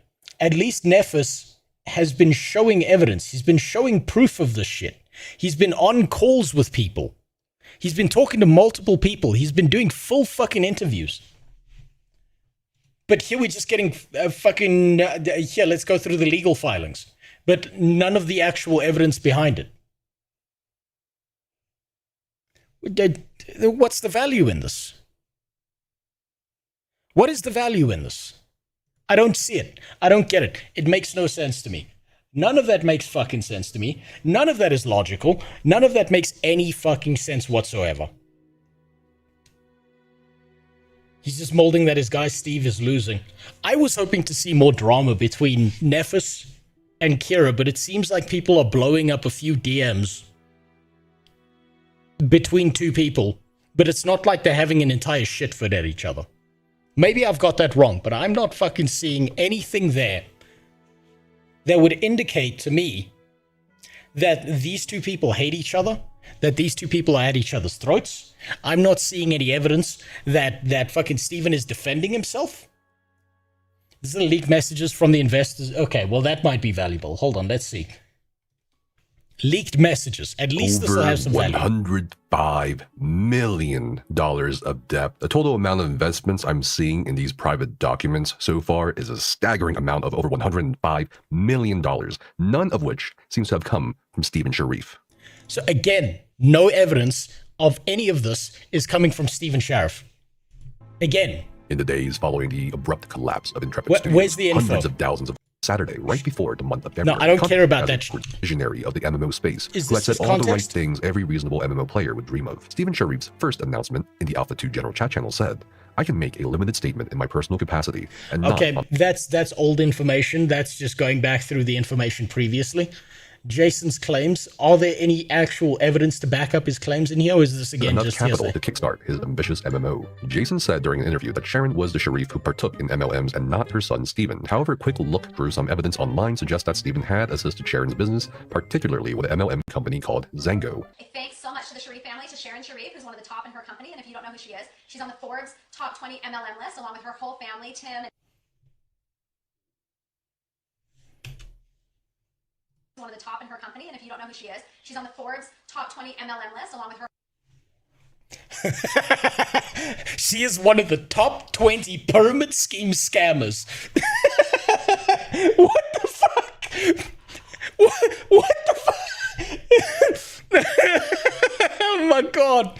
The pride and like the definitiveness of that statement is fucking wild. Her whole family, Tim and Stephen and Mark Sharif. We know that they now travel with their family. They enjoy that lifestyle. I want to say unlimited income. They create millions of dollars every year, almost monthly, in this industry. And we wanted to learn that. And so we're so thankful that they've taught us. Now we're looking for 2 to 3 people this month that we can actually help. Why am I so surprised? I'm not surprised by that. I'm surprised by how fucking candid they are about it. Jesus. Started in their business, show them what we've learned, what we've been taught, how to run this business like a business, how to run it in profit, and how to get on the internet, how to make money, and how to actually be able to start having that lifestyle. After spending time with each other through lavish Las Vegas celebrations as high rollers, Stephen and Jason would hit off as good friends, with Stephen slowly introducing the idea of I don't care. $dollars Show me into the Intrepid DMs. Studios. Stephen told Jason, Okay, you're awesome. I want to introduce some of you to my friends. I'm not sure I want investors. I have 3 million of my own to venture. Lol. Okay, understand. Billionaire baller deal. I'm positive it's $1 billion company. I know that. Why do you think I'm so jacked up on it? Means nothing. At this point, he himself had put it at tens of millions of. Okay, this in is a just going through ghastly amount of the fucking Excel spreadsheet shit again.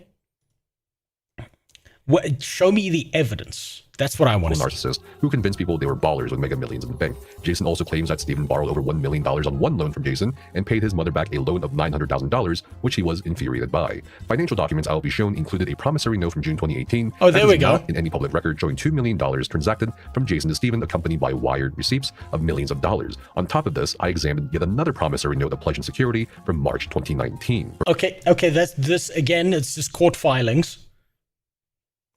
I want the evidence. I want the fucking evidence. Here's the beningings. The year is 2016, and Stephen Sharif is gushing over the apparent beginning of Ashes of Creation, touting it as the next billion-dollar game, bragging about how the project already had 24,000 members, with a hopeful subscription model of a modest $15 per month that would garner over 2 million players after a launch that would never come. In one text message exchange, Stephen asks, "What do you think?" "My mom says get investors. I think I should just fund it My mom says get into. Oh my myself, god. about 8 million, then pre-sell packages through Kickstarter to raise additional capital for development." Except for a brief period in 2014, during which Jason and Stephen very briefly talked about the idea of Intrepid Studios, Jason during 2015 to 2016 period was more acting as a mentor, giving advice rather than shoveling money to a starry-eyed Stephen, who excitedly would text Jason about potential investors, how his creation would be the next World of Warcraft, a very specific claim he'll often keep mentioning throughout the years with Jason. In the beginning of 2017, Wait, a promissory note by itself is already evidence because Steve had to sign it. Yes, you're right about that. I want to see the raw dick evidence. I'm sick of this pussyfooting. So am I. I'm getting really fucking irritated by this whole thing of everyone's like talking around this and like, whoa, oh, here's a fucking financial statement. No, the financial statement's not true. I want to see the actual fucking shit that proves that either Steven has been fucked over or that Steven is lying through his fucking teeth. That I want to see DMs that prove that. Stephen started sharing metrics from the Ashes of Creation website and Kickstarter with Jason, who was of course keenly interested in making money through investing in a project that had potential to change the MMO space, at least according to Stephen. Perhaps like the crypto industry, Jason figured he could do some research and navigate the gaming industry to a similar effect. As you will see from the rest of the video, Steven will display an eerie knack for love bombing and emotional manipulation, which would successfully help him cajole Jason and other investors into giving up more liquid cash for a project that never really seemed to get any bad news on its public front. In February 2017, Steven cemented a deal with Jason for a convertible note and notified Jason that he would be in San Francisco for the 2017 Game Developers Conference, where he would meet with executives from Epic, Electronic Arts, Tencent, and NCSoft. Okay, none of this is incriminating as of yet. This is just people talking about where they want to go with the project. This is all the way back in 2017. So Ashes was still out. So maybe this is actually a little bit incriminating. This is the DM video. Yeah, this is at least giving us some direct evidence of the things said between them. While also giving a 15-minute lecture. I could not independently verify at all if Steven Sharif was even telling the truth about being invited to give a 15-minute speech or lecture at the Game Developers Conference in 2017, anywhere between February 28th to March 3rd. So he may have been lying about that. Checking the GDC Vault and session list for 2017 showed no sessions for Steven Sharif or Ashes of Creation.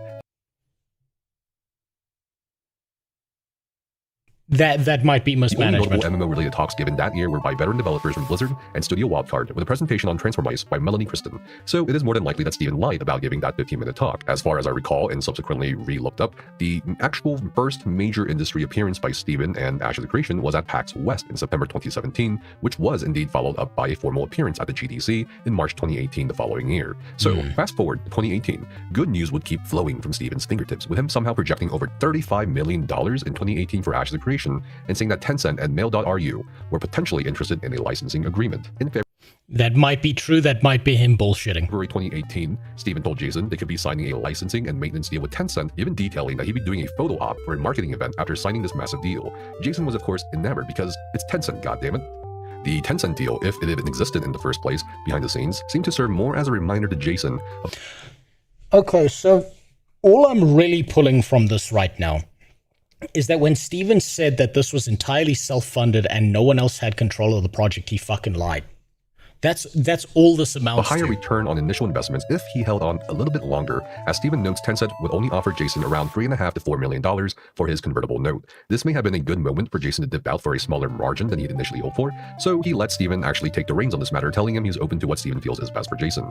Steven goes ahead and says outright that he would prefer Jason. But he's been lying about this since 2017. He's been lying about this since the fucking beginning. Not sell.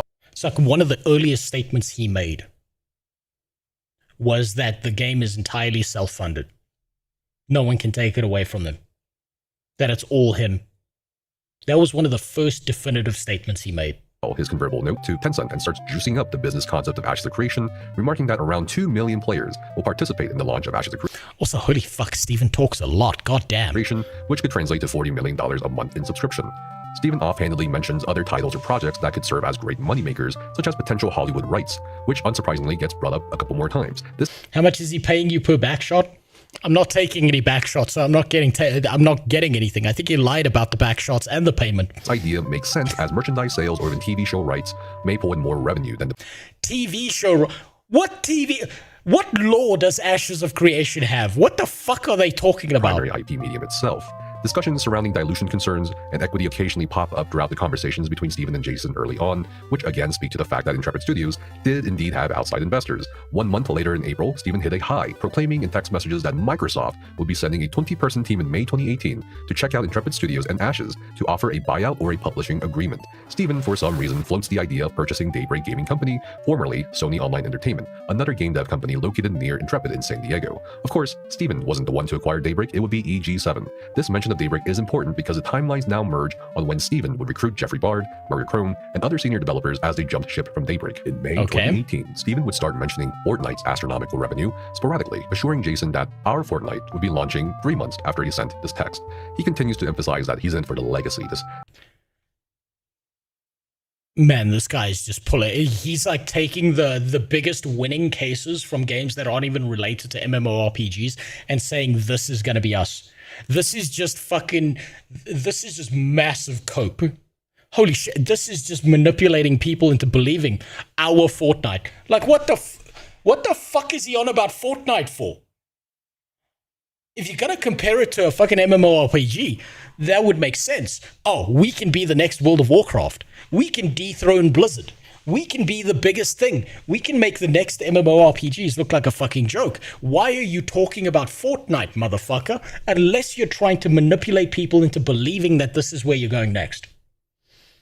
The way Steven's talking here, it sounds like he doesn't actually understand anything about the gaming industry itself. Active empire building, an impactful multiplayer game that will make him and other investors like Jason billionaires. And in response to the buttering up of Ash's Intrepid, Jason became Steven's hype man, encouraging him at every turn possible, because who wouldn't want to become a billionaire? And indeed, Jason became the greatest hype man possible, sending text messages like, I actually don't see you selling out completely ever, I just don't get that feeling anymore. Sorry, Jason. Whoops. Whoops. I believe you took all the learned knowledge from your mom. Hold on. Was checking last night, G550 can fly directly to Moscow or Hong Kong. This motherfucker's taking private jets? For some context on a G550.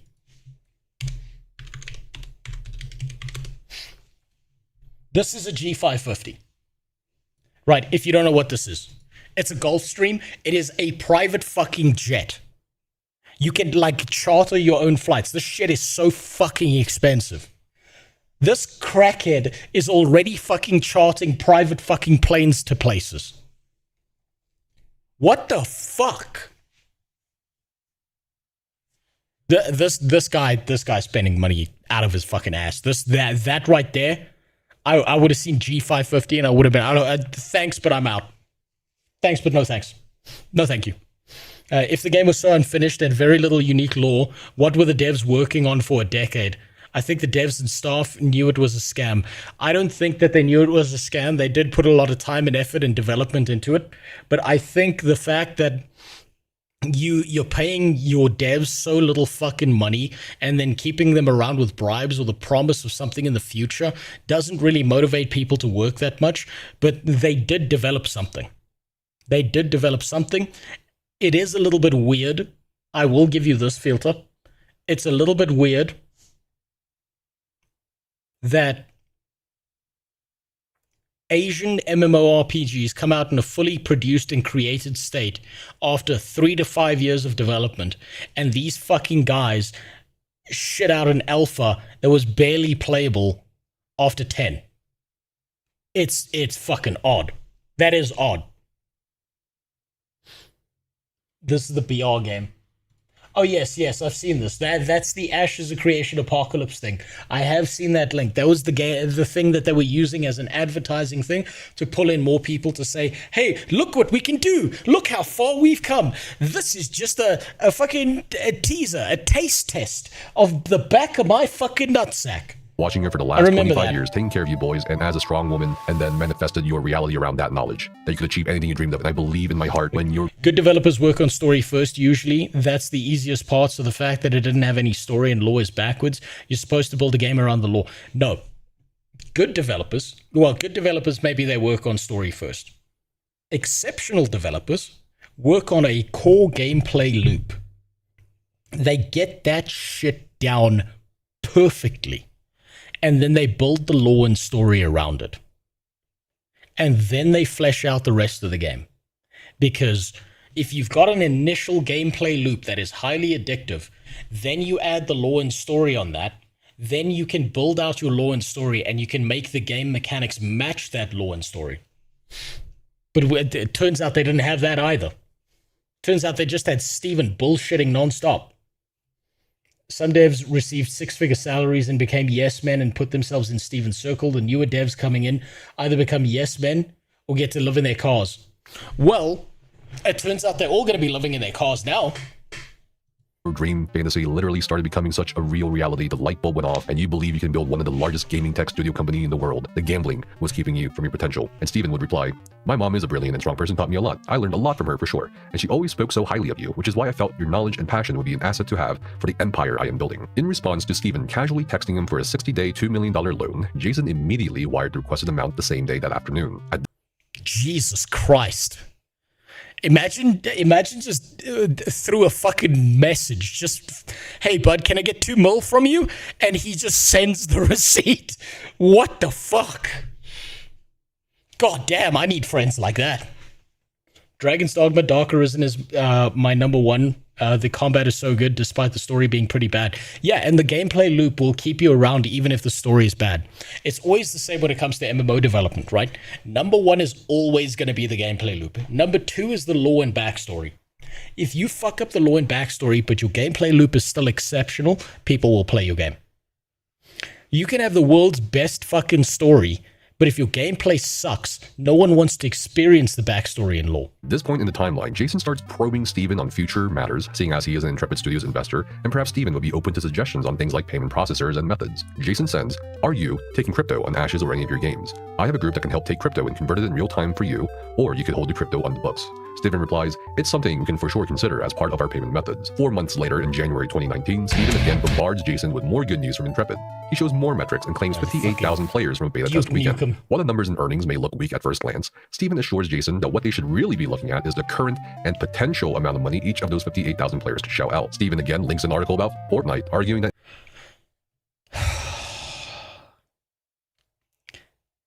Do you know when someone always uses the exception to the rule to prove the rule? To prove that they can do that as well? You know they're full of shit. The reason he's mentioning Fortnite all the time is because that is the one game that popped the fuck off beyond everything else. And he's using that as we can do this. But Fortnite is not the rule. It is the exception to live service games. Which is why Kira not interviewing him is horrendously bad optics for Kira. Yeah, it's really fucking weird. It is really fucking weird that Kira refused an interview with him. Or didn't schedule one when it would be convenient for him. It doesn't make sense. Why the fuck would Kira not try to get as much information from as many sources as possible? That's odd. That's a really odd one. Intrepid's monetization for players is performing close to Fortnite's metrics. Now, if you're wondering why Steven seems specifically obsessed with Fortnite so early on in Ashes of Creation development, keep that question in mind because that is going to be really important in a few minutes here. The day after, Steven brings up a previous conversation about looking for anyone who's interested in providing liquid capital for financing Intrepid Studios, as it's clear at this point Jason is more well-connected than Steven is in terms of networking and knowing potential venture capitalists. Steven mentions mail.ru again and says that he'll be meeting with investment teams from Amazon, Google, Microsoft, and Epic Games at the 2019 Design, Innovate, Communicate, Entertain convention in Las Vegas. Now, unlike more public-facing conventions such as PAX or Gamescom, DICE is more for business-to-business networking, and perhaps such meetings Steven described in his text did indeed occur there, but I cannot confirm. Weeks later, in February 2019, Jason again probes Steven on business, saying that Steven taking $50 million for $500 million valuation in the contemporary market is a great deal. But again, let Steven take the reins on this one. A day later, Steven talks about the February 2019 layoffs at Activision Blizzard when CEO Bobby Kotick admitted that while 2018 was a record-breaking year in terms of profit and revenue, the performance still did not meet expectations and that the company needed to lay off approximately 800 employees. Make a bunch of money, get rid of the fucking people at the same time. Man, Bobby Kotick really was Gallywix, wasn't he? This famously occurred shortly after Bungie parted ways with Activision. In a very brief discussion, Steven and Jason agreed that they should pick up the veteran developers that were laid off. While at this point we may be lulled into this building of an entire game studio, we snap back to reality when 3 days later, Steven, aka MLM, offers 3 different levels of loans to Jason. The deal is very simple. Jason lends Steven more money for more equity. Potential options for 12-month loan with 30% interest rate convertible. Oh, Jesus Christ. He's just, everything is just him pulling money from everyone else except himself. For Jason, $3 million additional loan plus $2 million current non-convertible loan, interest convertible $1.5 million or 1.8% equity, a $6 million additional loan at $2.4 million or 2.9% equity, $10 million additional loan, you get an interest convertible of $3.6 million or 4.6% equity. Steven clarifies that it will be 30% interest for 12 months or any amount of up to $12 million, can be converted to equity at the end of the 12 months with a present-day valuation of $85 million, secured by assets, IPs, patents, and publishing contracts of the company. Steven continues discussing the MMO and gaming industry at a rather shallow surface level with his investor, noting that ArenaNet laid off about 100 to 400 employees, which followed the Activision Blizzard layoffs. It's probably part of the moderation team. Instead of doing market analysis or deeper research into the layoffs or market share, Steven optimistically believes Intrepid Studios is somehow in a very unique position to take advantage of a compressed market space, despite not having a product to launch at all, to take a slice of said $20 billion. For context, this optimistic, naive take is about 2 years before New World, another MMO released, and even then in 2021, Ashes... Yeah, it doesn't sound like Steven actually knows how gaming works. This is actually scarier than the idea of him taking all these loans. The way he's speaking about the genre and the way he's talking about like gaming and MMORPGs and shit, it doesn't sound like he knows anything about the internal workings of live service games, of how gaming works. It seems like he Googled a few things and he's just going off of like that first fucking surface level shit. Like he has no clue what the fuck's going on. This leans into the idea that Steven might be half incompetent retard, half scam artist, and he didn't actually intend to scam anyone. He's just a boy with a dream who's too retarded to know any better. Have you watched the EU hearing for Stop Killing Games? They got an old councillor who bought Concord. What a retard. Jesus. No, I haven't watched that. I did see that Ross was... I did see an image on Twitter that Ross was in, like, the EU courts for SKG. I do want to look into that as well. I think he's always real money transacted. RMT. In every game he's ever played. Yes. And that was confirmed by Neckrage in a lot of his videos talking about it. The creation was nowhere near completion, and anything about Ashes was purely theoretical on paper or in the longing videos of the Lazy Peon and other MMO players, such as myself, waiting for a savior to take us away from the pay-to-win, the pay-for-conveniency, and shitification of MMOs, one could say. In March 2019, Steven again mentions another Battle Royale. I love how he talks about how we're going away from pay-to-win, and then he sold people PNGs on his fucking website.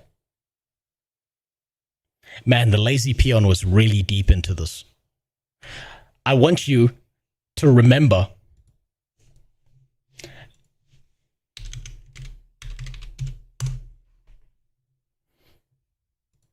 that the Lazy Peon made this video about Ashes of Creation. Where's that fucking video?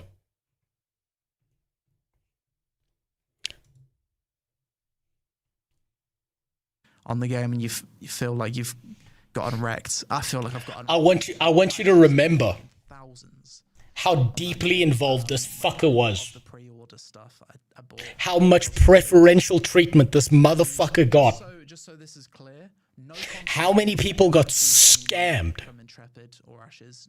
Not a single penny. Yes, it had its referral system, but that was only ever going to pay out if the game fully released. That's what. This motherfucker shilled this shit to so many people with zero thought about whether it was going to be good or not. Royale game, this time it's Apex Legends, which had just released a month prior to resounding success. Again, the biggest difference between Ashes and Apex Legends is ignored here, in the fact that Ashes doesn't exist yet in the public form. But, and this is very important, Steven mentioned... What scared me off from touching Ashes was pay us 3-digit sum just for the honor of testing our game. You know what really fucked me up was I actually had a conversation with Blue Squadron, right? And he was talking about how it took BDO like 3 years to develop the like BDO as an experience launch fully entirely. And he was like, how the fuck have these guys been going at this for 10 years and they're still not out of alpha? That was the point when I said to myself, Jesus Christ, I can't fucking do this. This is insane. This is crazy people shit. And you know what the worst part about this was? I had someone email me, and it was a guy who said look, he's rich and all of that shit. So he bought me an alpha key for Ashes. And he said, all I want you to do is give me feedback on the game. Tell me everything you see, everything you don't. So I spent a lot of time offline playing Ashes of Creation. I filled out like a 50-page bullet point document for him of everything I saw wrong with the game. He sent me a DM saying, dude, stop. It's okay. I know you feel bad for taking this alpha key that I gave you. But it's okay, you've made your point. I understand Ashes is shit and it's gonna collapse. Mentions Ashes of Creation apocalypse right here. Remember how he talked about Fortnite? That's right, this is still a burning question for many in the Ashes of Creation community. What the hell was that Ashes Battle Royale game all about? In hindsight, it seems like a frivolous waste of resources, or perhaps it was a way for Intrepid Studios to get testing feedback, or... It was advertising. It was advertising. It wasn't about feedback. It was advertising and getting information about the game and getting people absorbed in this shit and pushing it to as many people as possible. That was the point. And then they could hide behind the excuse of, oh, guys, but this is just to test shit out. Oh, this isn't the real game. This is just like 1% of 1% of what we're doing. That's what that was. Hands down, this was advertising. Things not done by experts take years and years longer than it really takes. Absolutely. Abso-fucking-lutely, because they have to try and become experts or become scam artists. Even the people making the Skyrim mod, that started around 2012 and it's almost fully finished now. Yes, and those are just fat retards in their basement and they've done a better job than these fuckers. But I bet they didn't have this kind of funding. They didn't have millions of dollars just shoved up their ass for them to just shit out game updates and adapt things. Something that will help the progression to the actual MMO along. But based on what we're seeing here, I think it's more than fair to assume that Steven saw how much money Fortnite and Apex Legends were making and thought, hey, what if Battle Royale but Ash as a creation? Within the additional context offered by the existence of investors, the loans and growing expenses, it certainly makes sense. After all, many tech startup founders, YouTubers, or other creatives may need to make a hard decision at some point in their journey to perhaps pivot their creation or service to a different position for the sake of survival or revenue. Slack, for example, started out as a game company building an unprofitable MMO called Glitch, but they found tremendous success after pivoting into the office communication space. YouTube started out as a dating video-based site, and Shopify was a snowboard shop. That's right. And they applied the 80-20 rule. They took 80% of what wasn't working and threw it out the fucking window and focused on the 20%. And it worked. Steven did the opposite. He took 80% of everyone's money and went to Vegas. What I've learned from all these Ashes missteps is money really can go a long way when it actually hires expert engineers to build your frameworks. Yes, it can. Money can build you the fucking world if it's used correctly. And when it's used incorrectly, you get ashes of creation. So perhaps Steven here was making a pivot. But whether it was because of ego or still wanting to achieve the goal of making a full-fledged MMORPG, Ash's creation apocalypse did not last, and the train to the edge of that cliff continued running. Jason cuts. God, I remember this fucking area, and the AI voice acting that they strapped onto everything was such bullshit. Through Steven's optimism here, and brings up something that even the Joker wouldn't mess with. Yeah, the IRS. Steven needs to make sure to file 2018 taxes. A month later, in April 2019, Jason sends Steven another $500,000. Then, in June 2019, another $2 million is wired through the bank to Steven. Oh my God. Oh my God, Steven. How much fucking money did Jason give you? Jason also writes 3 separate checks for Intrepid Studios Incorporated for the amounts of $8,000, $450,000, and $42,000. Fuck me, at this point, Jason's gonna be in a cardboard box on the side of the fucking road. From millionaire to zero. And all of this money is sent after Steven sends pictures of himself posing for the camera in April with people from the Chinese company iDream Sky, known as a gaming publisher of Fruit Ninja for the Chinese market. It's mentioned several times in text messages that iDream Sky made a deal with Intrepid Studios, which is backed by photos sent by Steven Sharif, although this deal would end in a bit of a disaster later on. Finally, on June 27, 2019, iDream Sky or IDS signs a contract with Intrepid Studios promising $60 million over a 5-year period with 35% revenue share. Again, this runs contrary to public claims from Steven Sharif of any outside investors or publishers, and that the game and studio were going to keep going because he was funding it and that everything was fully funded. Yeah, which was the entire lie the entire time, saying it was self-funded. That's the biggest deal about all of this. August 2019, Ash's Creation Apocalypse Battle Royale released to testers, and Steven shared footage of the gameplay with his investor, Jason. In response to watching the footage, Jason replies, "Looks awesome. Game of Thrones meets Hobbit, meets Lord of the Ring, meets Jurassic Park." Now, do you see that? Do you see the pop culture references? Like all the most successful shit, but none of the failures. Do you see that crackhead shit? Do you see what he's fucking doing? What a bastard. Bad bro, pretty damn good. I am excited about the movie rights, LOL. Steve says, LOL as well, me too, and that Jason is excited that they will have a premiere movie release, hopefully. Almost a year later, Steven Sharif would comment on the movie thing again, saying, I want Chris Hemsworth to play my...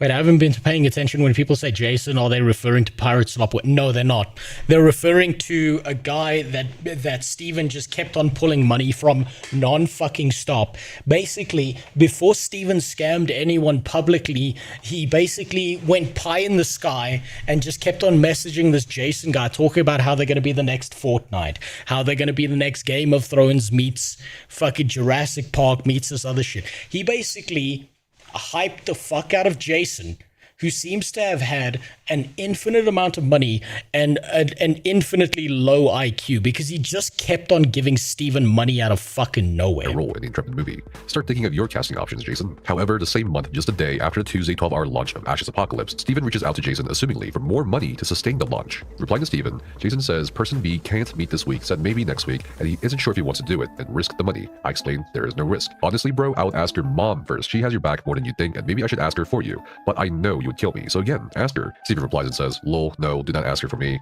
Continues to say, alright, well, let me know if Mr. T is interested. Also, if you're able to swing $500,000, I could do the other $245,000, and because it would be paid back by September 17th, I'd be down to do 20% on it by September 17th, with penalty of 1% equity per month late. No possible way to be late, by the way. Jason replies, I can't do it until I free up capital. Don't be a pussy and just be real with your mom. I know it stresses you a lot, but honestly, just say blame it on me, and say Jason committed to it, but he thought... Jason's starting to get irritated now. He's had enough. He can't fucking take it anymore. It's starting to happen. He's offering his mom to Jason. No. Basically, his mom was an MLM scammer alongside Jason, right? And so she's getting involved in this and trying to help with the finances and shit.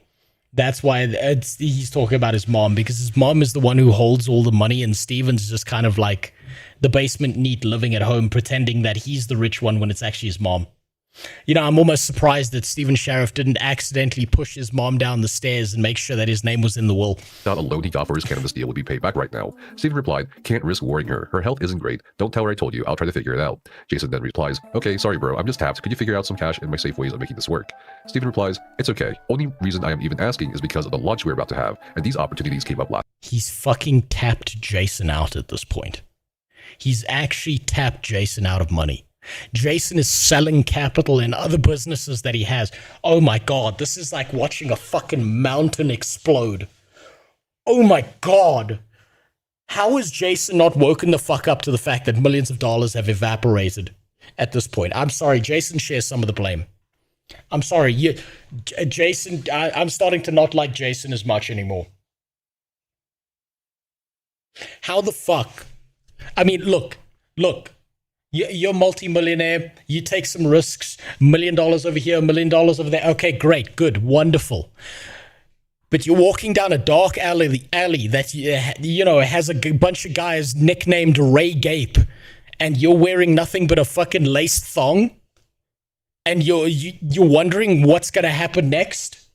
Jesus Christ. Last minute. I understand if you're tapped. I just wanted to give you the option if you were able. Even though Jason had repeatedly refused to give Steven any more money, Steven kept insisting that he could ask no one else, even his own mother, for the same amount of money needed to keep Intrepid and Ashes Apocalypse going. To give some context to the next messages from Steven, he's talking about the expenses needed to get a booth for TwitchCon to promote Ashes of Creation, a contractual agreement with Team Liquid for them to play and promote Ashes, and a booth or emphasized presence with PAX West potentially. What is interesting are the expenses being requested here: $320,000 for a space in TwitchCon, $300,000 for doing business with Team Liquid, $125,000 for a PAX sponsor.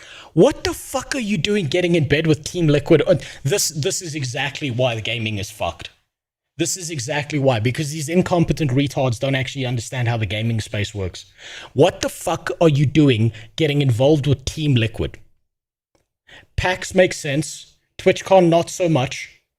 But okay, fine, I can understand that. Why the fuck are you getting anywhere near Team Liquid? They have nothing to do with this kind of stuff. Sponsorship. Steven offers to, of course, pay for the lowest expense himself, which is the $125,000 for a PAX sponsorship. What's even more bizarre is Steven randomly calculating the ROIs, or return on investments, for each of the 3 things he's requesting funding for. Wait, fun fact, Steven has 2 brothers, one in an asylum and another scammed away from... You know, I've been catching up to One Piece recently, Black Shadow. I'm starting to think that Steven doesn't have 2 brothers, that he's just Blackbeard IRL. In terms of gaining who the fuck is Team Liquid? An esports team. Primarily. Or a part of the market's attention. One could argue that he was going for a marketing approach here, but I've also talked to vendors myself who have bought spaces and booth spots at TwitchCons, and quite a few of them have stated that's more of a loss than anything, and it's expense that they take a hit to for marketing. So I don't see how Steven is calculating a 10 to 30 time ROI on a TwitchCon space or even his PAX sponsorship. Definitely no disrespect. Yeah, that makes no sense. That's a pure spend. There's no ROI on that. That's just, I think Steven's trying to pull money here to fund his own personal lifestyle. I don't see it for... Why the fuck is an esports team involved? Exactly my point, Jimmy. Exactly my point. Steve was talking about his ass with Team Liquid. That Liquid payment never happened. He just milked Jason. No, he is. He's milking Jason. He's lying through his fucking teeth to Jason. And Jason's like, look, I've got no more money. I'm tapped out. You've burned me to the fucking ground. I'm not doing this. Paying Team Liquid's limit to play Ashes either. Do you know why he got away with this with Jason for so long, thinking about this? It's because Jason is an investor, but he doesn't know anything about the gaming space. And he keeps on seeing these big fucking numbers, and he's got fucking dollar signs in his eyes, and Steven just keeps on amplifying that fucking message. There is no ROI on going to TwitchCon. There is no ROI you're going to get out of Team Liquid. Esports is a failing thing that's always never managed to make any money off of it. PAX, that's a sponsorship. You're not making an ROI off of that unless you've got a product to shill that's in a completed state. He's just fucking lying. Steven sure seems to love milking men dry. Well, he's good at it. Yeah, say what you want, but he's fucking good at it. As for playing Team Liquid to play his game, sure, one could argue for it, but any head of growth or marketing out there is probably cringing at $300,000, which could have been spent to a greater effect for the same or more amount of attention. The $125,000 for PAX is also debatable, since you could just be an exhibitor for cheaper and still get thousands of people to latch their eyes onto it. You could. You could have been an exhibitor at PAX and nothing else. No need to pay Team Liquid shit for anything. You could have taken 100K and had one of the most effective marketing campaigns through ads and Google and YouTube and all of that shit. There's no fucking reason to do any of that other stuff. I don't know what the fuck Steven's on here. You're doing. Instead, Steven goes a tier higher above an exhibitor for a sponsorship, which should have let him put the Ashes of Creation logo on everyone's badge lanyards, but 2019's PAX East lanyards in Boston only had Final Fantasy XIV logos and Magic the Gathering Arena featuring Open by HP logos. For PAX West in Seattle, the yeah, so he's lying again. 2019 lanyards had Final Fantasy XIV or Xbox markings, nor did Intrepid Studios or Ashes of Creation have a logo or presence on the official PAX app as an official app sponsor. There were no ceiling banners everywhere except directly above their rented booth space as confirmed by pictures, and they definitely had no official merchandise or insert into the PAX East or PAX West swag. Think about how incompetent that is. Think about how incompetent this frame is. He's got all the bells and whistles, but no actual substance. He paid for a big fucking sign and someone to put us some shitty plastic rings. Do you know what this does? This looks good. It looks good, but it's got no substance. Do you know who pops the fuck off in the gaming space? Schedule 1. Content King. Among Us. Zero marketing budget. No need to go to these big fucking events. No need to advertise all this shit. They just made a good fucking product. There he goes again, that fucking bastard. There is no need to do any of this. It's just make a good fucking game. Think about how incredible Ashes of Creation could have been if all of this money just went into deving. That's it. The game is the marketing. It sure as fuck is. Yes, it is. It's all bum fluffery. All of this is front-facing advertising with no product behind it. He's got no actual fucking product. This is just advertising bullshit that doesn't exist. The same way a Ponzi scheme works. Even if he's legit, Steven has no damn business getting an esports org this early on development. He has no fucking business advertising his game that doesn't exist at this point. There is no reason whatsoever to be doing any of this until you've got a completed product. Then you worry about the advertising budget. Like, you should have your game like 80 to 90% completed before you're even worrying about this shit. God damn. It makes no fucking sense. The whole time Steven is soliciting investments, saying that Steven himself is going to go in on it, and yet he never did. He didn't spend, it doesn't, like, I've yet to see a thing, a single statement, a single Excel spreadsheet, a single message where Steven says, hey, I took this amount of money, all of my money, put it towards the actual development of the video game. I've yet to see that once. It's always everyone else's fucking money. As confirmed by pictures, and they definitely had no official merchandise or insert into the PAX East or PAX West swag bags. The only distributed items were at their booth. Lastly, while they did feature Ashes of Creation Apocalypse in a theater space and had demo stations, those are generally paid speaking slots and not an exclusive part of PAX sponsorship tier. So while I was reading these text messages, all this called into question for me if Steven really did need that $125,000 or if he even spent that much at all. Steven is insistent on Jason providing more cash loans, even though Jason is still refusing and asking Steven to ask his mother and other people Steven may know. Steven kept poking the bear, saying, "You sure you can't do a 26-day loan?" Even following up with a check on the equity Jason now owns of Intrepid, putting it at a 12.4% share. Steven is desperate here and even offers to bump up that 12.4% equity for Jason to 13% as interest and promises to pay back the principal amounts in 26 days. And this should have been a major red flag when Steven I'm concerned to ask the Chinese because they'll smell your bullshit from a mile away. kept refusing to ask other people for loans, including his newfound partners at iDream Sky. I had another Grandpa High on Retro. Well, I mean, you showed me the trailer of that. It's actually pretty interesting. I'm probably going to play it. This is why indie devs keep on outperforming, because these guys are just bluster and fucking marketing. Whereas, like, indie devs are passionate, fucking crazy people sitting in a back room building something. Guy, who have allegedly promised $60 million in funding, saying he's concerned for some reason to ask the Chinese. In a follow-up conversation 3 hours later that same day, Steven reports that Team Liquid took the offer and presumably TwitchCon and PAX for some reason declined Steven's patronage. Oh my god, the esports team? You mean the esports people who never make any fucking money wanted 300k? Color me fucking shocked. Bid, which allegedly lowered the total combined cost for PAX and TwitchCon to $245,000. This also explains why Intrepid Studios was not present as a PAX sponsor in 2019, as I had brought up earlier. Now, Steven only needs Jason to lend them $300,000, since Steven will cover the $245,000. Steven again asks for a 30-day short-term loan with a hysterical 20% interest rate and bumping up the 12.4% equity share Jason has at 13%. If you are someone with any kind of business experience, you understand that this offer is in the loan shark territory. Steven is so desperate for money, he's willing to parcel out more of his company while taking an incredibly questionable interest rate on a 30-day loan. Do you know why he's giving out percentages of his company to this guy?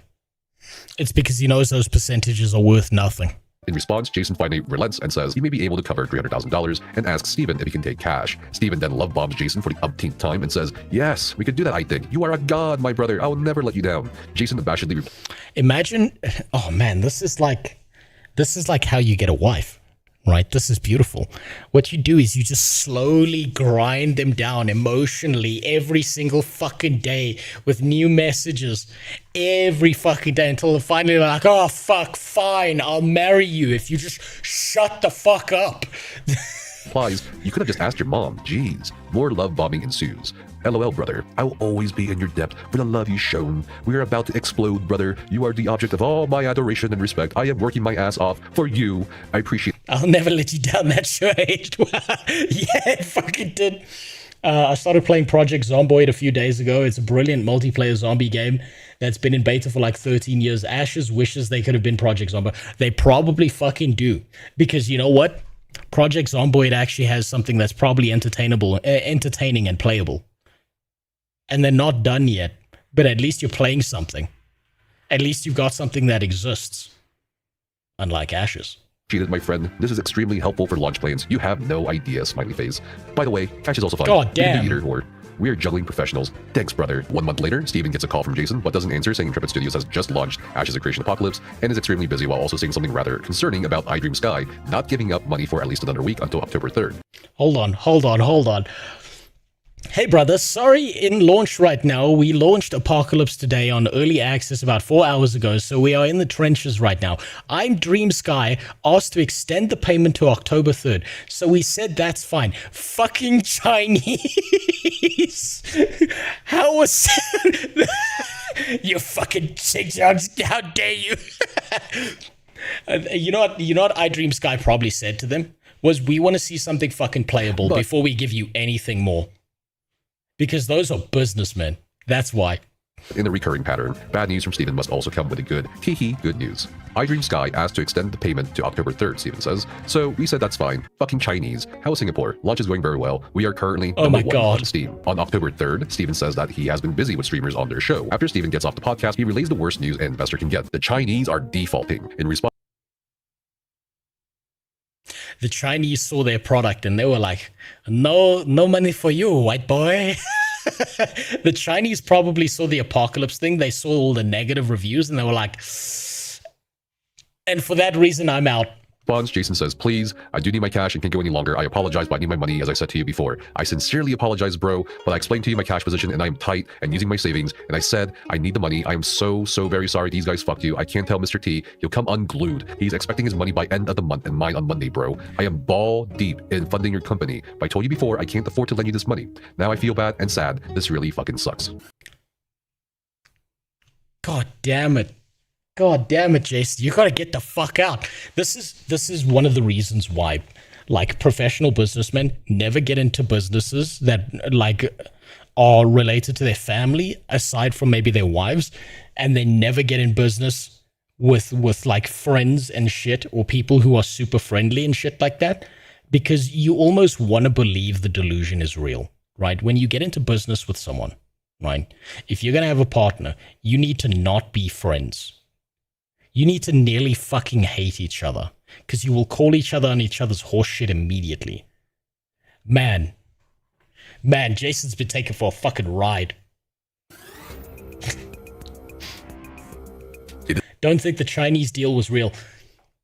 That's actually true. Maybe it wasn't real, Newgash. There's actually a chance that iDreamSky was never a chance. He took a picture, sent it through to Jason, lied to him, and the deal never actually existed. That's actually a real solid chance that happened. It is at this point in their personal and business relationships, a schism forms between Steven and Jason. Jason starts off saying, yeah, bro, this is not good at all. I think you need to go out and dilute yourself and raise some more money, because this non-payment from iDreamSky will kill us. Steven replies, I agree. I already sent our advisors an email last night, their earnings and sales data and game metrics to reach out to the big boys at EA, Activision, Amazon, Google, and Epic, and some tech funds. He told me he will have calls lined up this week for me. Are there any friends or funds you know that may be interested if we did a quick raise? Loan, equity, convertible, whatever at this point. Mom and I are chatting at 7 p.m. She is with person A right now. Steven continues to say, this fiasco with DreamSky has put us in a bad spot. I am discussing long-term investment round with Amazon, Kakao, Epic, and a couple tech funds this week that our advisors and H have lined up. And I'm getting on a call with EA in about 5 minutes. Those, however, would be solutions that are a minimum of 60 to 90 days away. We need a short-term lender or small equity investor in the realm of $2 to $3 million.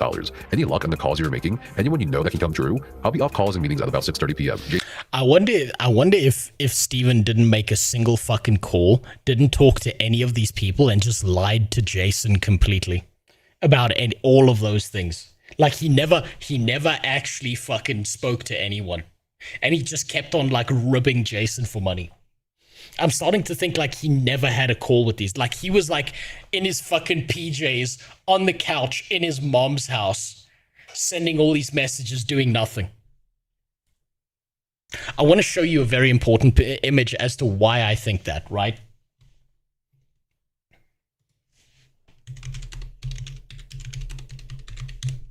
I want to explain, because I think this is the same kind of person.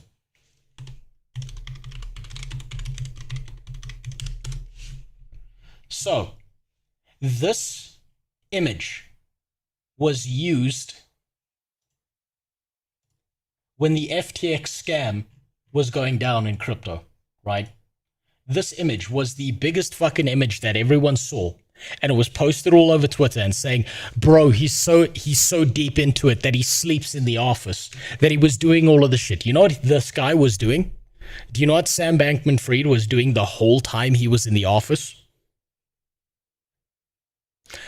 He would wake up, play League of Legends for 18 hours non-stop, order pizza to the office, then go back to sleep. And he did this for weeks. That's all he did. He didn't do a single day's fucking work. He spent months just playing League non-stop, hard stuck bronze in the office, not doing a moment's work. And then this image was posted to Twitter, talking about what a hard worker he was, that he never went home and he just slept in the office. That's the kind of person I think Steven is. I think he did the exact same thing. I think that fucking Steven was sitting there in his PJs getting his cock sucked by his boyfriend, like messaging fucking shit in his mom's house, hadn't done a single day's work. Every now and then he threw on a fucking t-shirt, walked to the nearest convention that he could, took a picture and to make it look like it was real, and then went right the fuck back home. I think he was living the Asmongold lifestyle. Jason then says, I am not in a position at the moment, bro, and I need my money back as I lent it to you on an emergency. Now I'm in a fucked position. I apologize, bro, but I am not in a good spot, and I need you to go to your mom or anyone else and get the money as I have obligations. I am seriously so fucking bummed out right now, and God forbid Mr. T finds out, he would lose his fucking mind. An hour and a half later, Jason would text Steven, Steven, are you paying me today? Almost 3 hours later. No, you're getting ghosted, buddy. Jason again says, bro, I need some answers. This is not cool. A couple days after, Steven says, I'm meeting tomorrow at 1 p.m. with the Gap Financing Group. It's a long shot. But I don't know, man. In a bad spot, Google and Amazon got back, and Anderson Horowitz, a fund up in Menlo Park, all interested in discussing equity opportunities, but that's minimum 3 months to turn around a series round. Payroll is on the 15th. I'm not sure what to do. Jason then says, I am not in a good place. Well, even Mr. T was in on it. Yeah, I think Mr. T is not Mr. T. I think that's someone else. Also, let me just fix this. I just realized that there's a bit of a mistake on this fucking overlay. There we go. That's better. Now you can see the whole message of all the bullshit. The moment that I need to pay my bills too. I'm so far deep into your deal, and honestly, this is not a good spot for any of us. Steven unironically dragged a man out of being a millionaire. How fucking mad would you be if you were a guy who made millions of dollars in investments nonstop? You worked your ass off. You were a multi-millionaire with like $1 million deals going down everywhere you went, and this one fucking guy shows up and drags you into poverty. And you're sitting there in the welfare line being like, what the fuck happened to me? Oh my god, Jason's fucked. If I come up with anything, you can run this company and build it, but you won't control it or the board. Be prepared. You have totally fucked up and fucked me, so I apologize. This is no longer Jason, your buddy. This is Jason being serious. I have to either liquidate crypto and or get a loan against it, or borrow more money from someone. And I, at the moment, because I gave you $5 million in debt, I also borrowed $5 million against my distributorship on the other deal because I didn't have the money I gave you anyway. It's neither here nor there. I am just as fucked as you. In response, Steven says, I understand. I know the spot you're in. Jesus. I'm in the same spot, and I feel terrible. Horrible. I bet Steven's not in the same spot. He's in Vegas gambling that money away. Because you are my friend, and I know this project will be insanely successful. I cannot say how fucking angry I am at the Chinese fucks. Had I known, I would have prepared to do an investment round and easily cover. Man, this guy really hates the Chinese. He's like blaming the Chinese for everything that he's done wrong. Our asses. Is there anyone who can cover a loan of $2 million to us for 90 days? I can get a series done in that time and probably raise around 30 to 40 million and give up a chunk of equity. If we miss payroll next week, that becomes impossible though, and then we are really up shit creek without a paddle, sad face. I can't sleep because I feel so terrible that we are in this spot. I am sorry, man. Love you more than my own family. I'm sorry we hit this bad. Love you. Wow. Love you more than my own family. Wow, man, the fucking manipulation on this man is impressive. Spot. There's no doubt that we can do a successful round within 90 days. I just need us to get $2 million to cover that time. I don't know how or from where. In the next set of text messages, panic realization sets in as the understanding of the collapse of the deal between iDreamSky and Intrepid becomes clearer. I am beyond pissed at you. Hold on, bro. You want me to give you more fucking money? You see, this is where it falls apart. Bro, you wanted me to give me more fucking money when I'm already fucked. Now I have to come up with more money to save the company. Seriously, this is so fucked up. You don't deserve to keep how much equity you have. This is fucking crap. For you to put me in this position so we can do the friendly way or the hard way, which one do you suggest? Jason starts. He's tired. He's tired. He's done. It's over. Hold on. I want to read the rest of the this. Collapse of the deal between iDreamSky and Intrepid. I am so beyond pissed at you. It becomes clearer. What's that last one? Listen to you about this deal. It's all horse shit originally. 10 cent was the deal, now nothing. You should have been more proactive than having me carry you. Other baller friends or your mom's friends' money. You're the only fucking idiot here. Man, Jason starts crashing out. Understand. Jason's done. Jason's done. He's fucking lost everything. Jason's lost his ass on this fucking scam artist. I don't have anyone, bro, on your own. You're on your own. So if you come here to borrow money, I'm taking an equal share of equity, bro. That's it. I am done. Sorry, but I'm fucked and I need my $300,000. I should have not even given you that because I didn't have it extra to give. Please understand, you have put me in a bad spot. So here, I don't have any. Fuck. Oh my god, Jason's crashed out. He's finally seeing the scam. Do you see what's happening to Jason right here? Do you see what's happening to Jason? That's exactly what happened to every single fucking player. This is what happened to Narc. This is what happened to everyone. Yeah, what do we want, New Gash? This makes me wonder what Steven was doing with all these streams on Twitch besides PR. So many hours of bullshitting his own employees on top of customers. He was bullshitting from day one. If he was doing this to his main investor, like the guy he was talking to nonstop and begging for money, search for Jason Karamanis so you know the face of who's angry. Okay, you know what? That's a good point. That's a good point. Jason Karamanis. Who the fuck is Jason Karamanis? Let's put a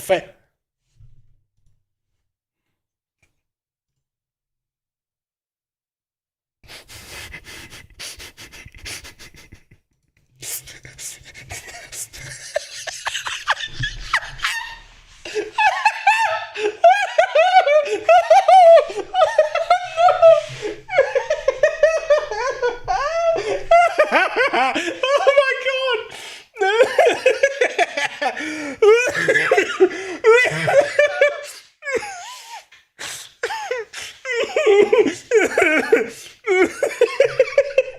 You know what? I don't feel bad for him anymore. Oh my god.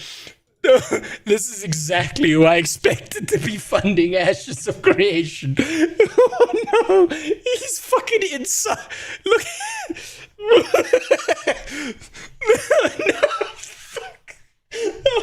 fuck.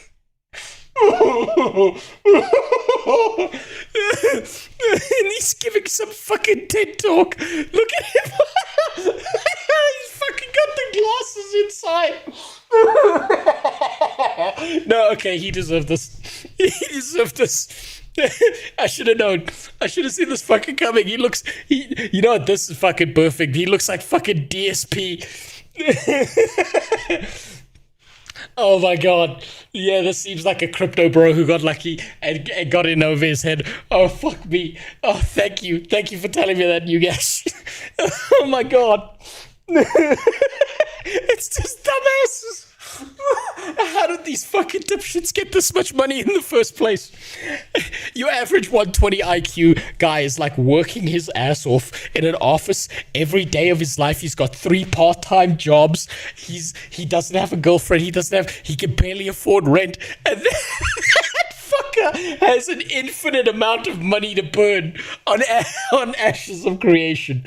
Oh my god. If you wanted to ever know if the world was fair, there you go. There you fucking go. Jason looks like he's gonna get the goons and make gabagool. The problem is all the goons he hired, he can no longer afford them. Anyone, bro, you're on your own in that. So if you come to me to borrow money, I 100% understand why he's saying the word bro so much now. I am taking an equal share of equity, bro. That's it. I am done. Sorry, but I am fucked and I need my $300,000. I should have not even given you that because I didn't have it extra to give. Please understand, you have put me in a bad spot. Steven then replies 5 days later, hey brother, I've been working on finding 5 days later. Oh my god. Jason's having his fucking kneecaps broken by his boss by then. Jesus Christ. some type of gap funding while we prepare the Series A round. A firm here in San Diego called Mint is helping us by trying to find short-term lenders, but they aren't going to find one in time. Is there anything you can pull together by Thursday? I know this is a shit situation. I know you're pissed. I'm pissed about the fucking Chinese, but I'm trying to... Again, mentioning the Chinese. Do you see how Steven's taking zero accountability for all of this? Both of our investments. Bottom line, if we can survive 90 days, then we can do a round and raise a shit ton of money that'll give up equity for and secure the company's very profitable and giant future. I'm so sorry we got put into this shitty situation, but I'm not sure what else to do, man. If we don't get a solution this week, we risk everything. Once people don't get a paycheck, the value of the company goes from sky high to zero. Jason then goes on a rant. Bro, you want me to give you more fucking money when I'm already fucked? I'd have to come up with more money to save the company. Seriously, this is so fucked up. You don't deserve to keep how much equity you have. This is fucking crap for you to put me in this position so we can do this the friendly way or the hard way. Let me fucking tell you something right now. You motherfucker. You goddamn piece of shit. I'm completely fucked because of you. Expect to be sleeping with the fishes soon. Which one do you suggest? Call Tom A, your other investor, and ask him to borrow some money. You put me in such a bad position, you have no idea. And you're right, I am beyond pissed at you. I can't believe I listened to you about this deal. It's all horseshit. Originally 10 cent was a deal, then iDream Sky now nothing, bro. This is all your own doing. You should have been more proactive than having me carry you. Where are all your other baller friends or your mom's friends with money? Seriously, am I the only fucking idiot here? Had to have person A and person B help me pay that $3 million to get you to where we needed. I should have said no. So what are you suggesting I do now? Sell one of my homes? Borrow more money? What? I am on the plane. I texted your mom, go get her to find you some money, bro. I'm beyond pissed. You took money from me. This last $300,000 I specifically said I couldn't afford to give you, and you took $1 million from Mr. T. I have not said anything to him as of yet. God, Jason's crashing the fuck out now. He's getting so angry he might lose some weight. When he finds out, he will come unglued and unhinged. So you tell me what to do. If I have to get a loan, sell some Bitcoin, and get more money, then you don't deserve to keep what you have. So send my lawyer a proposal and copy me for review. I am flying somewhere over the Pacific Ocean, and I land at 6 a.m. Send it to my lawyer of what the company needs are, a current projections and losses, and use of proceeds for money, and what the offer is, because honestly, I am so pissed, bro. You have no idea. Steven finally replies to Jason's crash out and says, Jason, bro, I know this is shitty. It's shitty for me too. I put everything I have in almost 4 years of 16-hour days into the company. Sell one of my homes. He's like, do you have any fucking idea how hard it is to find a home with the double doors that I can walk through, huh? Without having to go through sideways like a fucking crab. This guy's probably got like 5 homes and he's done. His net worth went from hundreds of millions to just a few million, and he's pissed beyond all belief. Jason just outright trusted him without any receipts for what he was investing in. Yes, that's the best part. Oh my God. Some incompetent fuck has that much money, and you're struggling for groceries. So am I. God, this is cathartic. This feels so fucking good. I don't know what's worse, this Ashes of Creation scam drama or the new Last Airbender movie full leak online when it was supposed to have a theater release. Well, why is that a disaster? You mean you get to watch the movie for free instead of having to pay for it in the theater? That sounds like a company problem, not a you problem. It'll pay off though. We just got stuck in a bad situation right now with the shitty Chinese. I should have gone to do a round early. Can you imagine?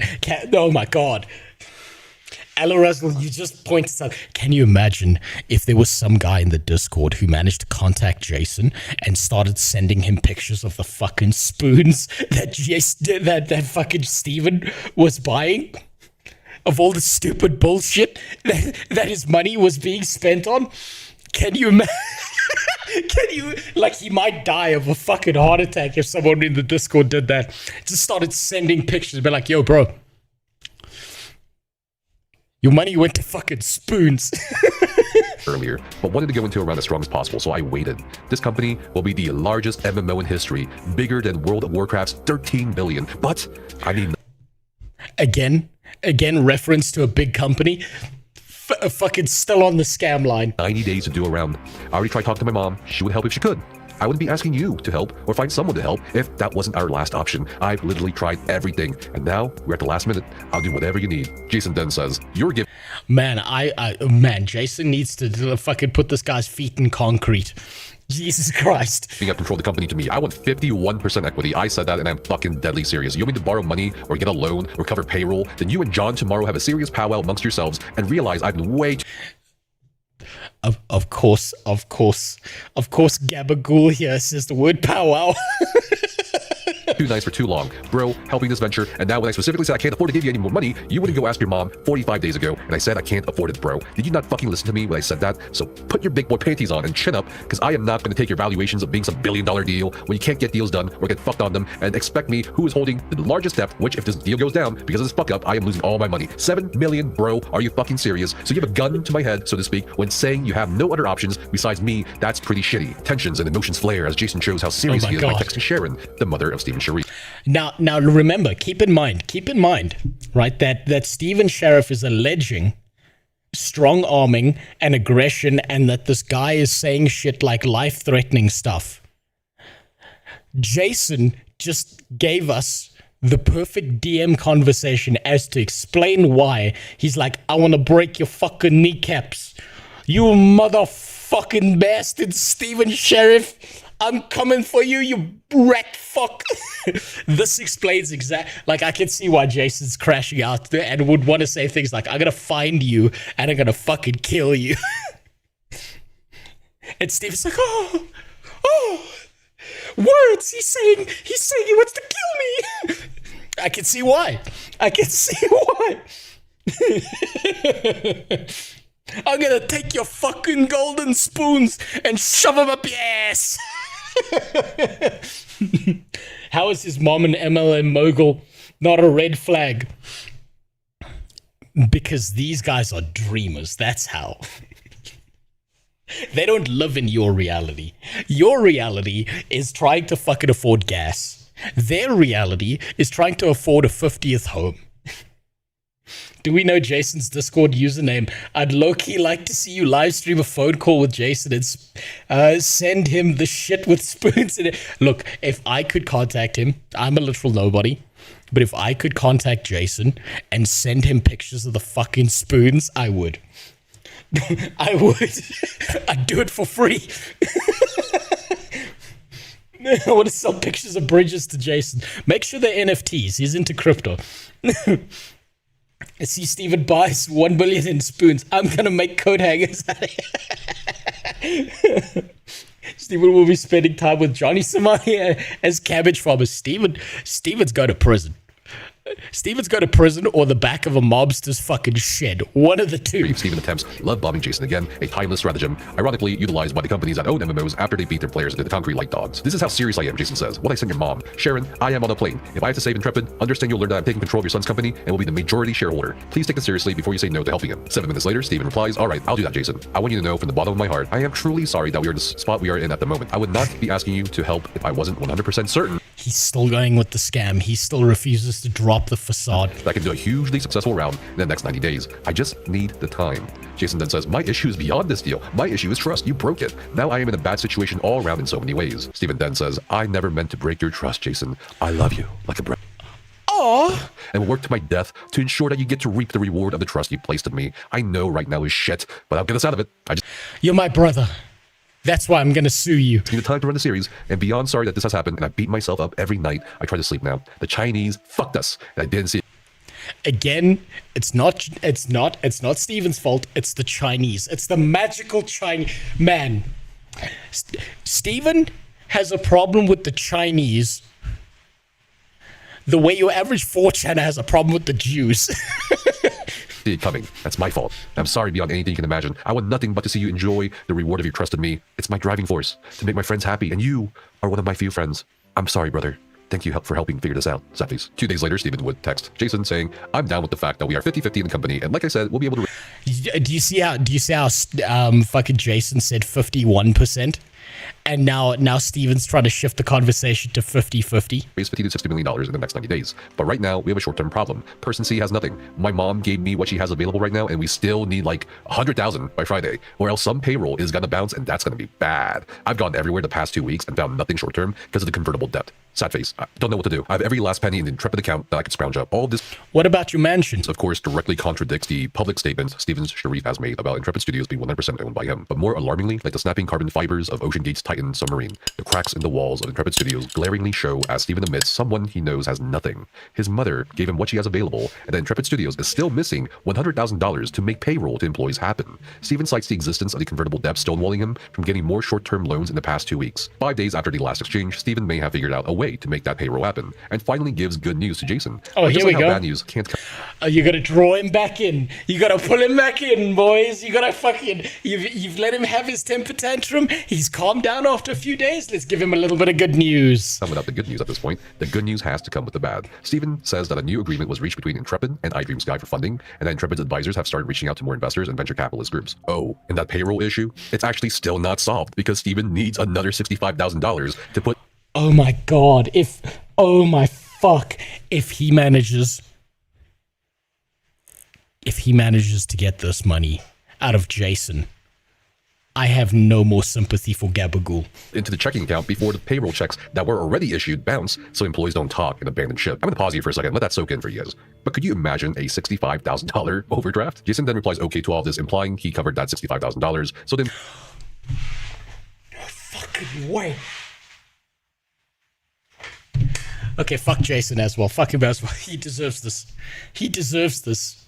Steven's response, I'm sorry. I lost millions. Can I have more? And Jason fucking gives it to him. How the fuck is... Oh my god.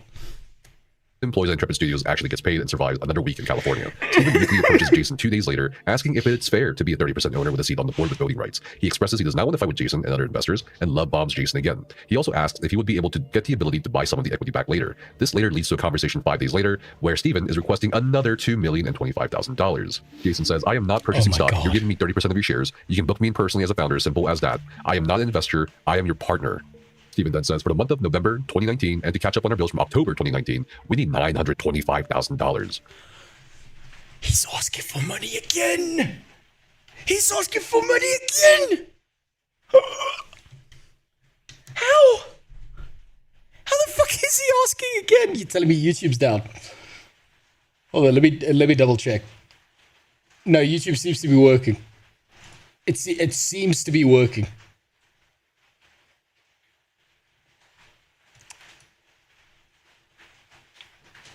I can't fucking believe it. I can't believe it. I can't fucking believe it. He's asking for money again. Steven is a mesmer, all the shattering Steven is a fucking Asura. He's an Asura mesmer, and how the fuck has Jason not decided, fuck you, I'm not giving you another cent? Jesus Christ. Jason is, of course, asked, well, what do you need in December and January? Steven then says December will need $550,000 and January will need $550,000 as well. Jason then says, okay, I'll get your $935,000. I get it. Fuck, another $1 million. Jesus. For tomorrow, with the $65,000 already sent, that's an even $1 million. Then I'll get the other $1 million within 30 days as soon as my loan closes. At this point, you all might be rain's picking up. Let me just fix this. We're gonna get some ASMR stream to end this off. Give it a sec. Let me just fix this real quick. I can't believe it. Jason must be Brom in the relationship. No, not even Brom would take this kind of shit. This is fucking insane people stuff. He just keeps giving Steven money. Wondering how Jason is funding this? Well, he liquidated his cryptocurrency. Now, since it was Bitcoin he liquidated, Jason basically lost millions of dollars since he sold $1.1 million worth of Bitcoin back in 2019.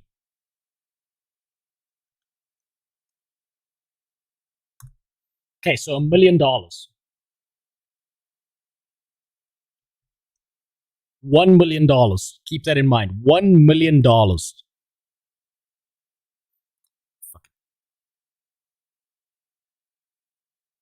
All the way back in 2019.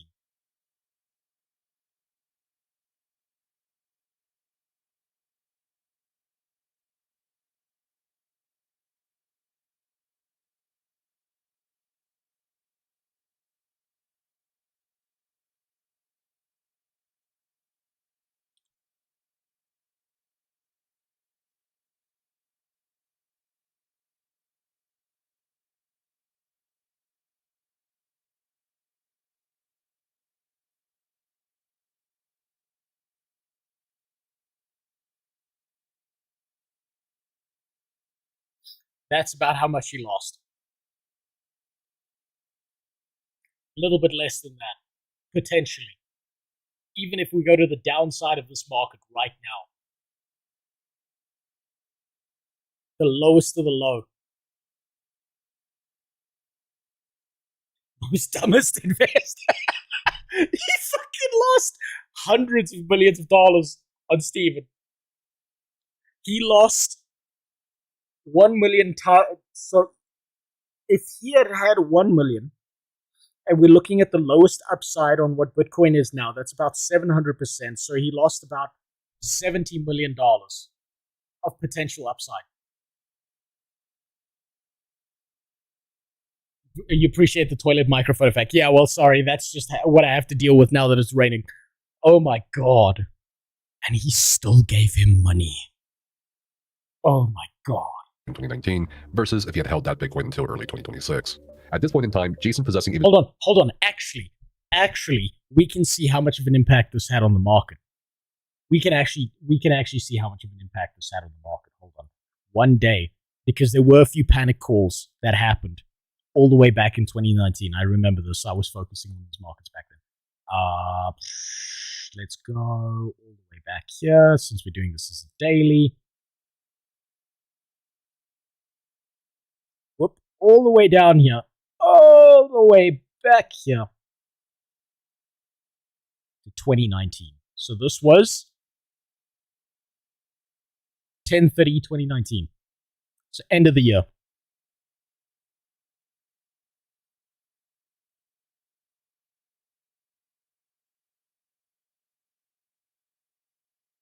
$2019, probably somewhere around here. About. No, not there. Somewhere about here. Somewhere there. So, yeah, fucking trading me. Work with me.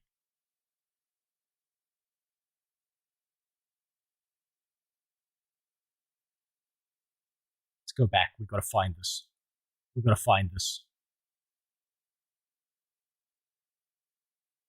What's the 10th month? That's October.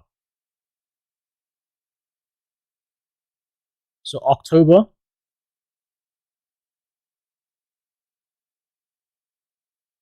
There he is. That's him. Do you see him?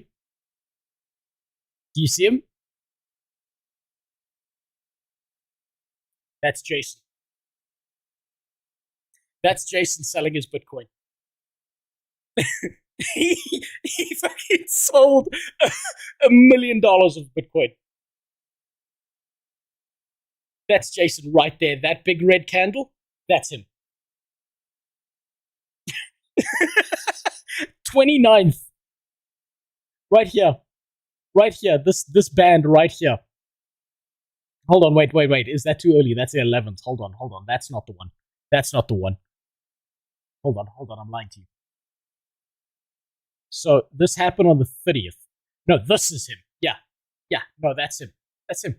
This right there, that's him.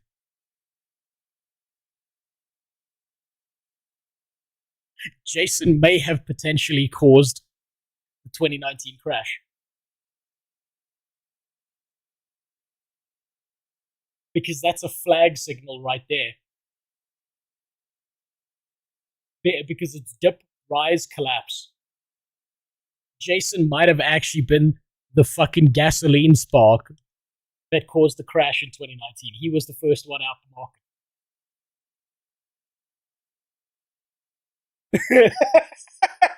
Holy shit. Well, I was so lucky he sold before the crash. Yeah, if only he had held on to today when he would have had fucking $200 million instead. More Risk and Share Intrepid Studios tries to get more involved and asks how much the revenue stream will be in November, December, and January, with Steven confidently replying that $300,000 should somehow come in. So Steven ruined the market diabolical. Unironically, Steven actually ruined the Bitcoin market of 2019. As the exhausting year of 2019 comes to a close for Steven and his investor, more money is being requested in the form of $75,000 for bills by January 7th, $225,000 for yet another funding of the employee payroll by January 13th, Oh my God, for another again. $500,000 in the closing days of December. Jason refused to fund $200,000 of it until Steven actually paid back the $300,000 we'd mentioned some time ago in the video. Steven outlines what they need to survive until February 1st, $285,000 sent by tomorrow if possible, another $295,000 by the 9th of January 2020, while He's still giving him money. Oh my God, cut your fucking losses, Jason. Intrepid will get an $82,000 payment on the 30th of December and another $120,000 payment for their December sales, which is not even accurate because it's a projection. Steven again continues to mention fundraising. If we hit our valuation of 150 to I want you to keep in mind, this is late 2019, right? 7 more years. Or 6, rather, since it was the beginning of 2026. 6 more years of this shit. 200 million, your stake, Jason, in the company. This is important because in the first lawsuit, Steven kept claiming that the investors were threatening Payroll and not him. It was him. It was actually him. It was him threatening Payroll. You're right. Where one could self-learn about investing in shit question from someone who is still in college. you can learn about a lot of investing stuff. Yeah, I would recommend, weirdly enough, Carol, I would actually recommend if you ever wanted to learn about investing and stuff, you've got two options, right? You can either do a course, but if you're going to do a course and pay for one that's going to be over a few sets of months, you want to verify that they've got all the documentation that they need, that they're a verified educational course system from a recognized financial body, or you want to go pick up a bunch of investment books and start reading. The one place you don't actually want to go to learn anything about investing is YouTube, because it's just lies and a bunch of rat fucks trying to sell you courses, and you're not going to learn anything, and everything that they tell you is so out of context that you'll have no idea what the fuck's going on.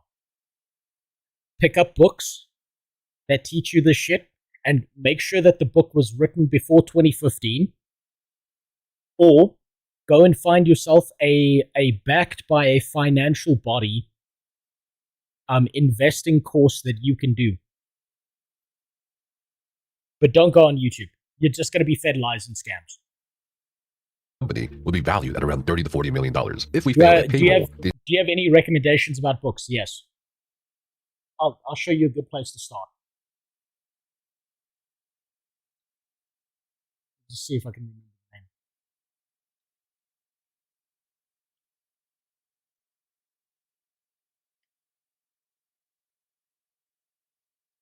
This is a good place to start.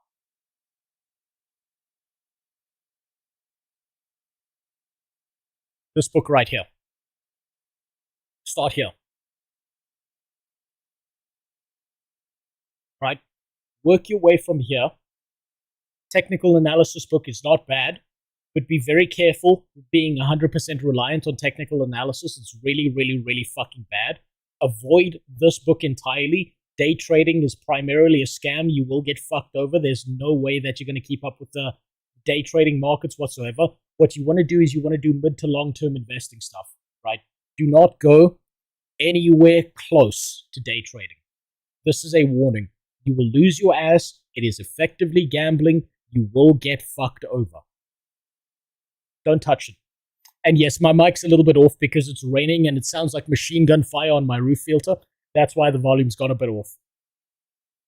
The insolvency clause in the iDream Sky and Mail.ru contracts will allow them to terminate for breach. That's a bad situation. Is there a way to hit $285,000 for this Monday? I tripled my money in silver, but I waited a long time. Welcome to investing. Your best options for investing are compound interest, just like Raining talked about. It is physical investment into precious metals, but the market's kind of spiked right now, so it's probably only going to get worse from here on out. That's also very difficult to get into because you need the capital behind it.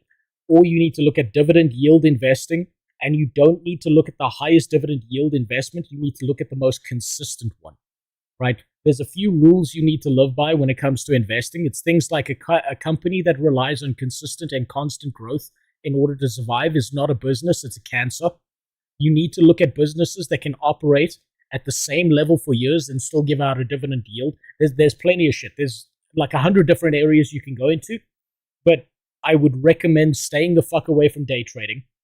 Stay the fuck away from crypto, and this is coming from someone who's deeply involved in crypto. Stay the fuck away from it because it's a market that fucks more people than it helps, and it's full of scams. Really ruining his investment, his reputation as a Todd. No, I am a Todd, because if I wasn't a Todd, I'd be a crypto millionaire, and I'm not. Because I listened to my mentor who taught me trading in the first place. Steven then quickly mentions that he started the application for an SBA business term loan with JP Morgan. That started in November. Jason again asks about revenue in January, with Steven now answering Intrepid is somehow making approximately $100,000 to $150,000 per month in pre-orders for the MMO. He also says Ashes of Creation Alpha 1 will launch in April 2020, which will apparently be a big moneymaker. He then very confidently says Intrepid will make about $20 million in revenue post Alpha 1. He then attaches his... Do you see the dodge here? Do you see it? I see the dodge. I see the fucking skip here. Do you see this? Do you see this? How he did this? How are revenues right now? We're about to do. He's lying again. He's doing it all over again. He's lying like a fucking rat. All over again. out of the as projections without losses, of course. Now, to give some context here, Ashes of Creation Alpha 1 did not launch in April 2020. It launched instead on July 14th, 2021, and only ran until August 15th, 2021 for a limited time frame, which in hindsight makes sense with how much money Intrepid seemingly needed with all these loans Steven was taking out. Of course, Steven tries to assuage some of Jason's doubts with a reminder of how much his shares would be worth if he so chooses to convert the convertibles. So Jason, to be clear, if you convert the remainder of the convertibles you have, by the way, putting you at like 28% or something, that'll be worth about $300 million in 2021. And in 2022, $448 million. If you don't convert it, it'll be worth about $220 million and about $328 million. Now, remember, we are in 2020 now with these text messages, and the coronavirus or the COVID-19 pandemic is about to rock our shit. So basically the best opportunity that Ashes of Creation has, because it's got the most people staying at home, it's got the most people sitting at their PCs all day, it's got the most time and investment and effort and energy that people are fucking putting into this. And they still couldn't make a return on investment. Why do you have cat headphones? Because mine are broken, so I stole my wife's one. That's why. More cracks in the dam appear as Steven messages Jason late in the evening on the 5th of January 2020, saying, "Hey brother, I know your loan process is still going, but we need $67,500 to..." Oh my god, he stole every message from Steven is just begging for money. This is like having a crack addict who lives outside your apartment door, and every time you open your apartment door, the crack addict's waiting for you. I know, because that's my current situation. Have you seen Project Gorgon play accounts crashing and the employees being shitty to players? I've seen some of the stuff about people being shitting to it. If that's just barely started happening, Faith, no, I haven't seen that part. Survive this week. We just went negative $1,500 right now in the account. Are you able to send $68,000 tomorrow? I'm sorry this has put us both through, but we need to make it to February. I think we'll close another investor in the next couple weeks. Oh my god, it's the same line. It's the same fucking line. He's been giving him month over month, and he still fucking gives him money. Neighbor and his friend are meeting me Wednesday. They like the pitch deck and are interested. And that SBA loan. Any tips on guys wanting to get into programming? Yes. That one you can actually use YouTube for. But don't worry, you'll be replaced by AI any day now. Or 3D art. Learn Blender. Blender's gonna be hell on earth for... 2 years. And if you can master it in 2 years, you're a god. Or just, wait until the AIs take over and then just prompt the AI to do it for you. JP Morgan will close before the end of this month, but we can't get an eviction notice or lapse on the employee's health insurance. That will happen this week. Is a wire possible tomorrow for $68,000? Jason says, no, can't do it. I'm juggling monies at the moment, bro. Don't have it. I am on fumes. If you know someone to buy my 2011 Ferrari for $80,000...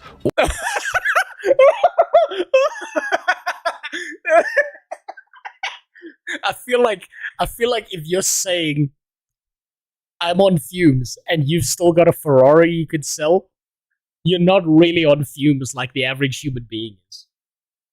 I feel like he's just fucking tired of this shit now. I can't believe it. Or my 2010 Rolls-Royce Ghost for $75,000. I'll sell both of them. I have no money for you at this moment. Maybe in a week. I got the appraisal in today, so that's good. Waiting on documents to sign. The 3 business days from funding. Steven then says, okay, well, I've exhausted everything. So we are now only $140,000 short for payroll. Sad face. Maybe should have waited to give Mr. T the Bitcoin until end of the month. Not sure what we're going to do at this point.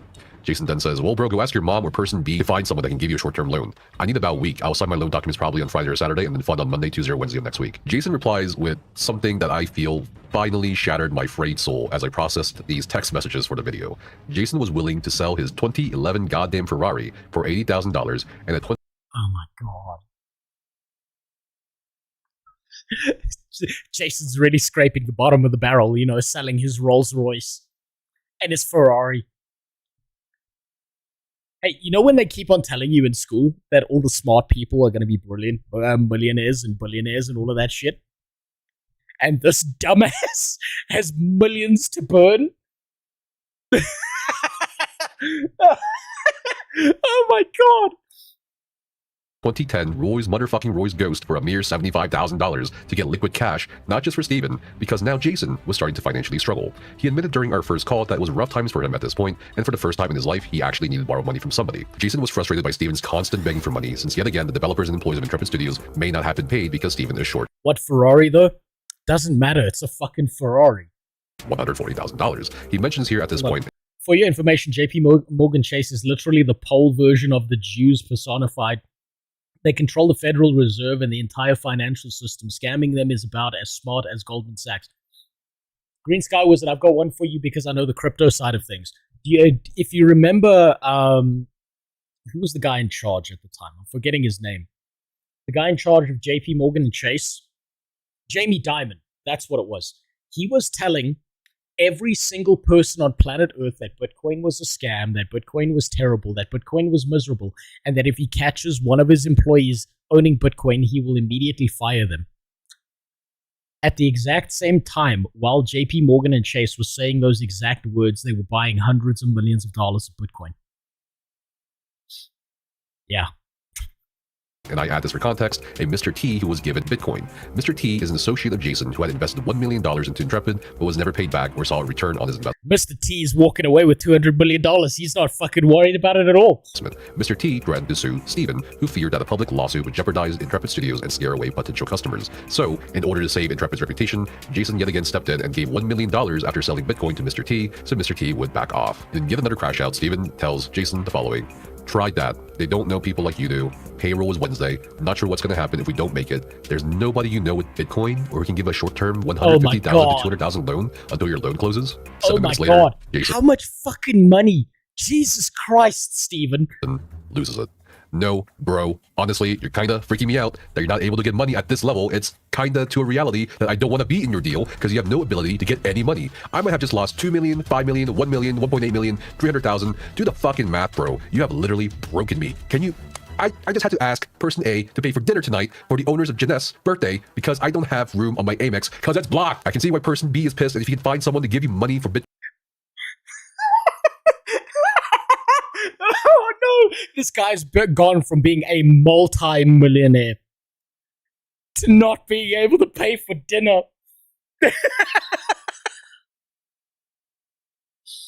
That money's gone. You're not seeing a fucking cent of that shit back. Jason is a tart and deserves all of... You know what? I felt bad for Jason initially, Faith. I'm on your side here. Jason's fucking retarded. How do you have that much money and have no financial savviness to understand that you need to cut your losses and get the fuck out of there? Bitcoin, I can go find some Bitcoin maybe tomorrow. I am tired of your deal, to be honest. 10.1 million so far, and you think I've made up money? No one in your entire life would do what I have done for you. And now I'm stressed not just because of you. I have funneled every dime into it. It isn't that I haven't been able to get money. It is that I've been putting it all into Intrepid. And now at literally the finish line, I anticipated the final $300,000 to get no, bro, this time it's nearly done. Bro, it's nearly done, bro. Bro, this time, I swear to God, we are so close, bro. To end of January, and to the first payment from iDream Sky. I know how much you put in. I know you are basically like my... 6 years. 6 years before this showed up on Steam, by the way. God, bro. I'm sorry about the other deal. It's fucked. I wish you and I weren't in such stress right now. The screenshot reads, "I am pissed at you for introducing me to your son. Go fucking find him $200,000 tomorrow or get lost out of my life. Go get your loser other son to give you some of your money. Now I understand why person D wants to sue you." Sad face, Steven replies. Jason then says, "Do you understand me now, bro? Go cry to your husband, bro. Not me. I am in no mood to be happy now. I said I'm getting a fucking loan, and as soon as I have money, I will help. But you can't seem to do anything here. It baffles my mind why you're a business owner. I am so fucked I can't see straight, and I asked you to politely go find another source for a week or two." Later, that's glaucoma from the diabetes he has. That's not because of the anger. Jason then proceeds to post pictures of his checking accounts are looking incredibly dried up. Oh no, that looks like my bank account. Oh no. Oh no. I also saw from the documentation that he withdrew over $100,000 from his 401k account, which is crazy. I think really the only financial advice you should ever take from a YouTuber like me is do not use the money from your retirement account to fund a MMORPG, okay guys? Now I know many of you are bewildered, shocked. His loser brother runs a health drink MLM. Well, I bet he's doing better than Steven is. Or slackjawed at all this money Jason keeps shoveling into the Ashes of Creation engine. And like all of you, I was immensely curious about why. Why, Jason? Why would you keep giving Steven money with no ROI in sight? So of course, I asked Jason this, and he basically gave me two answers. First, he really did consider Steven a very good friend, and told me he's generally a very nice guy. I thought to myself as he told me this, okay, can we also be best friends, Jason? Of course, just like any other investor, he wanted to see a ROI. He wanted to make money as simple as that. He really did want an MMO to come out, which is definitely not going to happen now with the now desolate Intrepid Studios. Second, he gave the impression during my conversation with him that after a certain point, he was in too deep with the amount of money he invested into Steven and Ashes to simply just, walk away and leave that money behind. In that aspect of sunk cost fallacy. He thought if I keep on throwing money into the hole, eventually I'll be able to stand on the pile of money and hop out. Cost fallacy, I think Jason is definitely well suited to be an MMO player like everybody else. Perhaps his biggest regret is pulling in his social circle into this mess as investors, as he expressed to me him feeling bad about that. 12 days later, an abrupt text message from Steven shares that the next big MMO of the century's potential biggest investor is the former owner of... At Raising Cane's, we're hyper-focused on being the best at what we do and getting it right every time. Cook-to-order chicken fingers, cane sauce, crinkle-cut fries, coleslaw, Texas toast, iced tea, and lemonade. Finger looking good. The fucking chicken. The chicken brand investors. Great. Ordered the Trading Wizard book. You may have saved me from being a poor depressed scientist. I will just be a depressed scientist. Well, no, think about it this way. Think about that book as like a start, right? Don't think about it as it's going to teach you everything, because it kind of doesn't work like that. What you want to look at, I think you want to look at three components of any market, right? If you're going to look at it this way. Fundamentals, technicals, and psychologicals, right? It will take time. Don't expect like you to magically know what the fuck you're doing, right? But the formula is fairly simple, and if you keep it straightforward, you'll be fine, right? But don't get fancy with the fucking spices, because everyone wants to get fancy with the spices and fucks themselves up. If you invest in something, you find something that's long-term or that's got a dividend yield, or you go into compound interest, pick a market, stick with it, and do not fucking make yourself poor. Do not throw anything into the markets that is not extra on top of what you have. I don't care if the extra on top of what you have is $1. Don't go put yourself in trouble. I actually don't even know. You don't know how many people I've watched go from hundreds of thousands of dollars to fucking broke because they started trying to get fancy with the spices when it comes to investment. It's really, really horrific.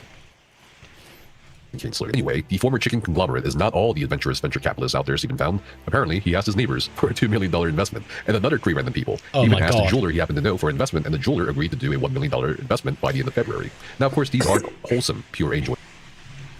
So Steven's still pulling money from other people. The same scam he's pulling on Jason, he's pulling on everyone else. Investors, they also want equity, which means every loan comes in the form of 1-year convertible notes with the right to convert at a 25% discount in the next round, which is an absolutely crazy deal to make on Steven's part from a founder perspective. From a founder Even the dog's laughing about this. perspective, I figured at this point to convey Jason's story while also keeping our sanities in check as we descend into this hell, I'd include a very human moment here. It's a moment that occupies the realm between the worst and best of our realities in our lives. Some of us may have experienced such a moment in chasing dreams or chasing highs, but there was just something so poignantly beautiful about this text message exchange. I just had to include it. Jason texts, "You didn't call me back. By the way, congrats on getting money again." Steven says, "Thanks, brother. I'm stressed beyond belief." Jason then says, "I was so stressed out lately." Steven then says, "Can't sleep past 3:30. Wake up every morning at 3:30 a.m. Get to sleep at 12:30ish. Not an experience I want to repeat." Jason says, "I am so broke. Had to borrow money. Sucks. First time in my life." Steven then stares off into...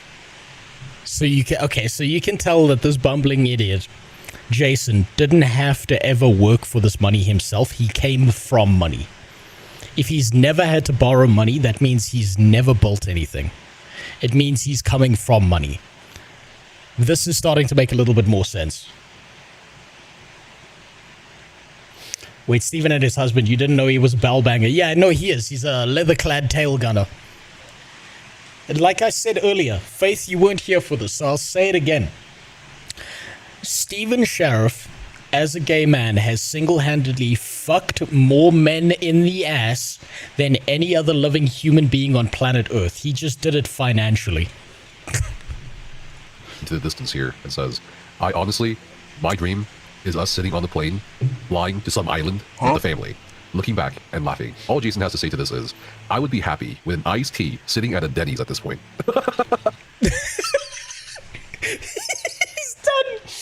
done. He's got nothing. He's fucked. In February 2020, after multiple times asking Steven for financial records, Jason loses his temper while Steven deflected. Oh, imagine. Just imagine this, right? Imagine you spend your life being Jason's dad, working your ass off, building a multi-million-dollar company or business or investment pool or whatever the fuck. You know you're gonna die. You pass this off onto your son. And he burns through the entire family fortune on a fucking video game that doesn't exist. Oh no! All the money in the world.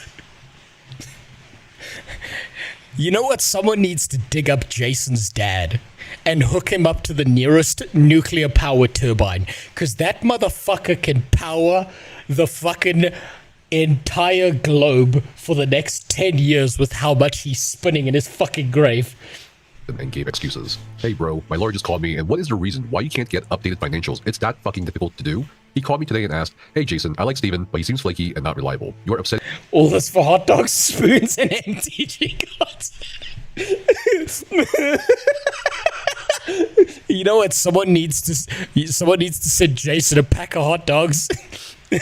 Me because you can't take care of business. Maybe I should take over the company and you should work for me, because I'm getting pissed off that I asked for the financials 1 month ago. I can't raise money until I have updated financials. Projections only work for stupid investors. Steven says moving to this new accounting firm was for sure a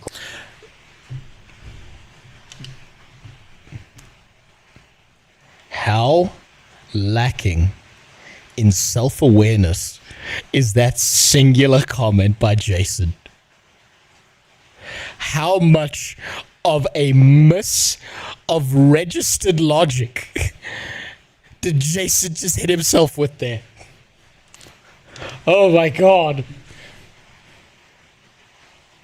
You can't just plug into the turbine. First you need to boil water. No, you can skip the whole boiling water part, because you can just strap him to the turbine and he'll fucking spin that shit endlessly. No steam needed. Clusterfuck, but if it's not done by Tuesday, I'll drive over to them and see what the fuck is the deal. I promise I'll get that shit done this week 100%. 9 days later, Steven again relays bad news about the Chinese funders over at iDream Scott. Again, it's the Chinese people's fault. I'm currently texting and on call with IDS about what is going on. So far, they have said they will be delayed up to 60 days minimum due to the coronavirus. Apparently, they have What a perfect music choice for this moment. their entire company working from home due to the quarantine in their city. As soon as I finish with them, I'll call you. This is the absolute worst luck I've ever heard of. Jason says, I believe it's bullshit and a lie. I am doing business in China. Steven says, probably these fucking Chinese are the absolute most dogshit culture and people I've ever experienced. Wow. Wow. Cool it with the anti-Ching Chong remarks, Steven. Jesus Christ. This guy's he's an actual racist against the Chinese. He's like blaming like fucking space alien Chinese people. I love it how it's just the Chinese. It's not like this group of people. It's not this investment firm. It's not these people. It's just all Chinese people. Another 21 days later in March 2020, Jason has had enough as the COVID pandemic gets into full swing and is demanding to be paid back in full or else. Bro, I honestly need you to give me the $330,000 you owe me. I thought about it, and honestly, it's the principal issue you put me in a bad place. As far as the business goes, your dreams and goals, regardless of mine or not, you need to start to think about cutting staff, as most people in tech will be soon anyway, and you need to think about how you move forward. I'm asking politely for you to get a wire out to person A for the full amount and owed, otherwise I'll be forced to start a process that will hurt both of us. I couldn't afford $300,000. Poupée will remember that statement, Steven. He sure as well will. You know what? I've got a new court ruling, right? Let's not send Steven to prison. Let's just staple his DMs to him and ship him to China.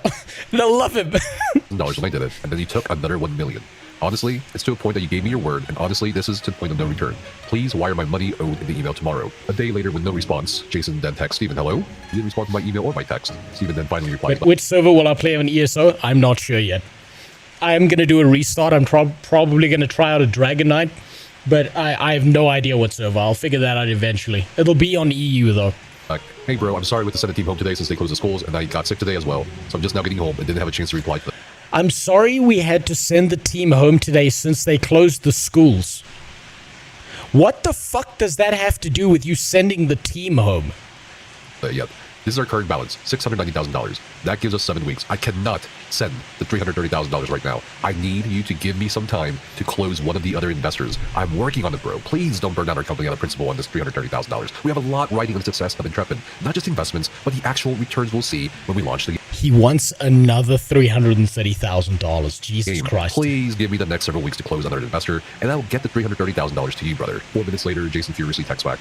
Honestly, bro, you're fucking me, and this is not cool. But hey, it's okay. I am tired of this company, and honestly, your inability to, or lack of being able to close deals with billion-dollar companies, as I was told, is honestly tantamount to fraud, including the supposed deal with Tencent that never happened or existed. If I would ever have known that Tencent deal didn't close, I would not have loaned you another $5 million. I won't burn down your precious company, but honestly, bro, I am becoming more hostile, more angry, and more pissed off than you can imagine. My patience is done. Get the proper financial balance sheets and...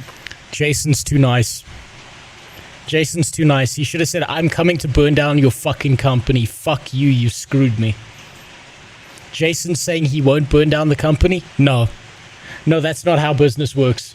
If Jason was smart, he'd tell him to fuck off already. No, if Jason was smart, he would have had all of these loans and shit written in a contract form, right?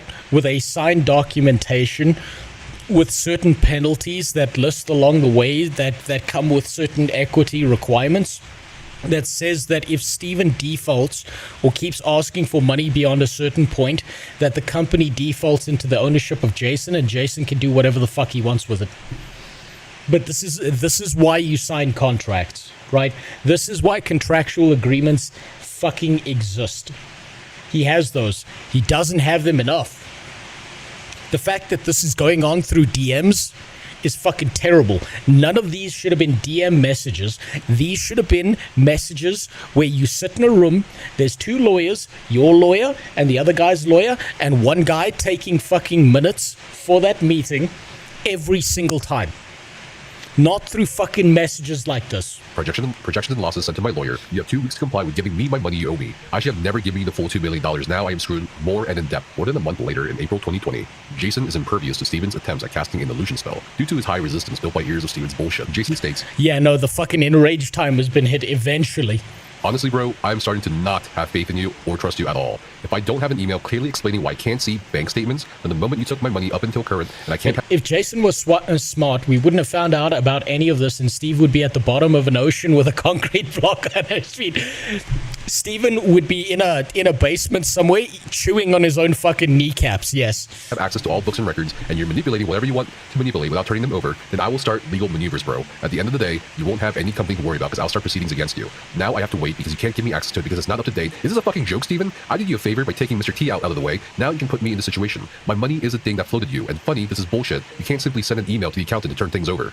3 months later, in July 2020, you can feel the relief and relaxed sphincters in his messages as Steven shares very good news after talking to the bank. Oh, don't you worry. Steven's sphincter has always been relaxed. Intrepid Studios received a preliminary approval on a $22 million loan that could be issued around August 24th. The conversational tone returns to the text messages. Random things like Steven getting messaged by a fan on Discord of them getting an Ashes of Creation tattoo is shared. Jokes start flying again between the two as they both believe they're in the clear. 6 months later, in September 2020, Jason checks in on Steven in regards to the aforementioned loan Intrepid is trying to take out from Commerce West Bank. We do know from public records Intrepid did manage to take out a loan from Commerce West Bank, but as you'll soon see, it was not exactly what they were expecting. 15 days later, on October 6, 2020, Jason starts introducing another multimillionaire named Robert Dawson to Steven Sharif. Robert was an associate of Jason's from the MLM days at Jeunesse. Robert Dawson would end up investing over $60 million into Intrepid personally. No fucking way. Another one. So we need to call Steven DJ Khaled because it's just another one. Another one. Another one. Another one. It never fucking ends. Oh my god. Another $20 million more to his companies and bringing about $10 million from his close friends, making Robert's contribution. I missed that, Newgash. This is still 2020. To about $90 million. Steven again has good news with bad news, reporting that Commerce West offered half of the requested loan amount. Apparently, the $13.4 million got disqualified, Steven says, because it was far above our 2019 gross revenue total. So we are now working to get the final approval on $6 million instead. Still a good loan, but not as high as we were hoping. Jason then replies to this bad news saying, "This sucks. Look, bro, I want to be fair to you and not hurt the company, but you're not being authentic and transparent and allow me to help make this company work on the financial level, which is bothersome, and I'm trying not to get pissed off, but you promised you would have something to me on November 1st, and now it's not happening for 1 to 2 more weeks, which you don't understand finance and I do. If you don't allow me to help with this company's financial status, I don't know. That's a brave statement to make, that you don't that you understand finance when you've given him so much finance and you're not getting any finance back. I'm not sure you do understand finance. And we'll have to start acting like not a good friendly partner. I need serious, actual accounting records of the company. But Rob is the guy at the forefront of all the lawsuits against Steve. Why is Jason not at the fucking forefront of all this shit? Holy shit.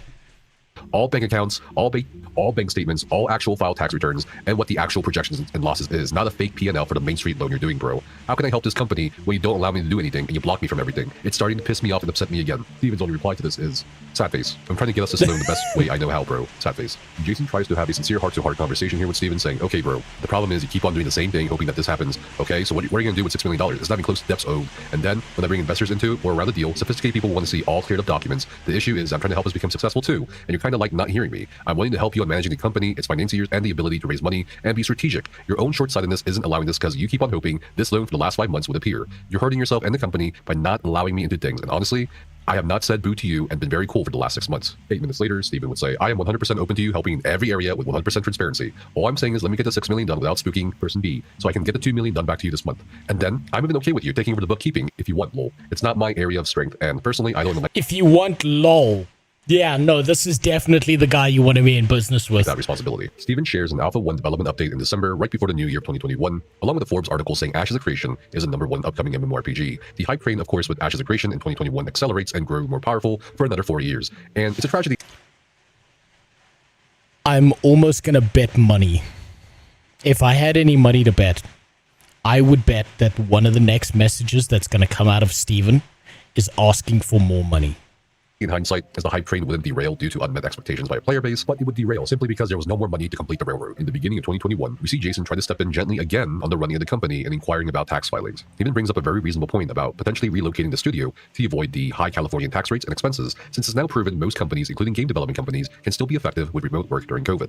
Jason tells me in my calls with him that Steven could have hired Chinese or Korean developers and put out a game, and with no disrespect intended to the intrepid developers, Jason was simply...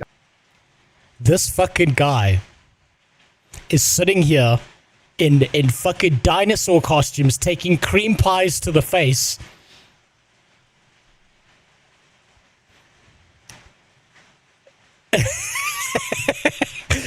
And Jason's fucking having a stroke. astounded by the fact that over 200 developers didn't produce something more tangible. With incoming investments and loans, Steven Sharif is able to breathe a little easier at this point, at least until he needs more funding for Intrepid and his dream MMO, which is why we see a much more relaxed discussion of future projects. Raise 75k for charity. I want to see what charity that went to. I want to see the receipts for that charity, or whether that went straight into Steven's bank account.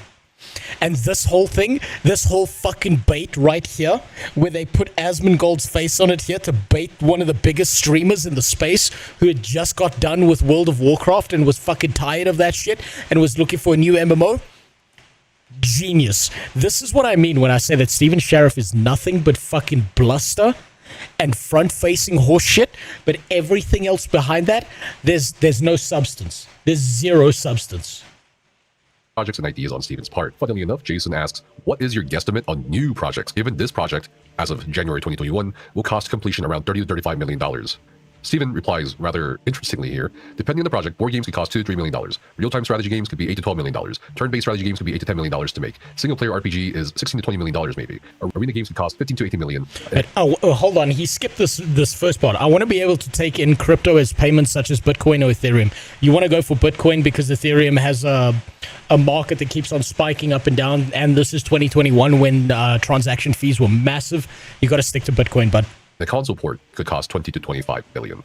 And of course, as we all know the ending of the story, at this point, none of these projects would come to fruition. Ashes of Creation would never really launch, and it would be taken down from the Steam store page. As for the time period between 2021 to 2024, it's very obvious that things just weren't going well. Legacy Trust would sue Intrepid Studios a few years down the line for a writ of mandate to compel inspection of books. And this was really one of the first things in the public eye back in 2024 that was pushed out of the way of the hype train. It seemed like dissenting opinions, constructive criticism was pushed aside by hundreds of thousands of MMO players on Hopium or Copium.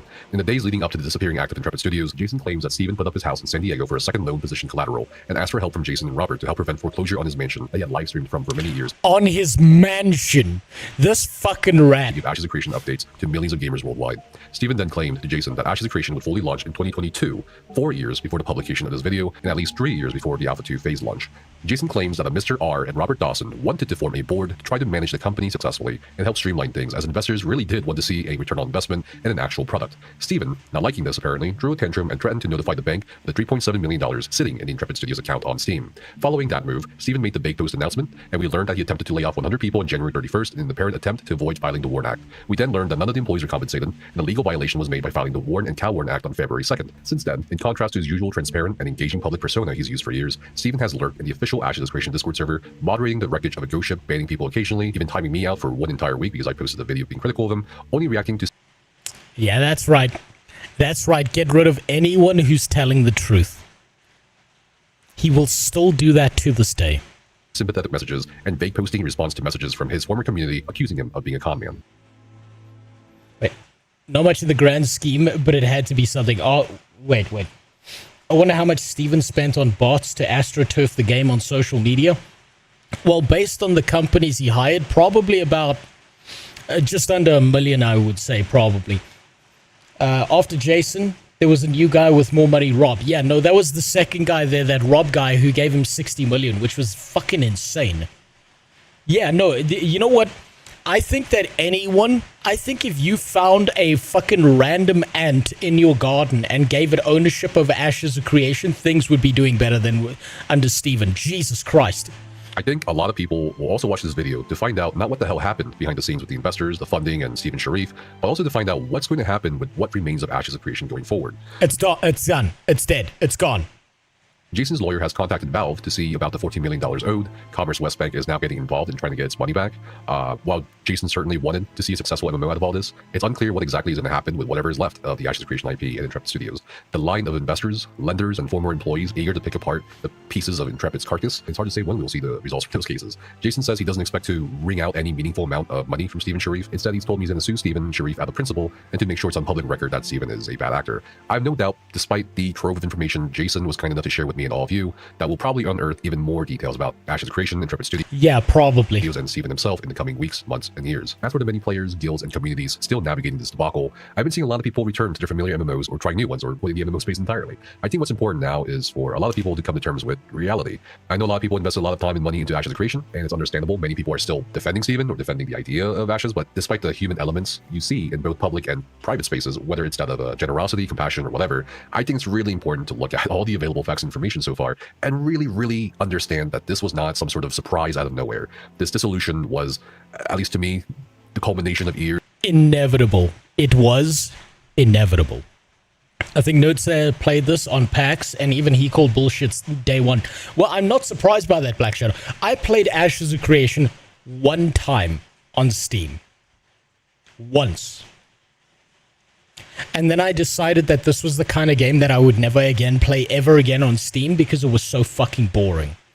It was so bland. It was so missing in capability. Then I tried to play it again one other time on Steam, and my internet crashed and my power cut. Almost like God was warning me. I like the dude's chain. It's understated, but it pops out. Yeah, it's a nice chain.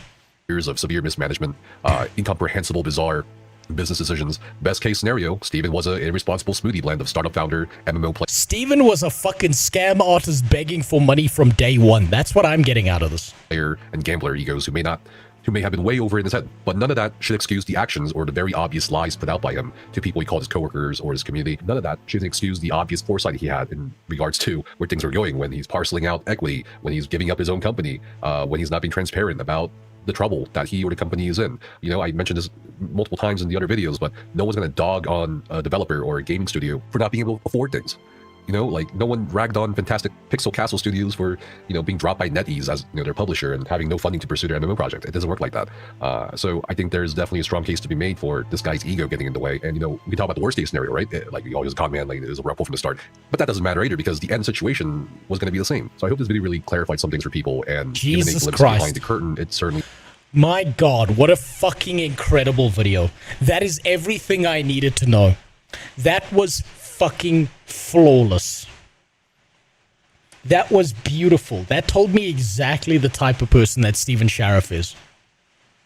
That told me exactly the kind of human being that motherfucker is and why he should never be believed. Oh my God, that was perfect. That was incredible. What an amazing video by Nephis. He's earned my subscribe. He's earned it. He earned it with that video alone because god damn, that was beautiful. God damn. When that video went up, there were still people arguing up and down the hill, claiming Steve was going to drop all evidence to prove he was innocent all along. Well, guess what? He still fucking hasn't proven anything, has he? It's still the same shit from Steven, non-stop, continuously, unendingly, but he keeps on saying, I have the receipts. I'm still the hero of the story. He's not the fucking hero of the story. He's the monster. He's the reason why all of the MMORPG space is royally fucked. It's entirely on the back of Steven. If you want to know why MMORPG deving is collapsed and destroyed in the West, the first person to point to is Steven Sheriff and Intrepid Studios with Ashes of Creation, more than anyone else. Important caveat, at the time, the video was still kind of trust me, bro, because DMs can be doctored. But the stuff coming out of the lawsuits and the ledgers lineup, no, we got lucky. We looked at the ledgers and the lawsuits first. So that lined up with exactly what happened with the ledgers and the lawsuit, which confuses me about one detail more. There's one detail about all of this that is still very, very, very confusing to me that I can't seem to figure out. What the fuck is Kira TV's problem with Nephis? It makes no sense to me. I don't understand. All of this seems incredibly fair. All of this is just evidence that he's been handed from one side and the other side refuses to give him any fucking evidence whatsoever or make any kind of counterpoint statement, even though he's given them the opportunity to do so. Important caveat at the time, at the time, no, I've read that one already. Then again, most of my shirts are wife beater. Okay, you talk about the Gucci shirt. Here's my question. Where's the rest of the money? Up Steven's ass. He's going to walk into court and he's going to fart and it's just going to be like confetti. And he's going to disappear in a cloud of shit money. Even Nephis was surprised that Kira TV was talking shit. I'm fucking confused. I don't get it. I don't get why Kira TV is talking shit. I don't understand. That makes no sense to me. But I also see that I'm completely out of time. I've lost all the time going through all of that.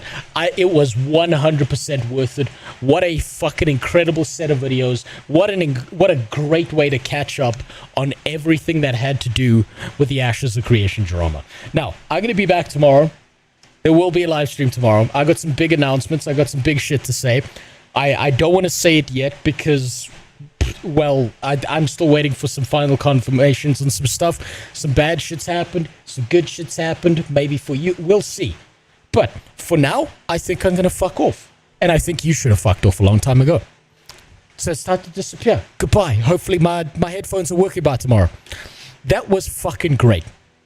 I'll see you all later. Goodbye for now.